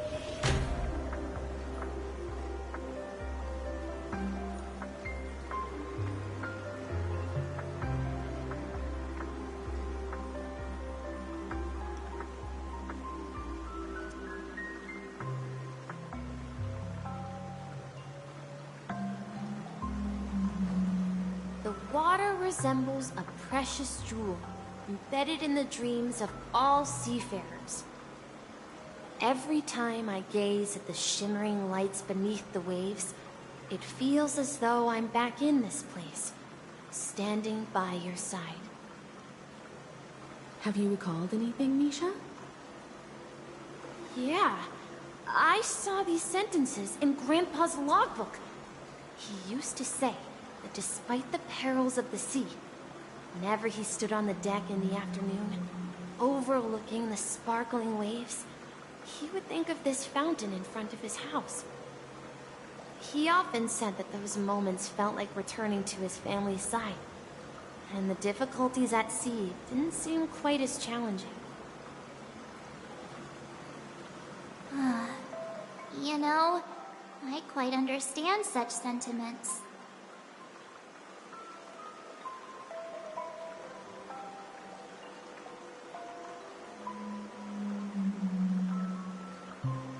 Don't sigh or he'll start getting gray hair.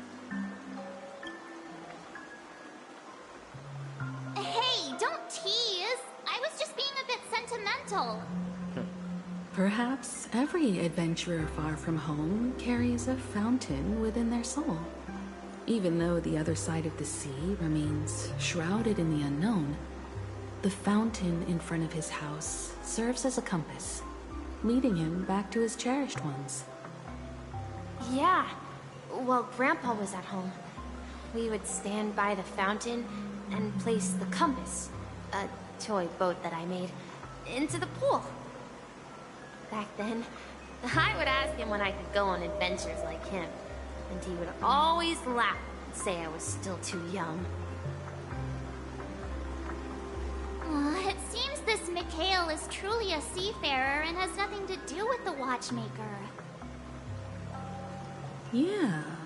Based on Misha's recollections, the scenes in the dream bubble appear to be his childhood memories. But this raises more questions. According to Misha, he was clearly born on an oceanic planet and led an ordinary life, with no connection to Penacony at all. Could this be some sort of metaphor? Perhaps the sea refers to the memory zone. I'm sorry. I don't know, but my memories keep pouring out uncontrollably, like water flowing from a fountain. Perhaps I'll remember more things if we go further. Simile? No, that's a simile. Yeah, that's a simile. We're going to the opposite side, right? No, we should turn left here. Very important. I wish to share your burden.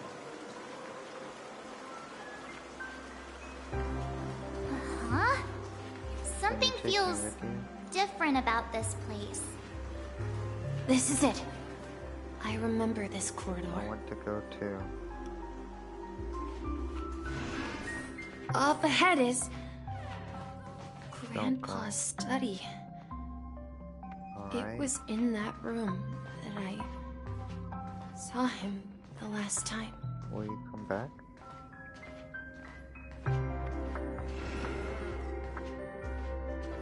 Captain Misha, lost our way. Now heading for the soaring direction across the ocean is our destination.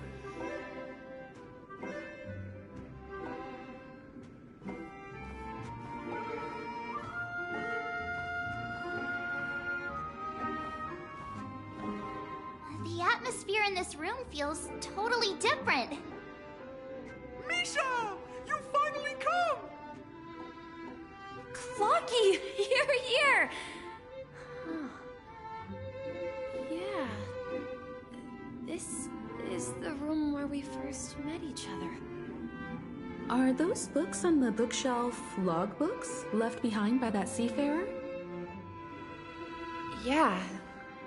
Whenever he came back, he placed a logbook on the bookshelf in his room. They contain records of his expeditions to every corner of the world. He described our world as a fountain. At some point, the sea started to gradually swallow up the land where people lived. To ensure that everyone had land to settle on, he had to continue exploring the sea and search for the source of the rising seawater. On that day, he called me to his study, telling me that he was embarking on another journey. However, I could sense the gravity in his expression.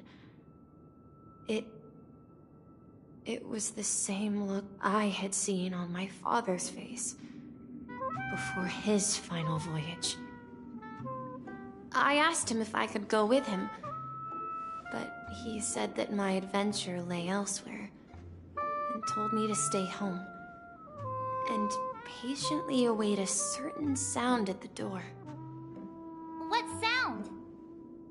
He told me about a vast ocean in the sky. An ocean of stars. He spoke of a train that transports children with a desire to venture far away, traversing the sea of stars without ever stopping. He said that he knew the crew on the train, and that he had asked them to take me along. He said the journey I had always dreamed of would start there. A train? Could it be? It's the Astral Express. I remember now. Grandpa's friends are a group of nameless who came to this world to resolve a disaster caused by a star. Then, he gave his pocket watch to me. It was his cherished treasure, appearing in every one of his adventure tales. He explained that difficult times were ahead, but assured me that the watch would guide me.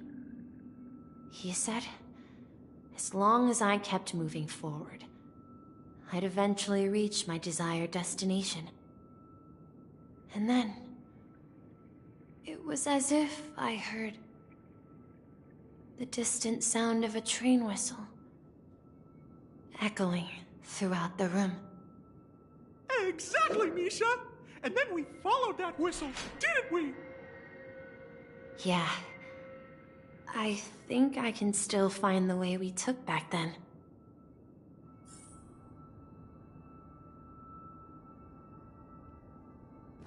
This is the dream jigsaw, right? So we're supposed to find the exit. But where can we find the last piece? Do you remember? You said you obtained a mysterious shard when you stumbled into this place. Hey, the shape seems to match. So this shard is also connected to Misha? Looks like we're just one step from revealing the truth.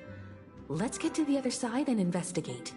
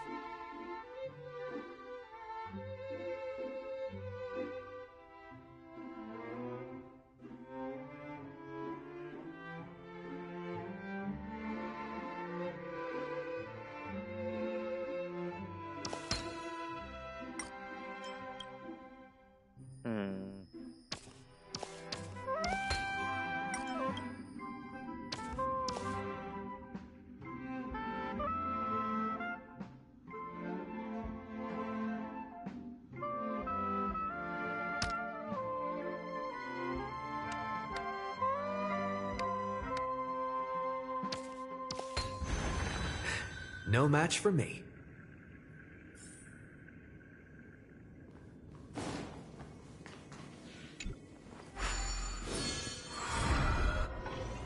This is it.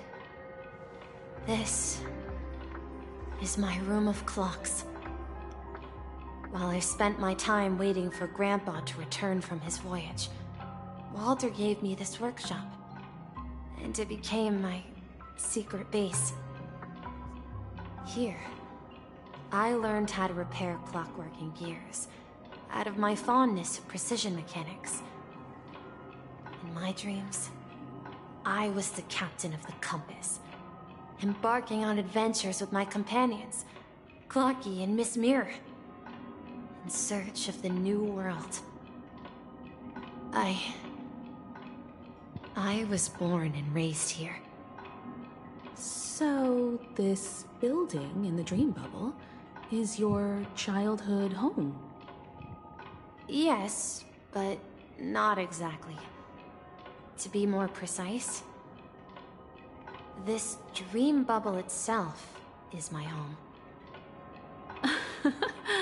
Looks like you've remembered everything now. Wait. Why does it feel like everyone else knows something I don't?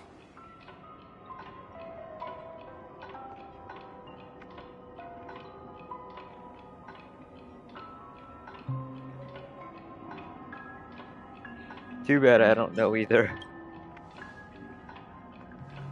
March, do you remember when he mentioned a clocky that only he could see? Yeah, the little guy here, right? But we all saw him in Dreamflux Reef, right? And Mr. Yang even greeted him. Looks like everyone on the Astral Express has a childlike spirit. The answer lies in the Astral Express. His experience shows that neither Firefly nor Acheron can see this clocky. And when we were in Dreamflux Reef, you may have noticed that for some reason, nobody outside of the crew had ever talked with Clocky. Wait, really? I'm kidding.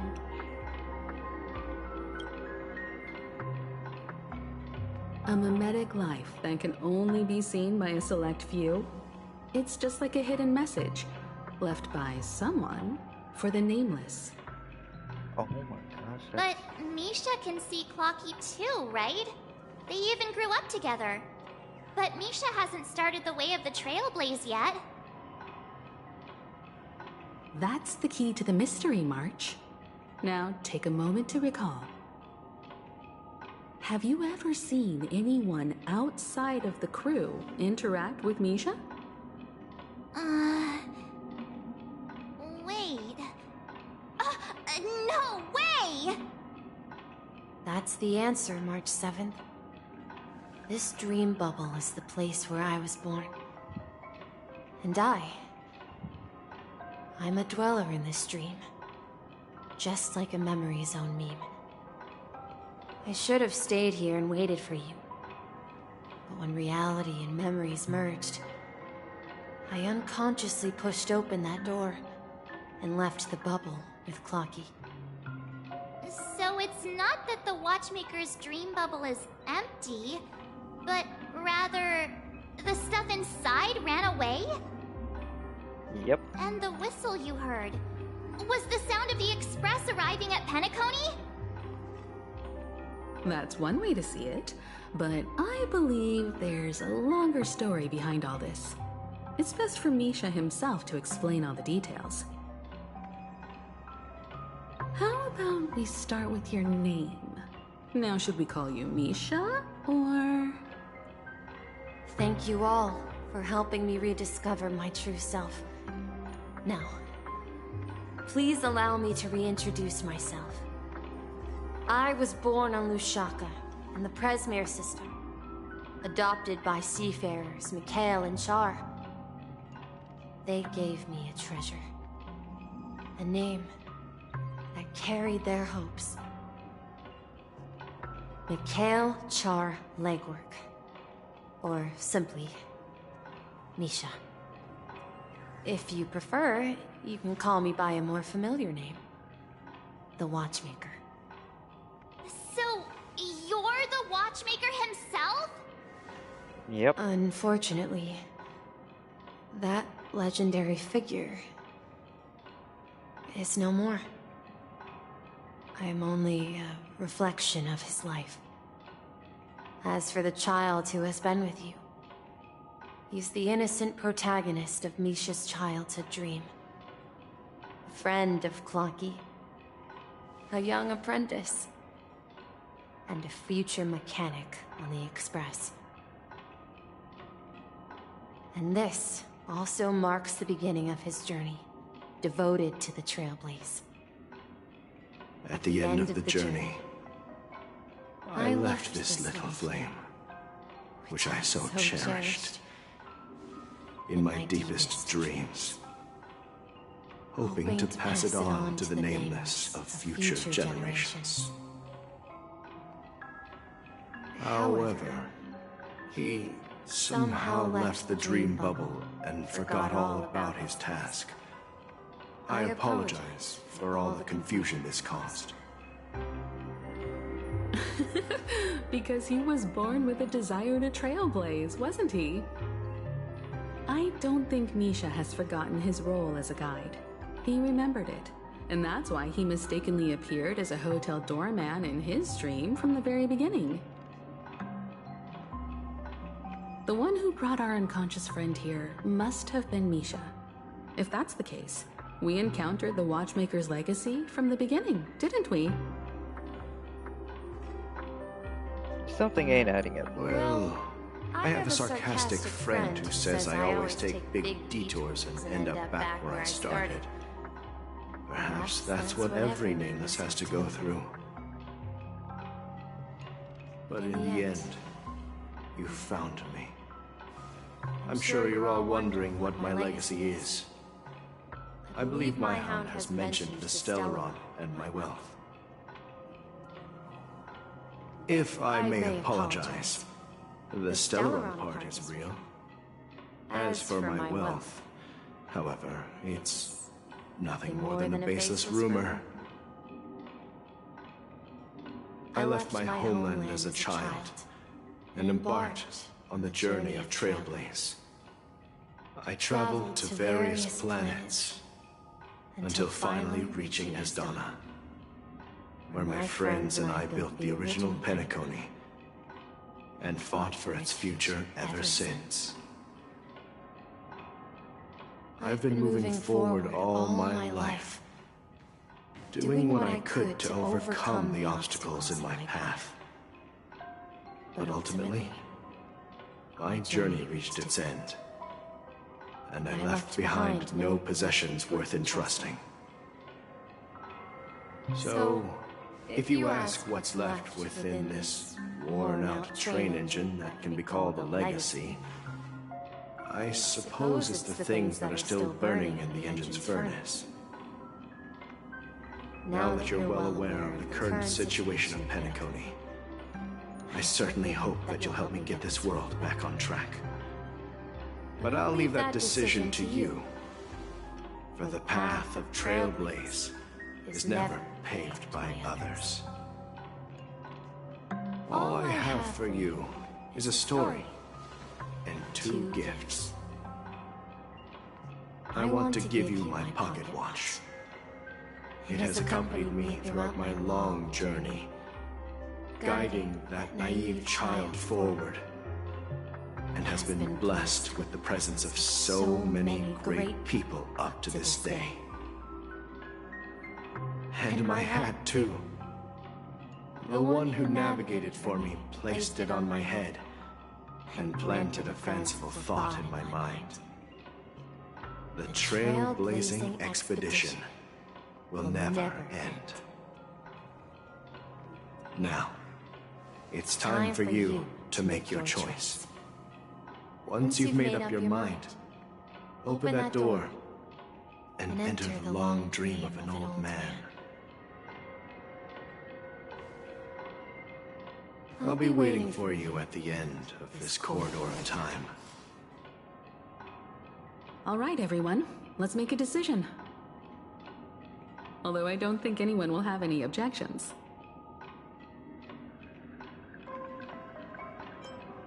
I object. Oh man, this is hilarious. Hey, Bon.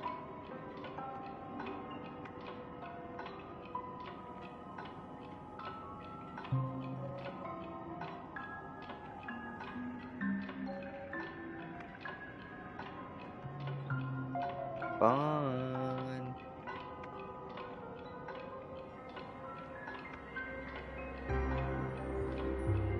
You know, fuck you. Of course. We've come this far. Surely there's no other option than moving forward. In that case, it's unanimous. Then let's proceed together to the end of this stream and tell Mikhail our decision.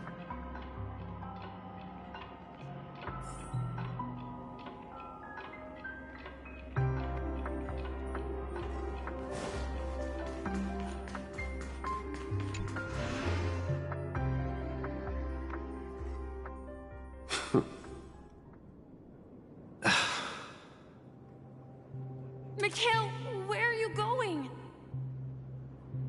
Someone has to step up and save Lushaka. So why can't it be me, Misha? Please don't go. And if you must, please take me with you. Don't leave me alone. Even without me, you know how to proceed forward, brave Captain Misha. The compass is waiting for you. Haven't you always wanted to be a better adventurer than me? Now go, board that train and start your journey. Where are you going, Mikhail? I'm going to clean the floor in the parlor car. I've promised the conductor. Wait, first tell me, did you fix this watch? Yeah? I know what it looked like before. Its chain was broken, the back case torn, and the marks on the dial all worn out. How did you manage to fix it? Well, it's hard to explain, but I knew it could be fixed. It's the hands, Mr. Amundsen. Its hands were intact and pointing in the right direction, so I knew there would be a way to fix the rest.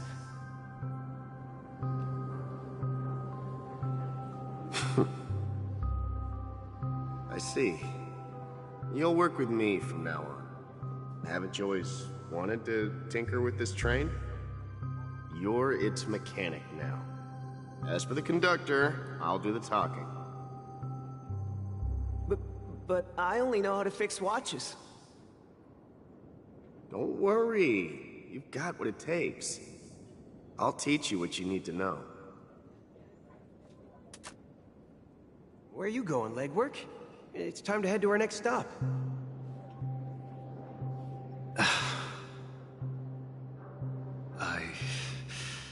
I'm staying in Astana with Rosalina and Tiernan. I see. This place reminds you of home. The people of Astana have only achieved a tiny victory and still have a long way to go towards true freedom. Hanunu needs us. Don't worry, not all journeys lead to the stars. Even if I leave the Express, our path of Trailblaze will continue. Yeah. I knew you wouldn't stay on the Express forever. Leave in peace, my friend. And, take this with you. This is Mr. Amundsen's hat. But why? When he departed, he said he would leave it to his best student. Well, I suppose the time has come. Farewell, legwork. Take care of Tiernan and Rosalina. And don't forget to write to us.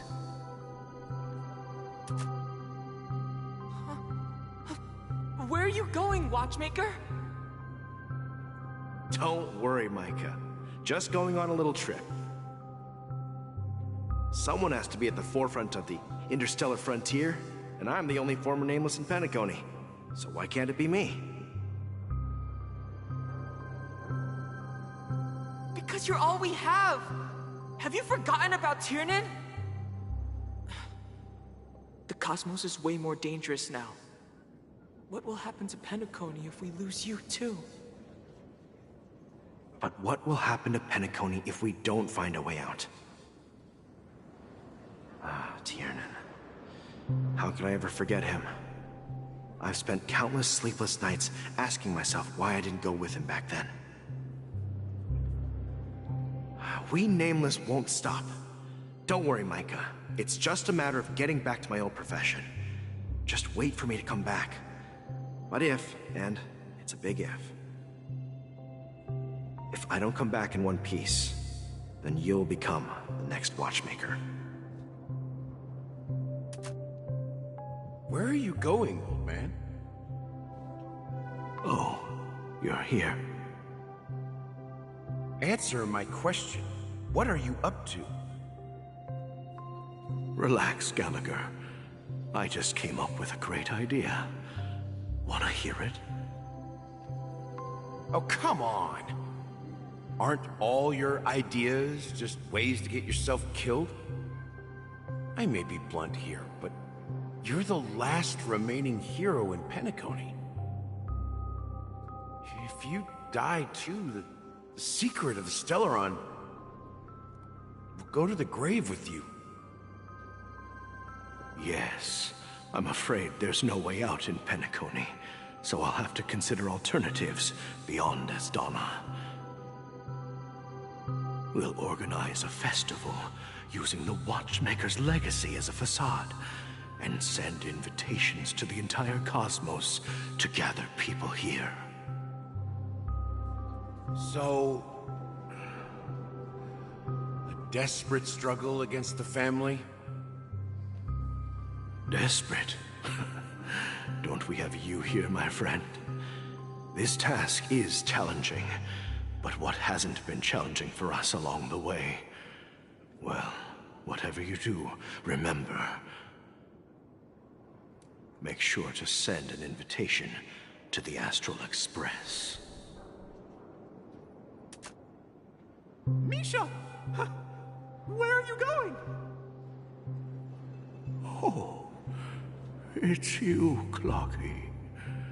Take me to Dreamflux Reef.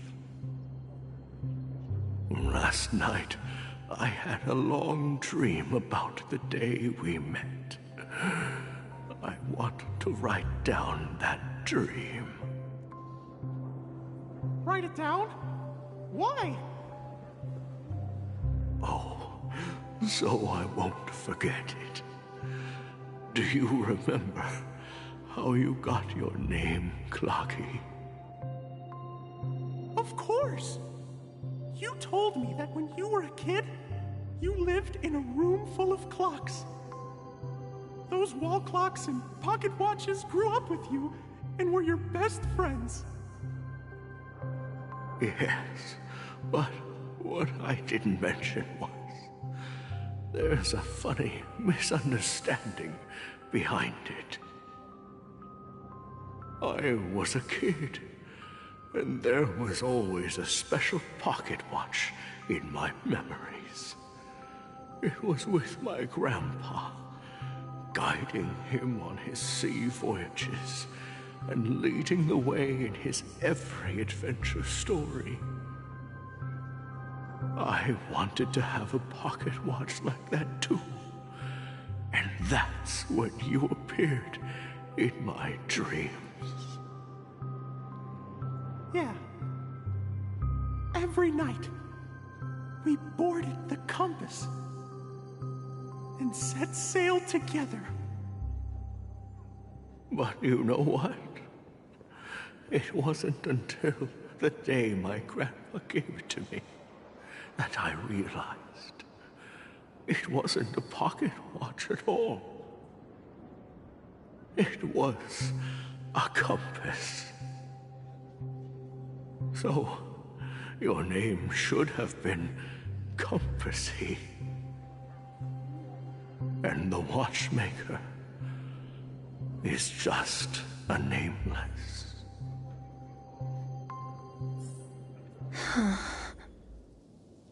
arrived at Dreamflux Reef. So, where to next?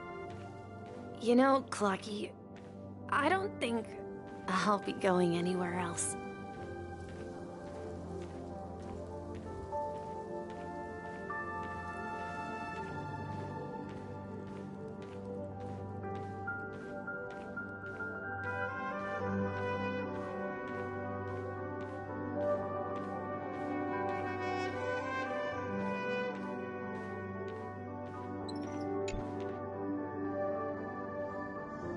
I've traveled far enough. It's time for a little break. Oh. So, we'll set out again. When you're rested? No, I'll stay here. And then, this is where it ends. This is... where it ends? What do you mean, Misha?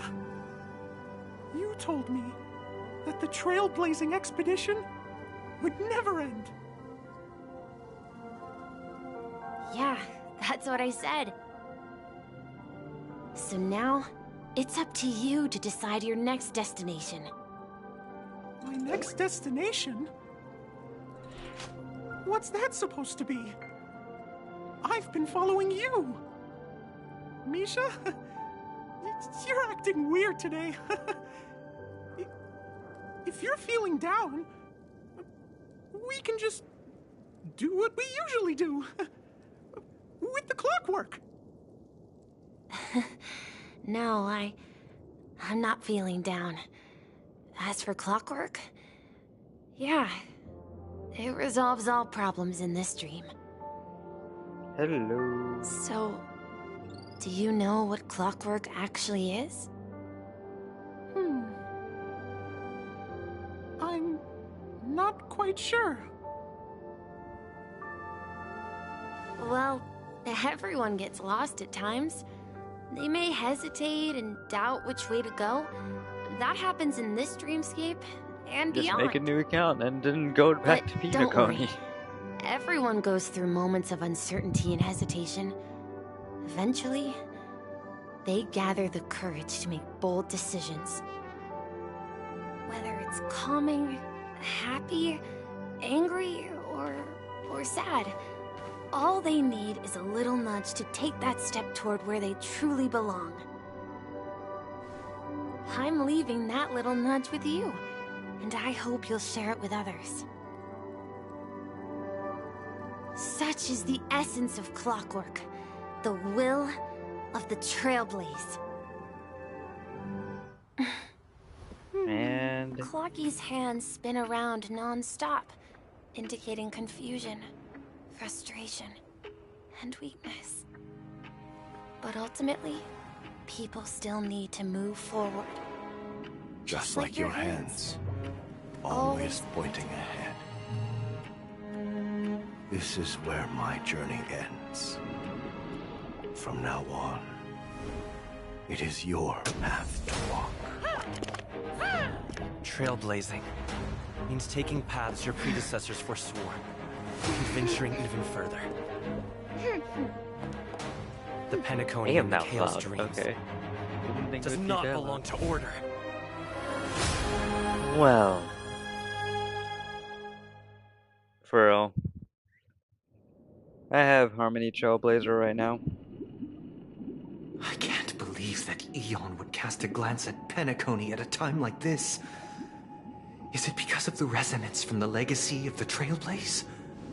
Or perhaps the bond between you is so strong that... I want to witness, on behalf of the fallen Eons, who will hold the future Master of Penacony and the 107,336 members of the Oak family. I'm extending a upcoming Charmony Festival. And, of course, you won't be in the audience, but on center stage. Since the Alright. future of the Looks like we're Stellaron, back there. Penacony, and even the entire cosmos is at stake, let's draw a conclusion there, in all fairness. if you truly believe in Akavili's path. Gladly.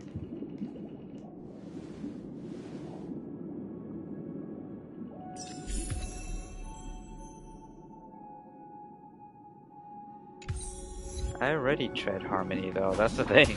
That's what makes it funnier. Welcome back, Soul. You're going to witness in a bit a boss fight against unknown to each Sunday. other, yet united in purpose. We make the same choices.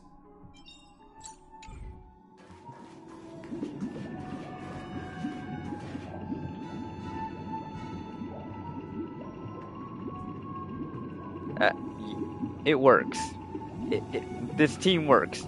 Trust me. Does that mean he wants to fight us during the Charmony Festival? Yes.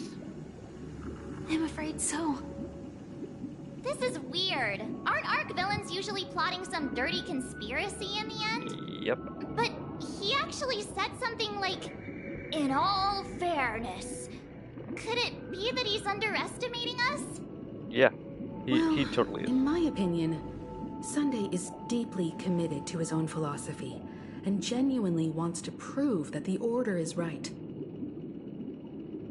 I sensed a strong conviction and a desire for dominance in him. Maybe he won't accept the outcome unless he wins fair and square. That's why he'll give it his all in the upcoming battle.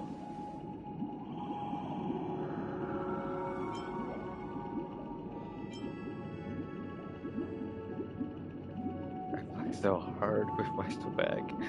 Guess I now have to pay my dues off. It works. Yeah, you're You've right. seen it work. We've even dealt with a Lord Ravager of the Destruction, so a No, no. follower of the Order won't be a big deal. Anyway, we can't leave the Stellaron unchecked. This is about trailblazing a bright future for Penacony and fulfilling Mikhail's and his predecessors' long-cherished wishes. Now that we've taken up the mantle, we can't afford to what you got fail against them. Bailu?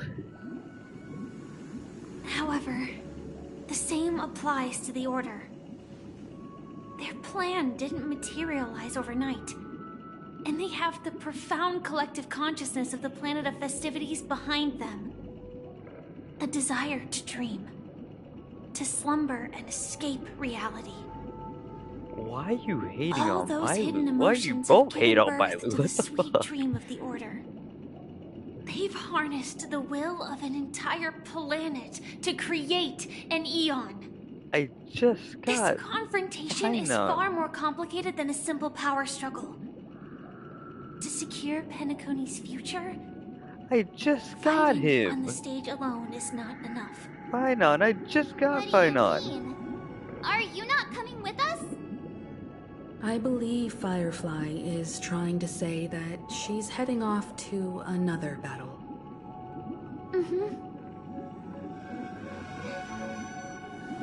Before I left, the Destiny Slave told me that this journey would bring unforgettable rewards. Even though the script he gave me only had a few lines, I couldn't ignore them. Because one of the lines said, "I'll Because experience I already death have Ruan Mei. 3 times in the land of the dreams." 3 times? This can't be serious, right? I have The first Ruan time Mei was already. a painful death when I was stabbed by the Blade of Dormancy, which led to all subsequent events. The script will always come true, I'll show you once I'm out of dialogue. in a way that will only be revealed when that page is turned. So now I've understood the meaning of my second death. And I am prepared to face it. If all goes well, my efforts will provide crucial support for you. Only by achieving victory in this battle can we secure Don't. a future for Penacony. Don't you fucking dare. And only then, my third and final death won't come true in the most terrible form. The most terrible form? Does that mean... The true death, where everyone in Penacony loses themselves completely in the eternal sweet dream of the Order.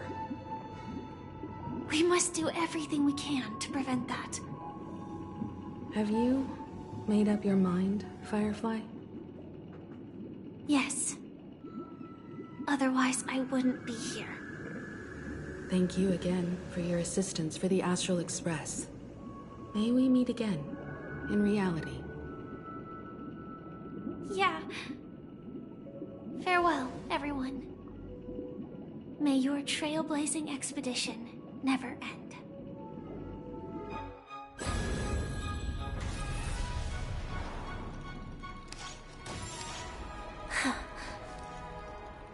I dreamed of a scorched earth. Everyone. I do. Ready? A new shoot sprouted from the earth. She's like level 30. Bloomed in the morning sun. And whispered to me. Like fireflies to a flame. Let me watch this damn cutscene.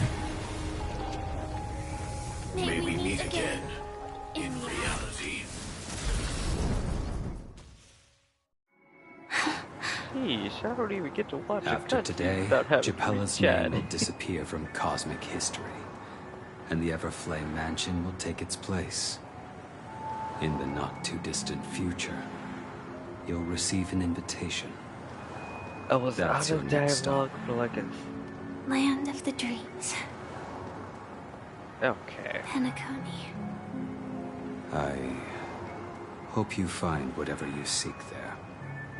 Be it answers or salvation. You mean my 3 deaths?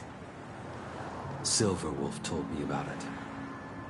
It's such a shame that it's not part of my script. Well, I want to live. I'm never afraid of death. The opposite of death is eternal life, and that's something I'll never desire. People die, and I am no exception. Death is like a script, a fate that cannot be defied. But that's exactly why we have to choose where we want to rest forever. Yeah, Do you I'm just gonna exist stop just to reading chat perish? now?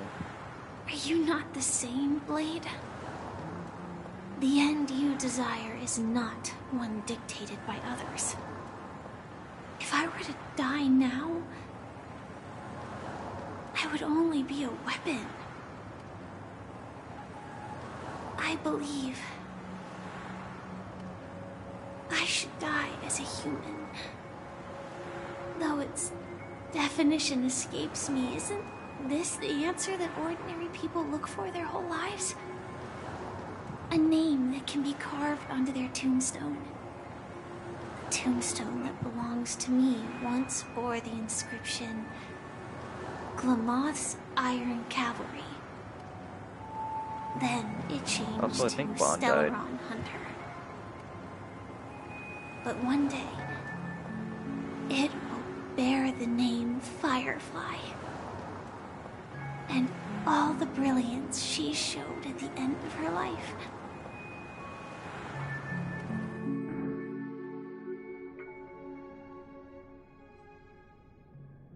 That's quite unexpected, old man. Who would have thought your crazy plan would actually work? Do all you nameless fools just act on a whim? I can sense that this false sweet dream is coming to an end. The nameless may be young, but they had the ability to achieve this goal. Just like you did in your time. It's a shame you won't be able to see it firsthand. Maybe I won't either.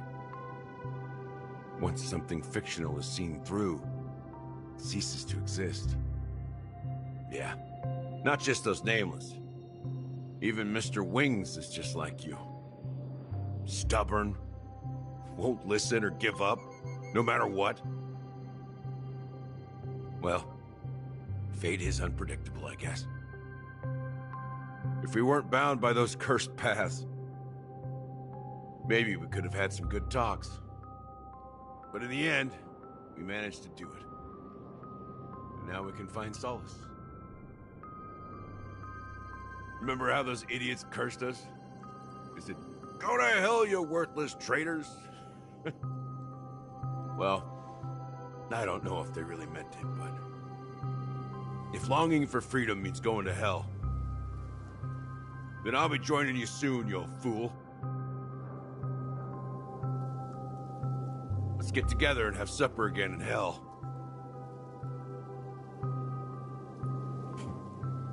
Oh, I almost forgot. There's one more thing. Here's to you. A glass of hello and goodbye, Trailblazer. To the imperfect tomorrow. It's warm here. Son of a bitch, I'm still in dialogue. You're lucky to have found shelter from the rain. Let alone fresh berries in this desolate place. I've just been in dialogue the entire time. I was just following the scent of life. It's particularly strong in a place like this. It's a shame these berries don't have much flavor. Seriously?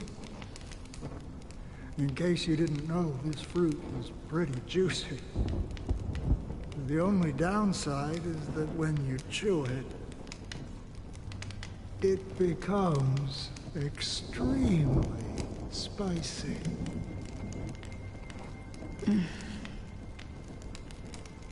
Have you lost your sense of taste? I can still taste certain things, like a faint sweetness. Before coming here, I stopped by a place called Orkron. It had barren cliffs and nights lit by bonfires. Burgundy snow would fall from the sky, and when it landed on my tongue, it tasted like raspberries. The flavor wasn't exactly sweet, but it left a lasting impression. When I think back on my past, I realize that what's tying everything together isn't the big events, but rather these small yet unforgettable moments. Don't worry about it. Losing oneself is a reality that every self-annihilator must face. Maybe. At least I haven't completely lost my senses and memories yet. Well, congratulations on adding another footnote to your journey. By the way, are you always alone? No, I had a companion in Orkron. She's a short, nameless girl who aspired to explore IX. She always said she'd walk a path deeper and farther than Akavilis. Quite an ambition for such a small girl. So, what happened? She became stagnant water. Well, my condolences. Condolences. I don't need them.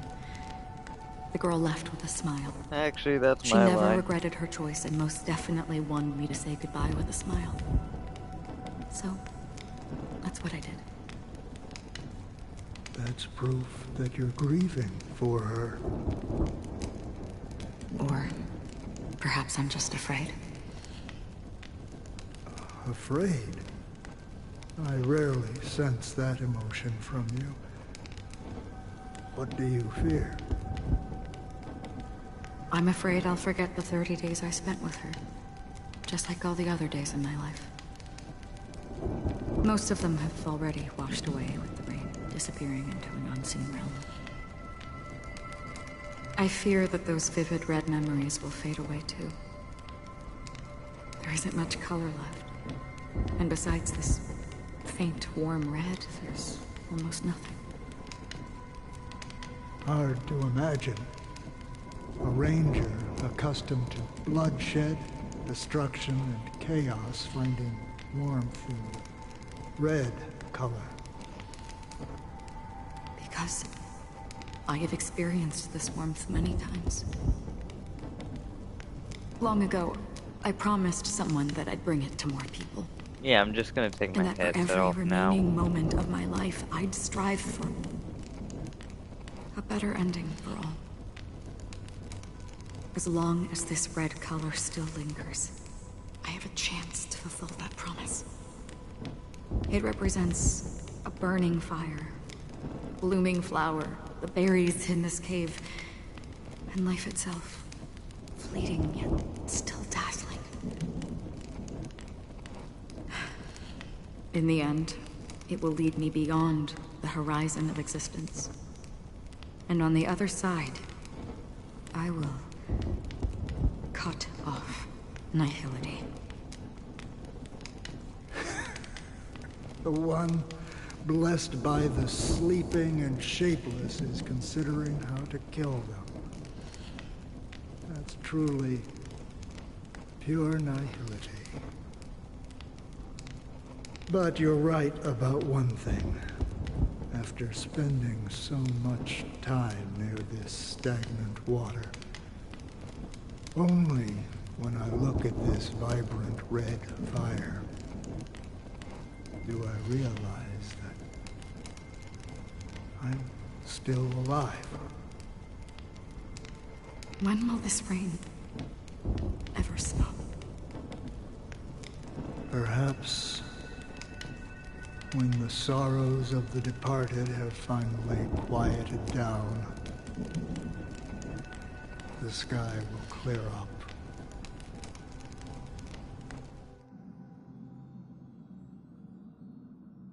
Have you heard of a planet named Biari Scamandros, Don Hung?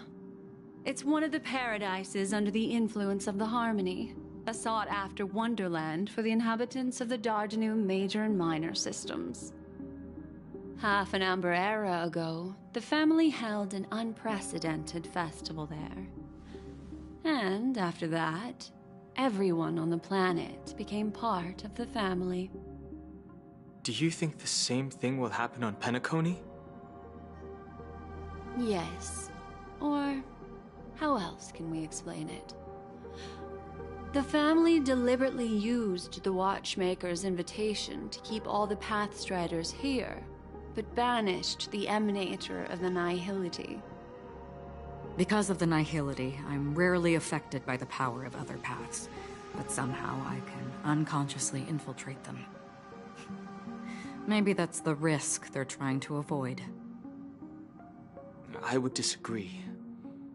Biari Scamandros is not part of the credit system or connected to the Silver Rail. It's nothing more than a remote civilization sheltered by the Harmony. But Penacony is different. If the family messes with Penacony, that would be like declaring war on almost half of the factions in the cosmos. They have no reason to do that. No, they don't. If they truly serve the Harmony, that is. What do you mean? The path in Penacony is impure. The Harmony here has impurities. Do you remember the Ancient Swarm disaster? Tazeront, the propagation, brought endless havoc to the universe, and it eventually evolved into a fierce battle among all eons. 2 paths lost their eons in that war, the propagation and the order. Coincidentally, their downfall is related to a certain eon. Shipe, the Harmony. Legend has it that they participated in the crusade against the Imperator Insectorum, and devoured Anna the Order for unknown reasons. Holy forgaroni! So you're saying that the two leaderless paths are working behind the scenes? But I don't see any descendants of the propagation in Penacony.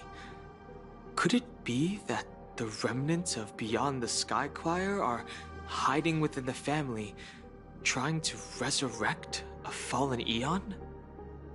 I can't say for sure, but they're definitely planning something for the Charmony Festival.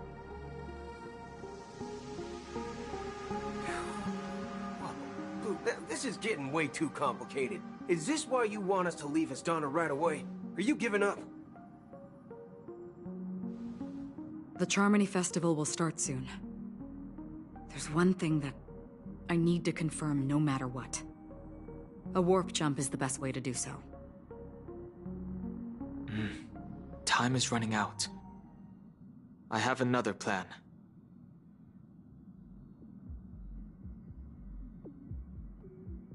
Hold on.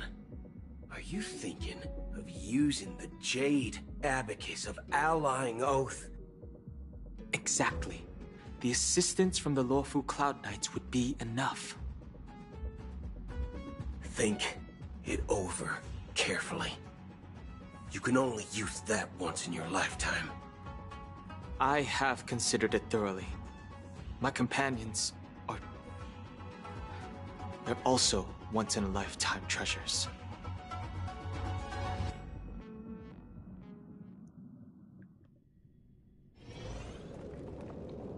Alright. I think Sunday's boss fight is gonna happen. Are you the only one here, my child? The Nameless is quite the diplomat. Our secrets have spread like wildfire within the family. And IPC starships are gathering towards Astana.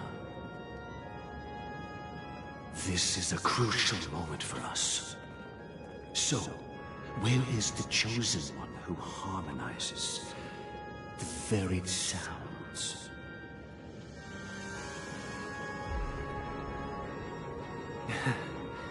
What do you mean, Master? I'm right here in front of you, aren't I? You know, she was supposed to be the star of the Charmony Festival. In our plan. But the plan has changed. As her brother, I know she doesn't want to sing for the Order. So I'll take her place. You've always been wise beyond your years. I'm sure you understand the consequences of your choice. If you consider this a betrayal, well, there can't be two suns in the sky. I'll step up and take down the other sun if necessary. Do you believe in karma? If karma exists, then everyone has their own karma. You have yours, and I have mine. And my karma has nothing to do with you, Mr. Gopherwood.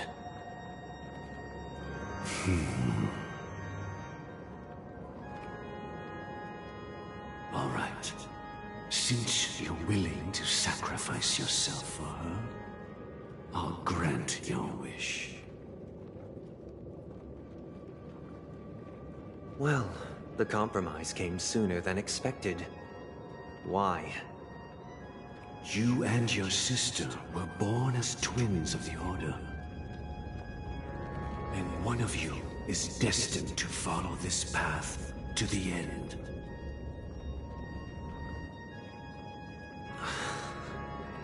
Is this part of your plan?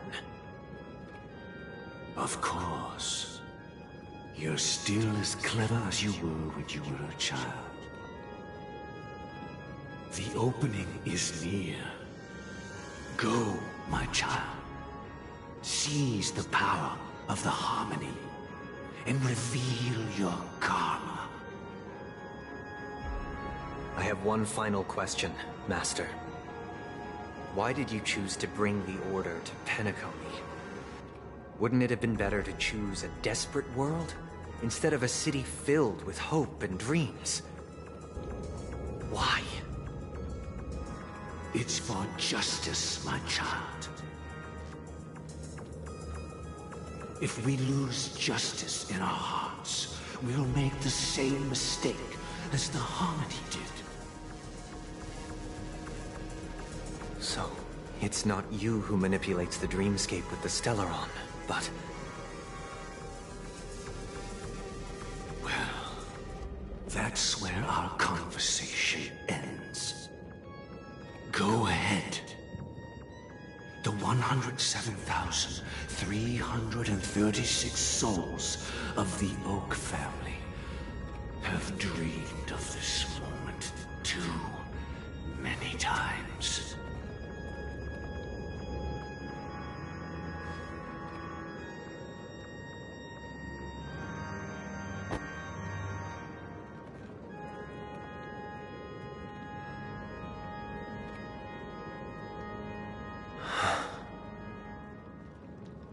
I shall ascend to the heavens, becoming the scorching sun. Bathed in my light, my people shall flourish, while all evil shall be eradicated. This is the interior of the Penacony Grand Theater. It's quite exhilarating to be flushed into the air by Soulglad. But why is the venue still closed when the Charmony Festival is about to start? And not only that, the entire theater is eerily quiet. No audience, no staff, no one around.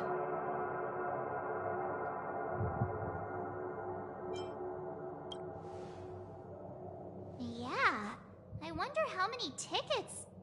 Hey, that's not what we should be concerned about! Let's explore around. Be careful, everyone. Oh, cool, I'm finally out of dialogue.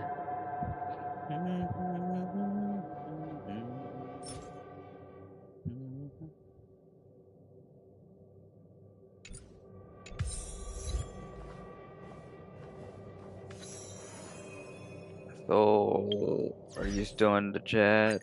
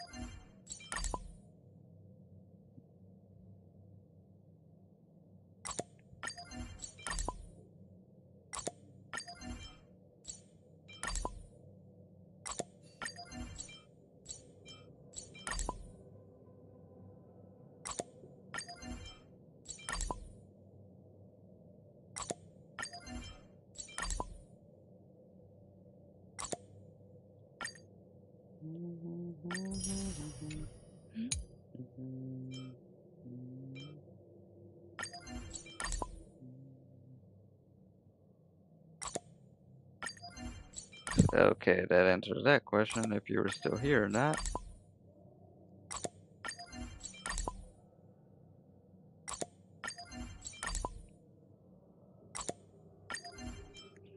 So, Soul, you don't believe that I have Ruan Mei, do you?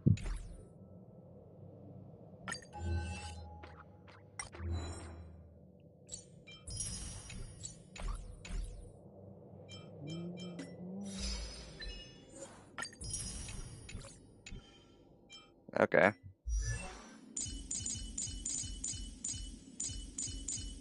Yeah, that doesn't mean I don't have her.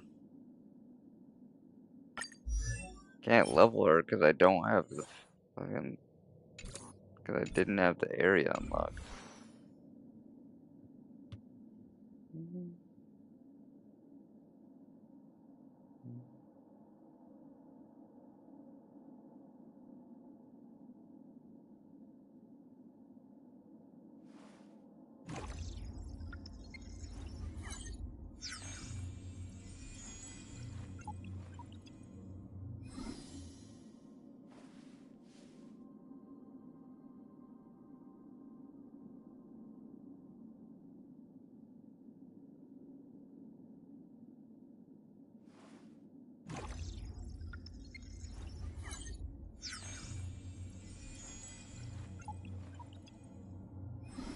And who would you expect me to drop in my team for either of them?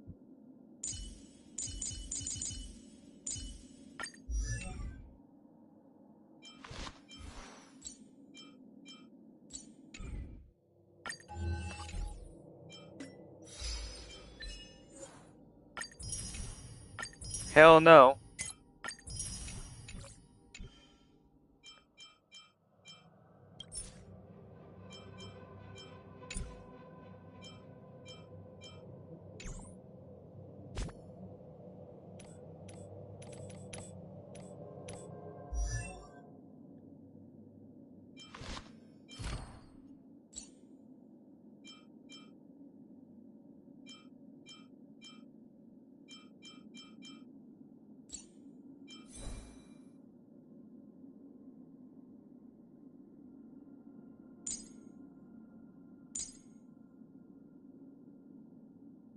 You'd have a better chance of making me stab my eyes out with a fork and eat them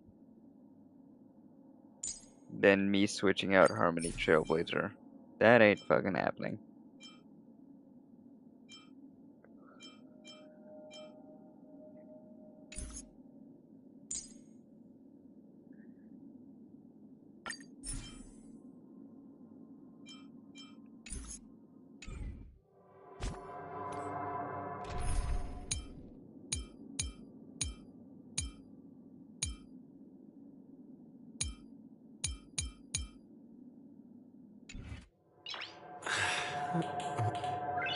Nice.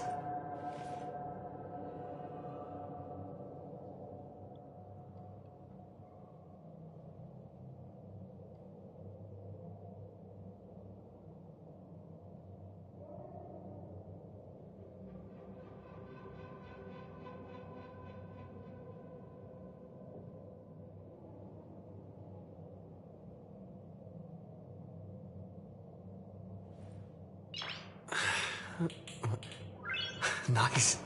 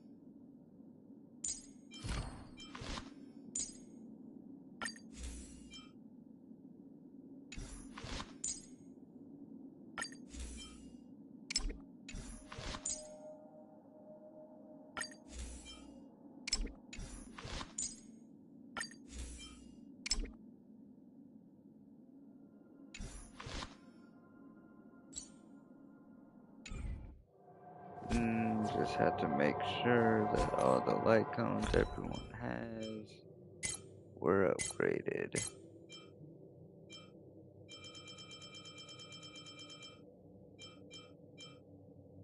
What the fuck is this?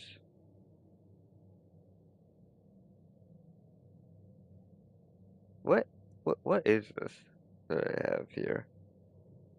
Golden blessing. Is this a fucking birthday gift or something?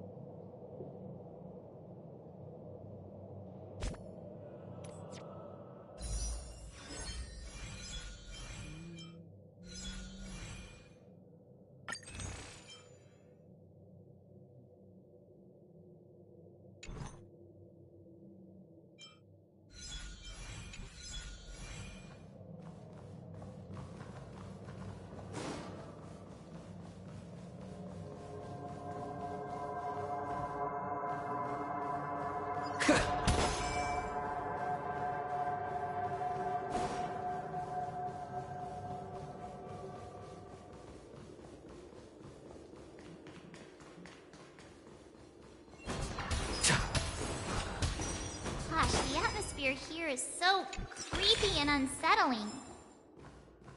Even if there's no audience yet, there should be some staff around. Why is it so silent?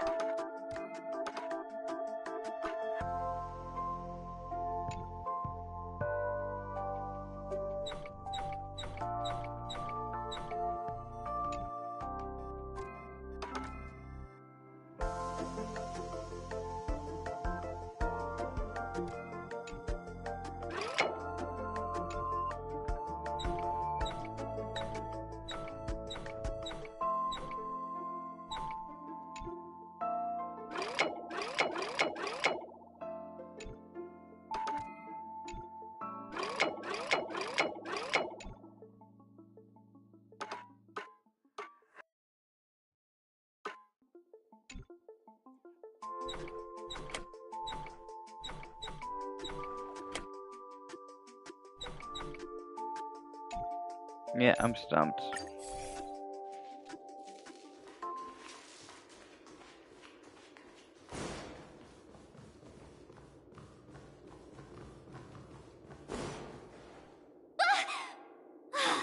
Yikes! They scared the life out of me! Why are there so many puppets at the ticket office?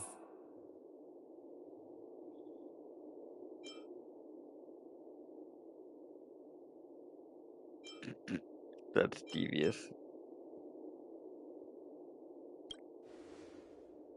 What? You're so annoying. Stop scaring me.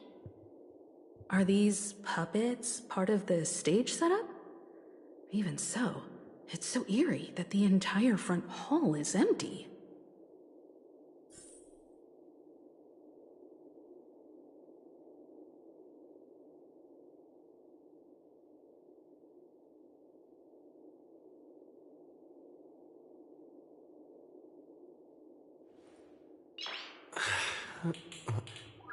Nice.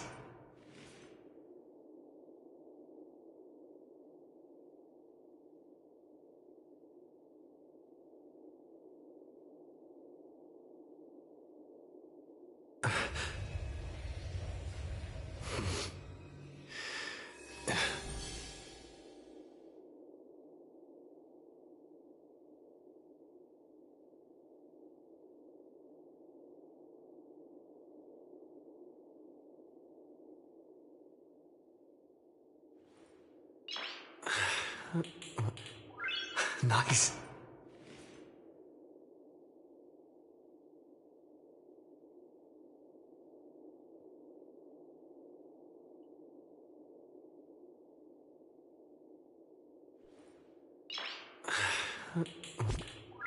Not. He's.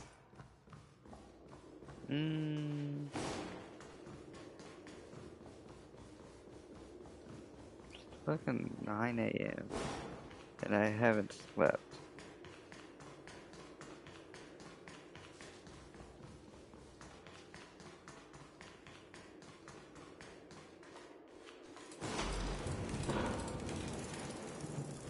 Something feels off. We're in the right place, right? There's no other grand theater in the dreamscape. So Sunday's messing with us? He said we'd have a final showdown on the stage, but why is there no one here? My apologies for the delay, March 7th. You scared me! Where are you now? I'm waiting for you behind the curtain. Following the Asdana tradition, I invite you to enjoy a stage play in 3 acts before the festival begins. History is a mirror reflecting the universe's true essence. Let's use this opportunity to delve into the rich history of Penacony and the eons. Within it, naturally, the future takes shape. Let us commence with the dawning of the world. After the Dusk Wars, darkness veiled the sky, and chaos consumed the earth. Enna the Order emerged, destined to restore all existence. That marked the first day.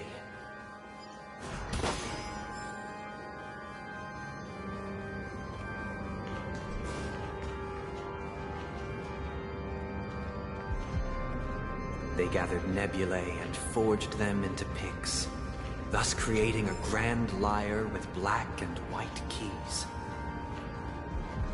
Strike the white keys, and the sun rose. Strike the black keys, and the moon rose. And so, the cycle of day and night arose. That marked the second day.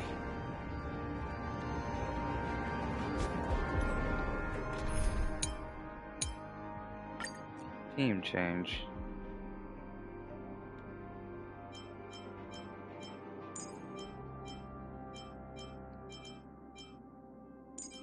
Just for lols.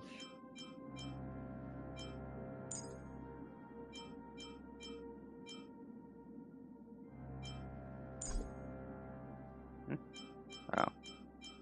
Right. Don Hung.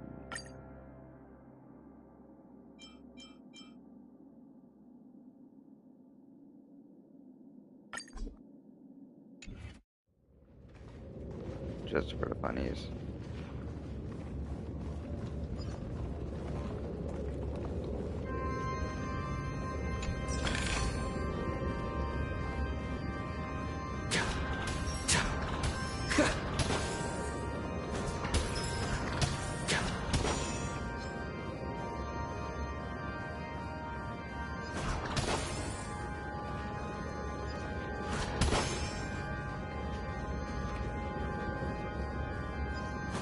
Literally no rhyme or reason behind this game. Literally just to be stupid. Just because I can, basically. In fact, let me level Hime no Noko. Insanity! I put my controller down. Now I have to pick it right back up. Put it down for a singular second. It's not even lasting 10 seconds, it's lasting 5 seconds. Oh, there you go. Now it might last longer.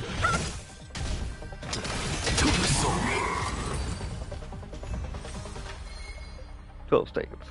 It lasted more than 10. Insanity! You're not going anywhere!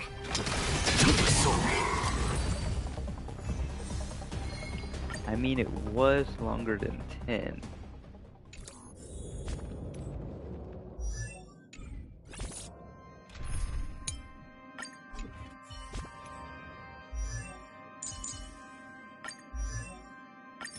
With countless marvelous sights to be seen, I couldn't possibly consider stopping here. Level Himeko. Her icons maxed.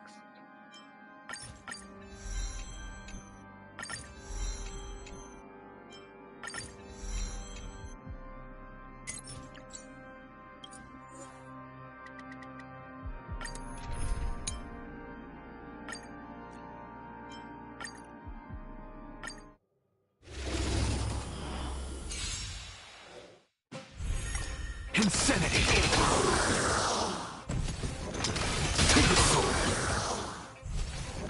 With this divine power, I reforge all things! Insanity!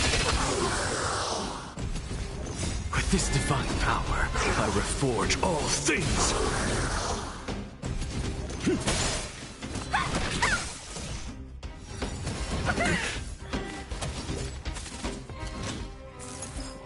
So tiring. With this divine power, I reforge all things!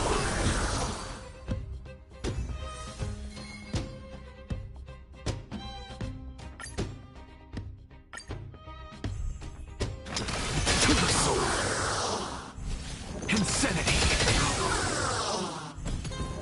With this divine power, I reforge all things!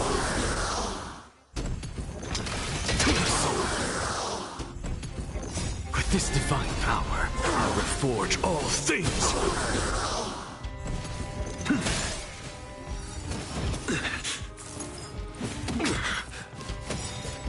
With this divine power, I reforge all things!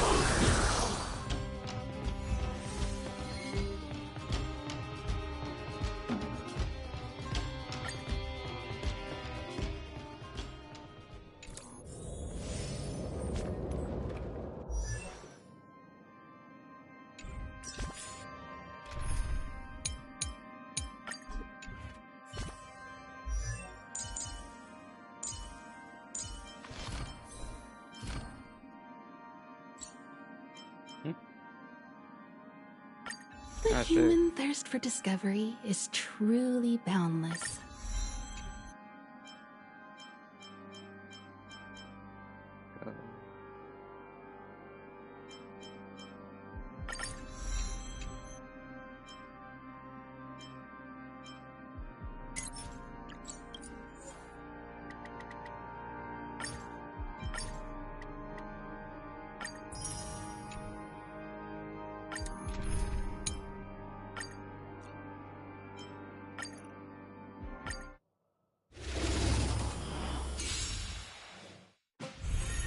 Insanity!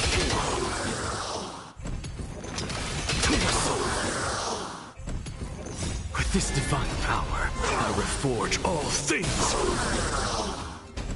Insanity! With this divine power, I reforge all things!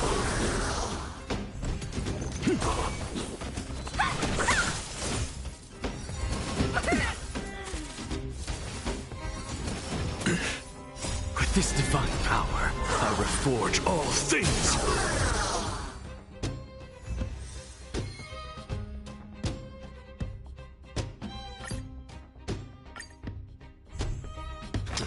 To the soul!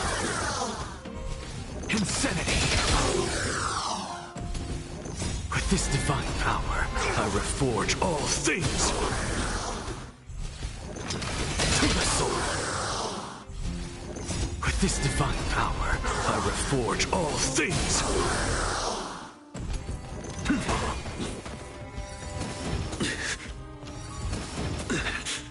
With this divine power, I reforge all things!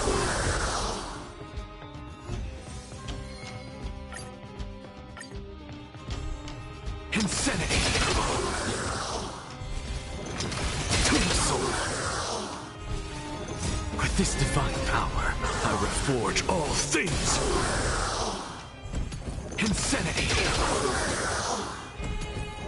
With this divine power, I reforge all things!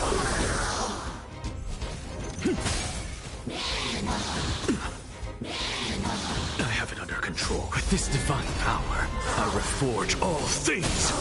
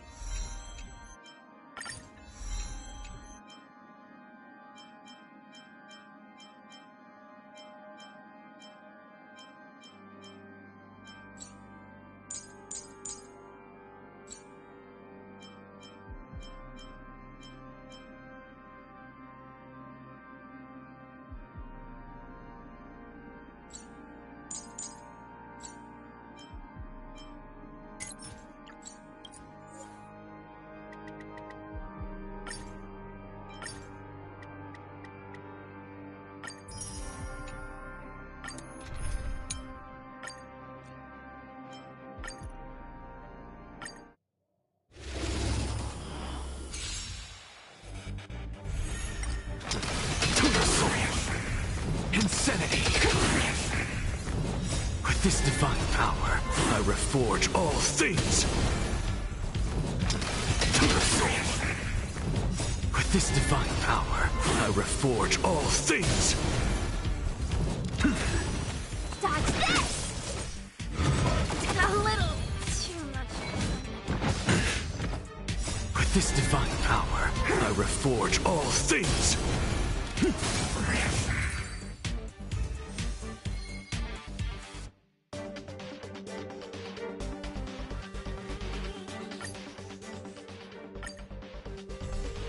Insanity! To the soul! With this divine power, I reforge all things! Insanity! With this divine power, I reforge all things!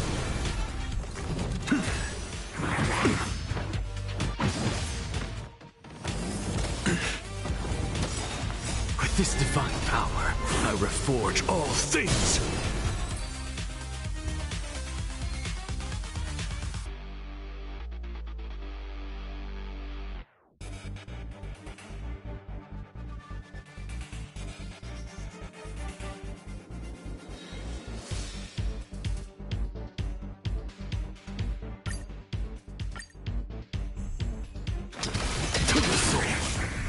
Insanity! With this divine power, I reforge all things! To this divine power, I reforge all things!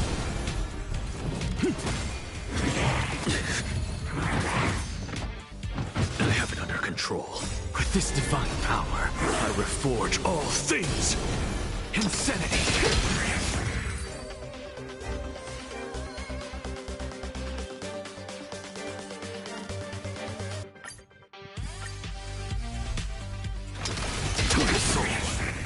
Insanity! With this divine power, I reforge all things! To your soul! Insanity! With this divine power, I reforge all things!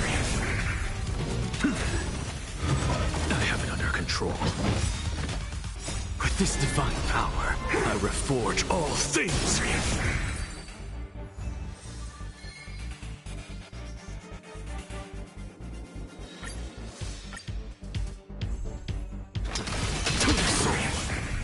Insanity! With this divine power, I reforge all things! To the soul! Insanity! With this divine power, I reforge all things! To the soul!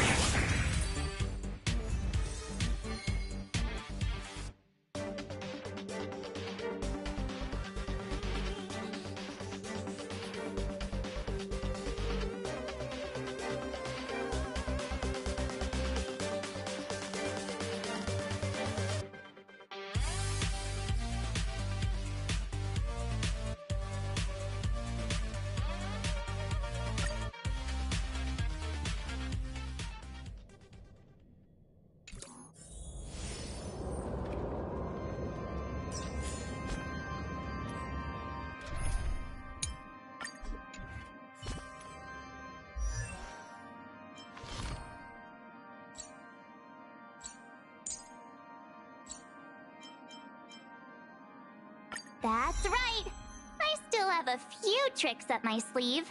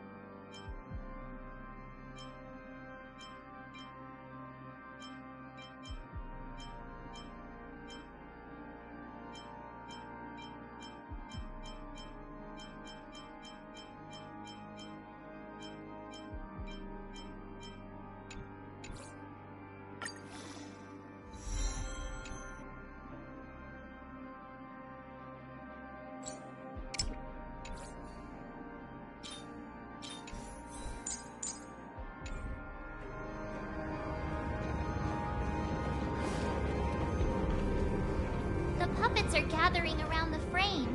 Are they expecting us to enter it?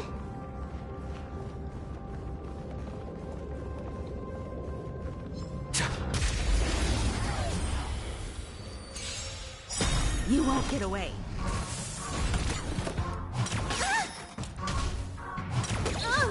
Take your positions.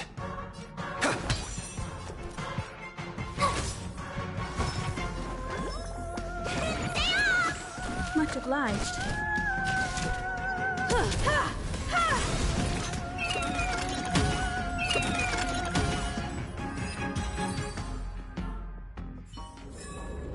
Reach the end of the story in your own way.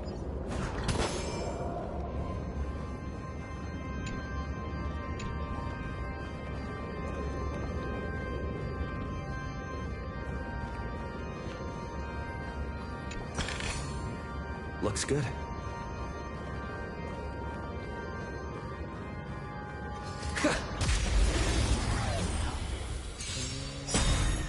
Stay in step.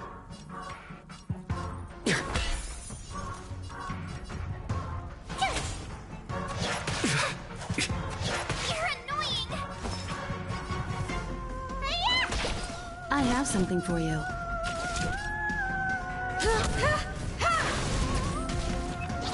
Still the same old...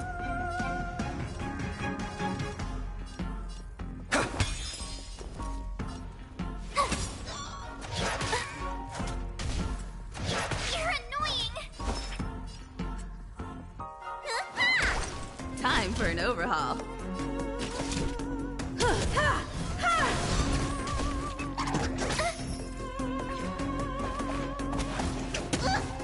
Stay in step. You won't get away.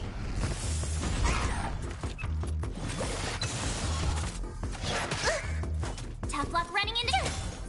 Need a doctor? Hiya!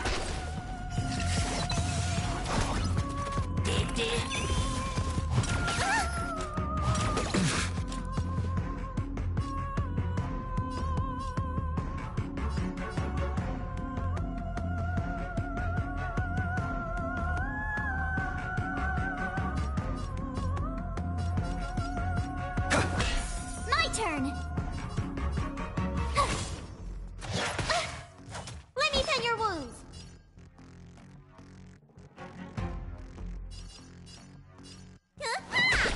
I have something for you.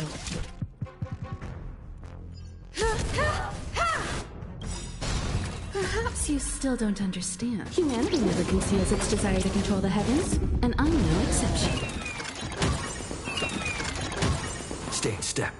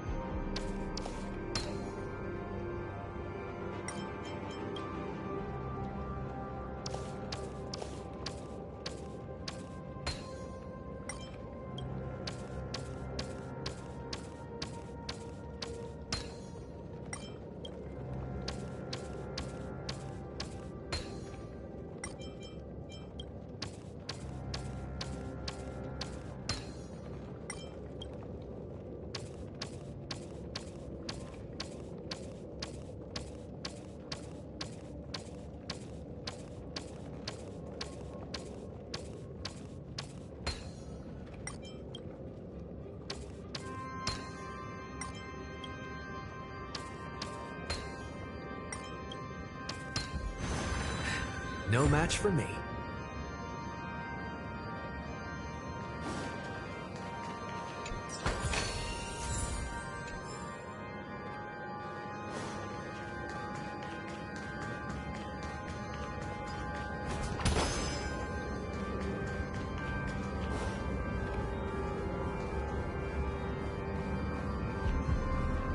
Yeah, this is the end of the stream.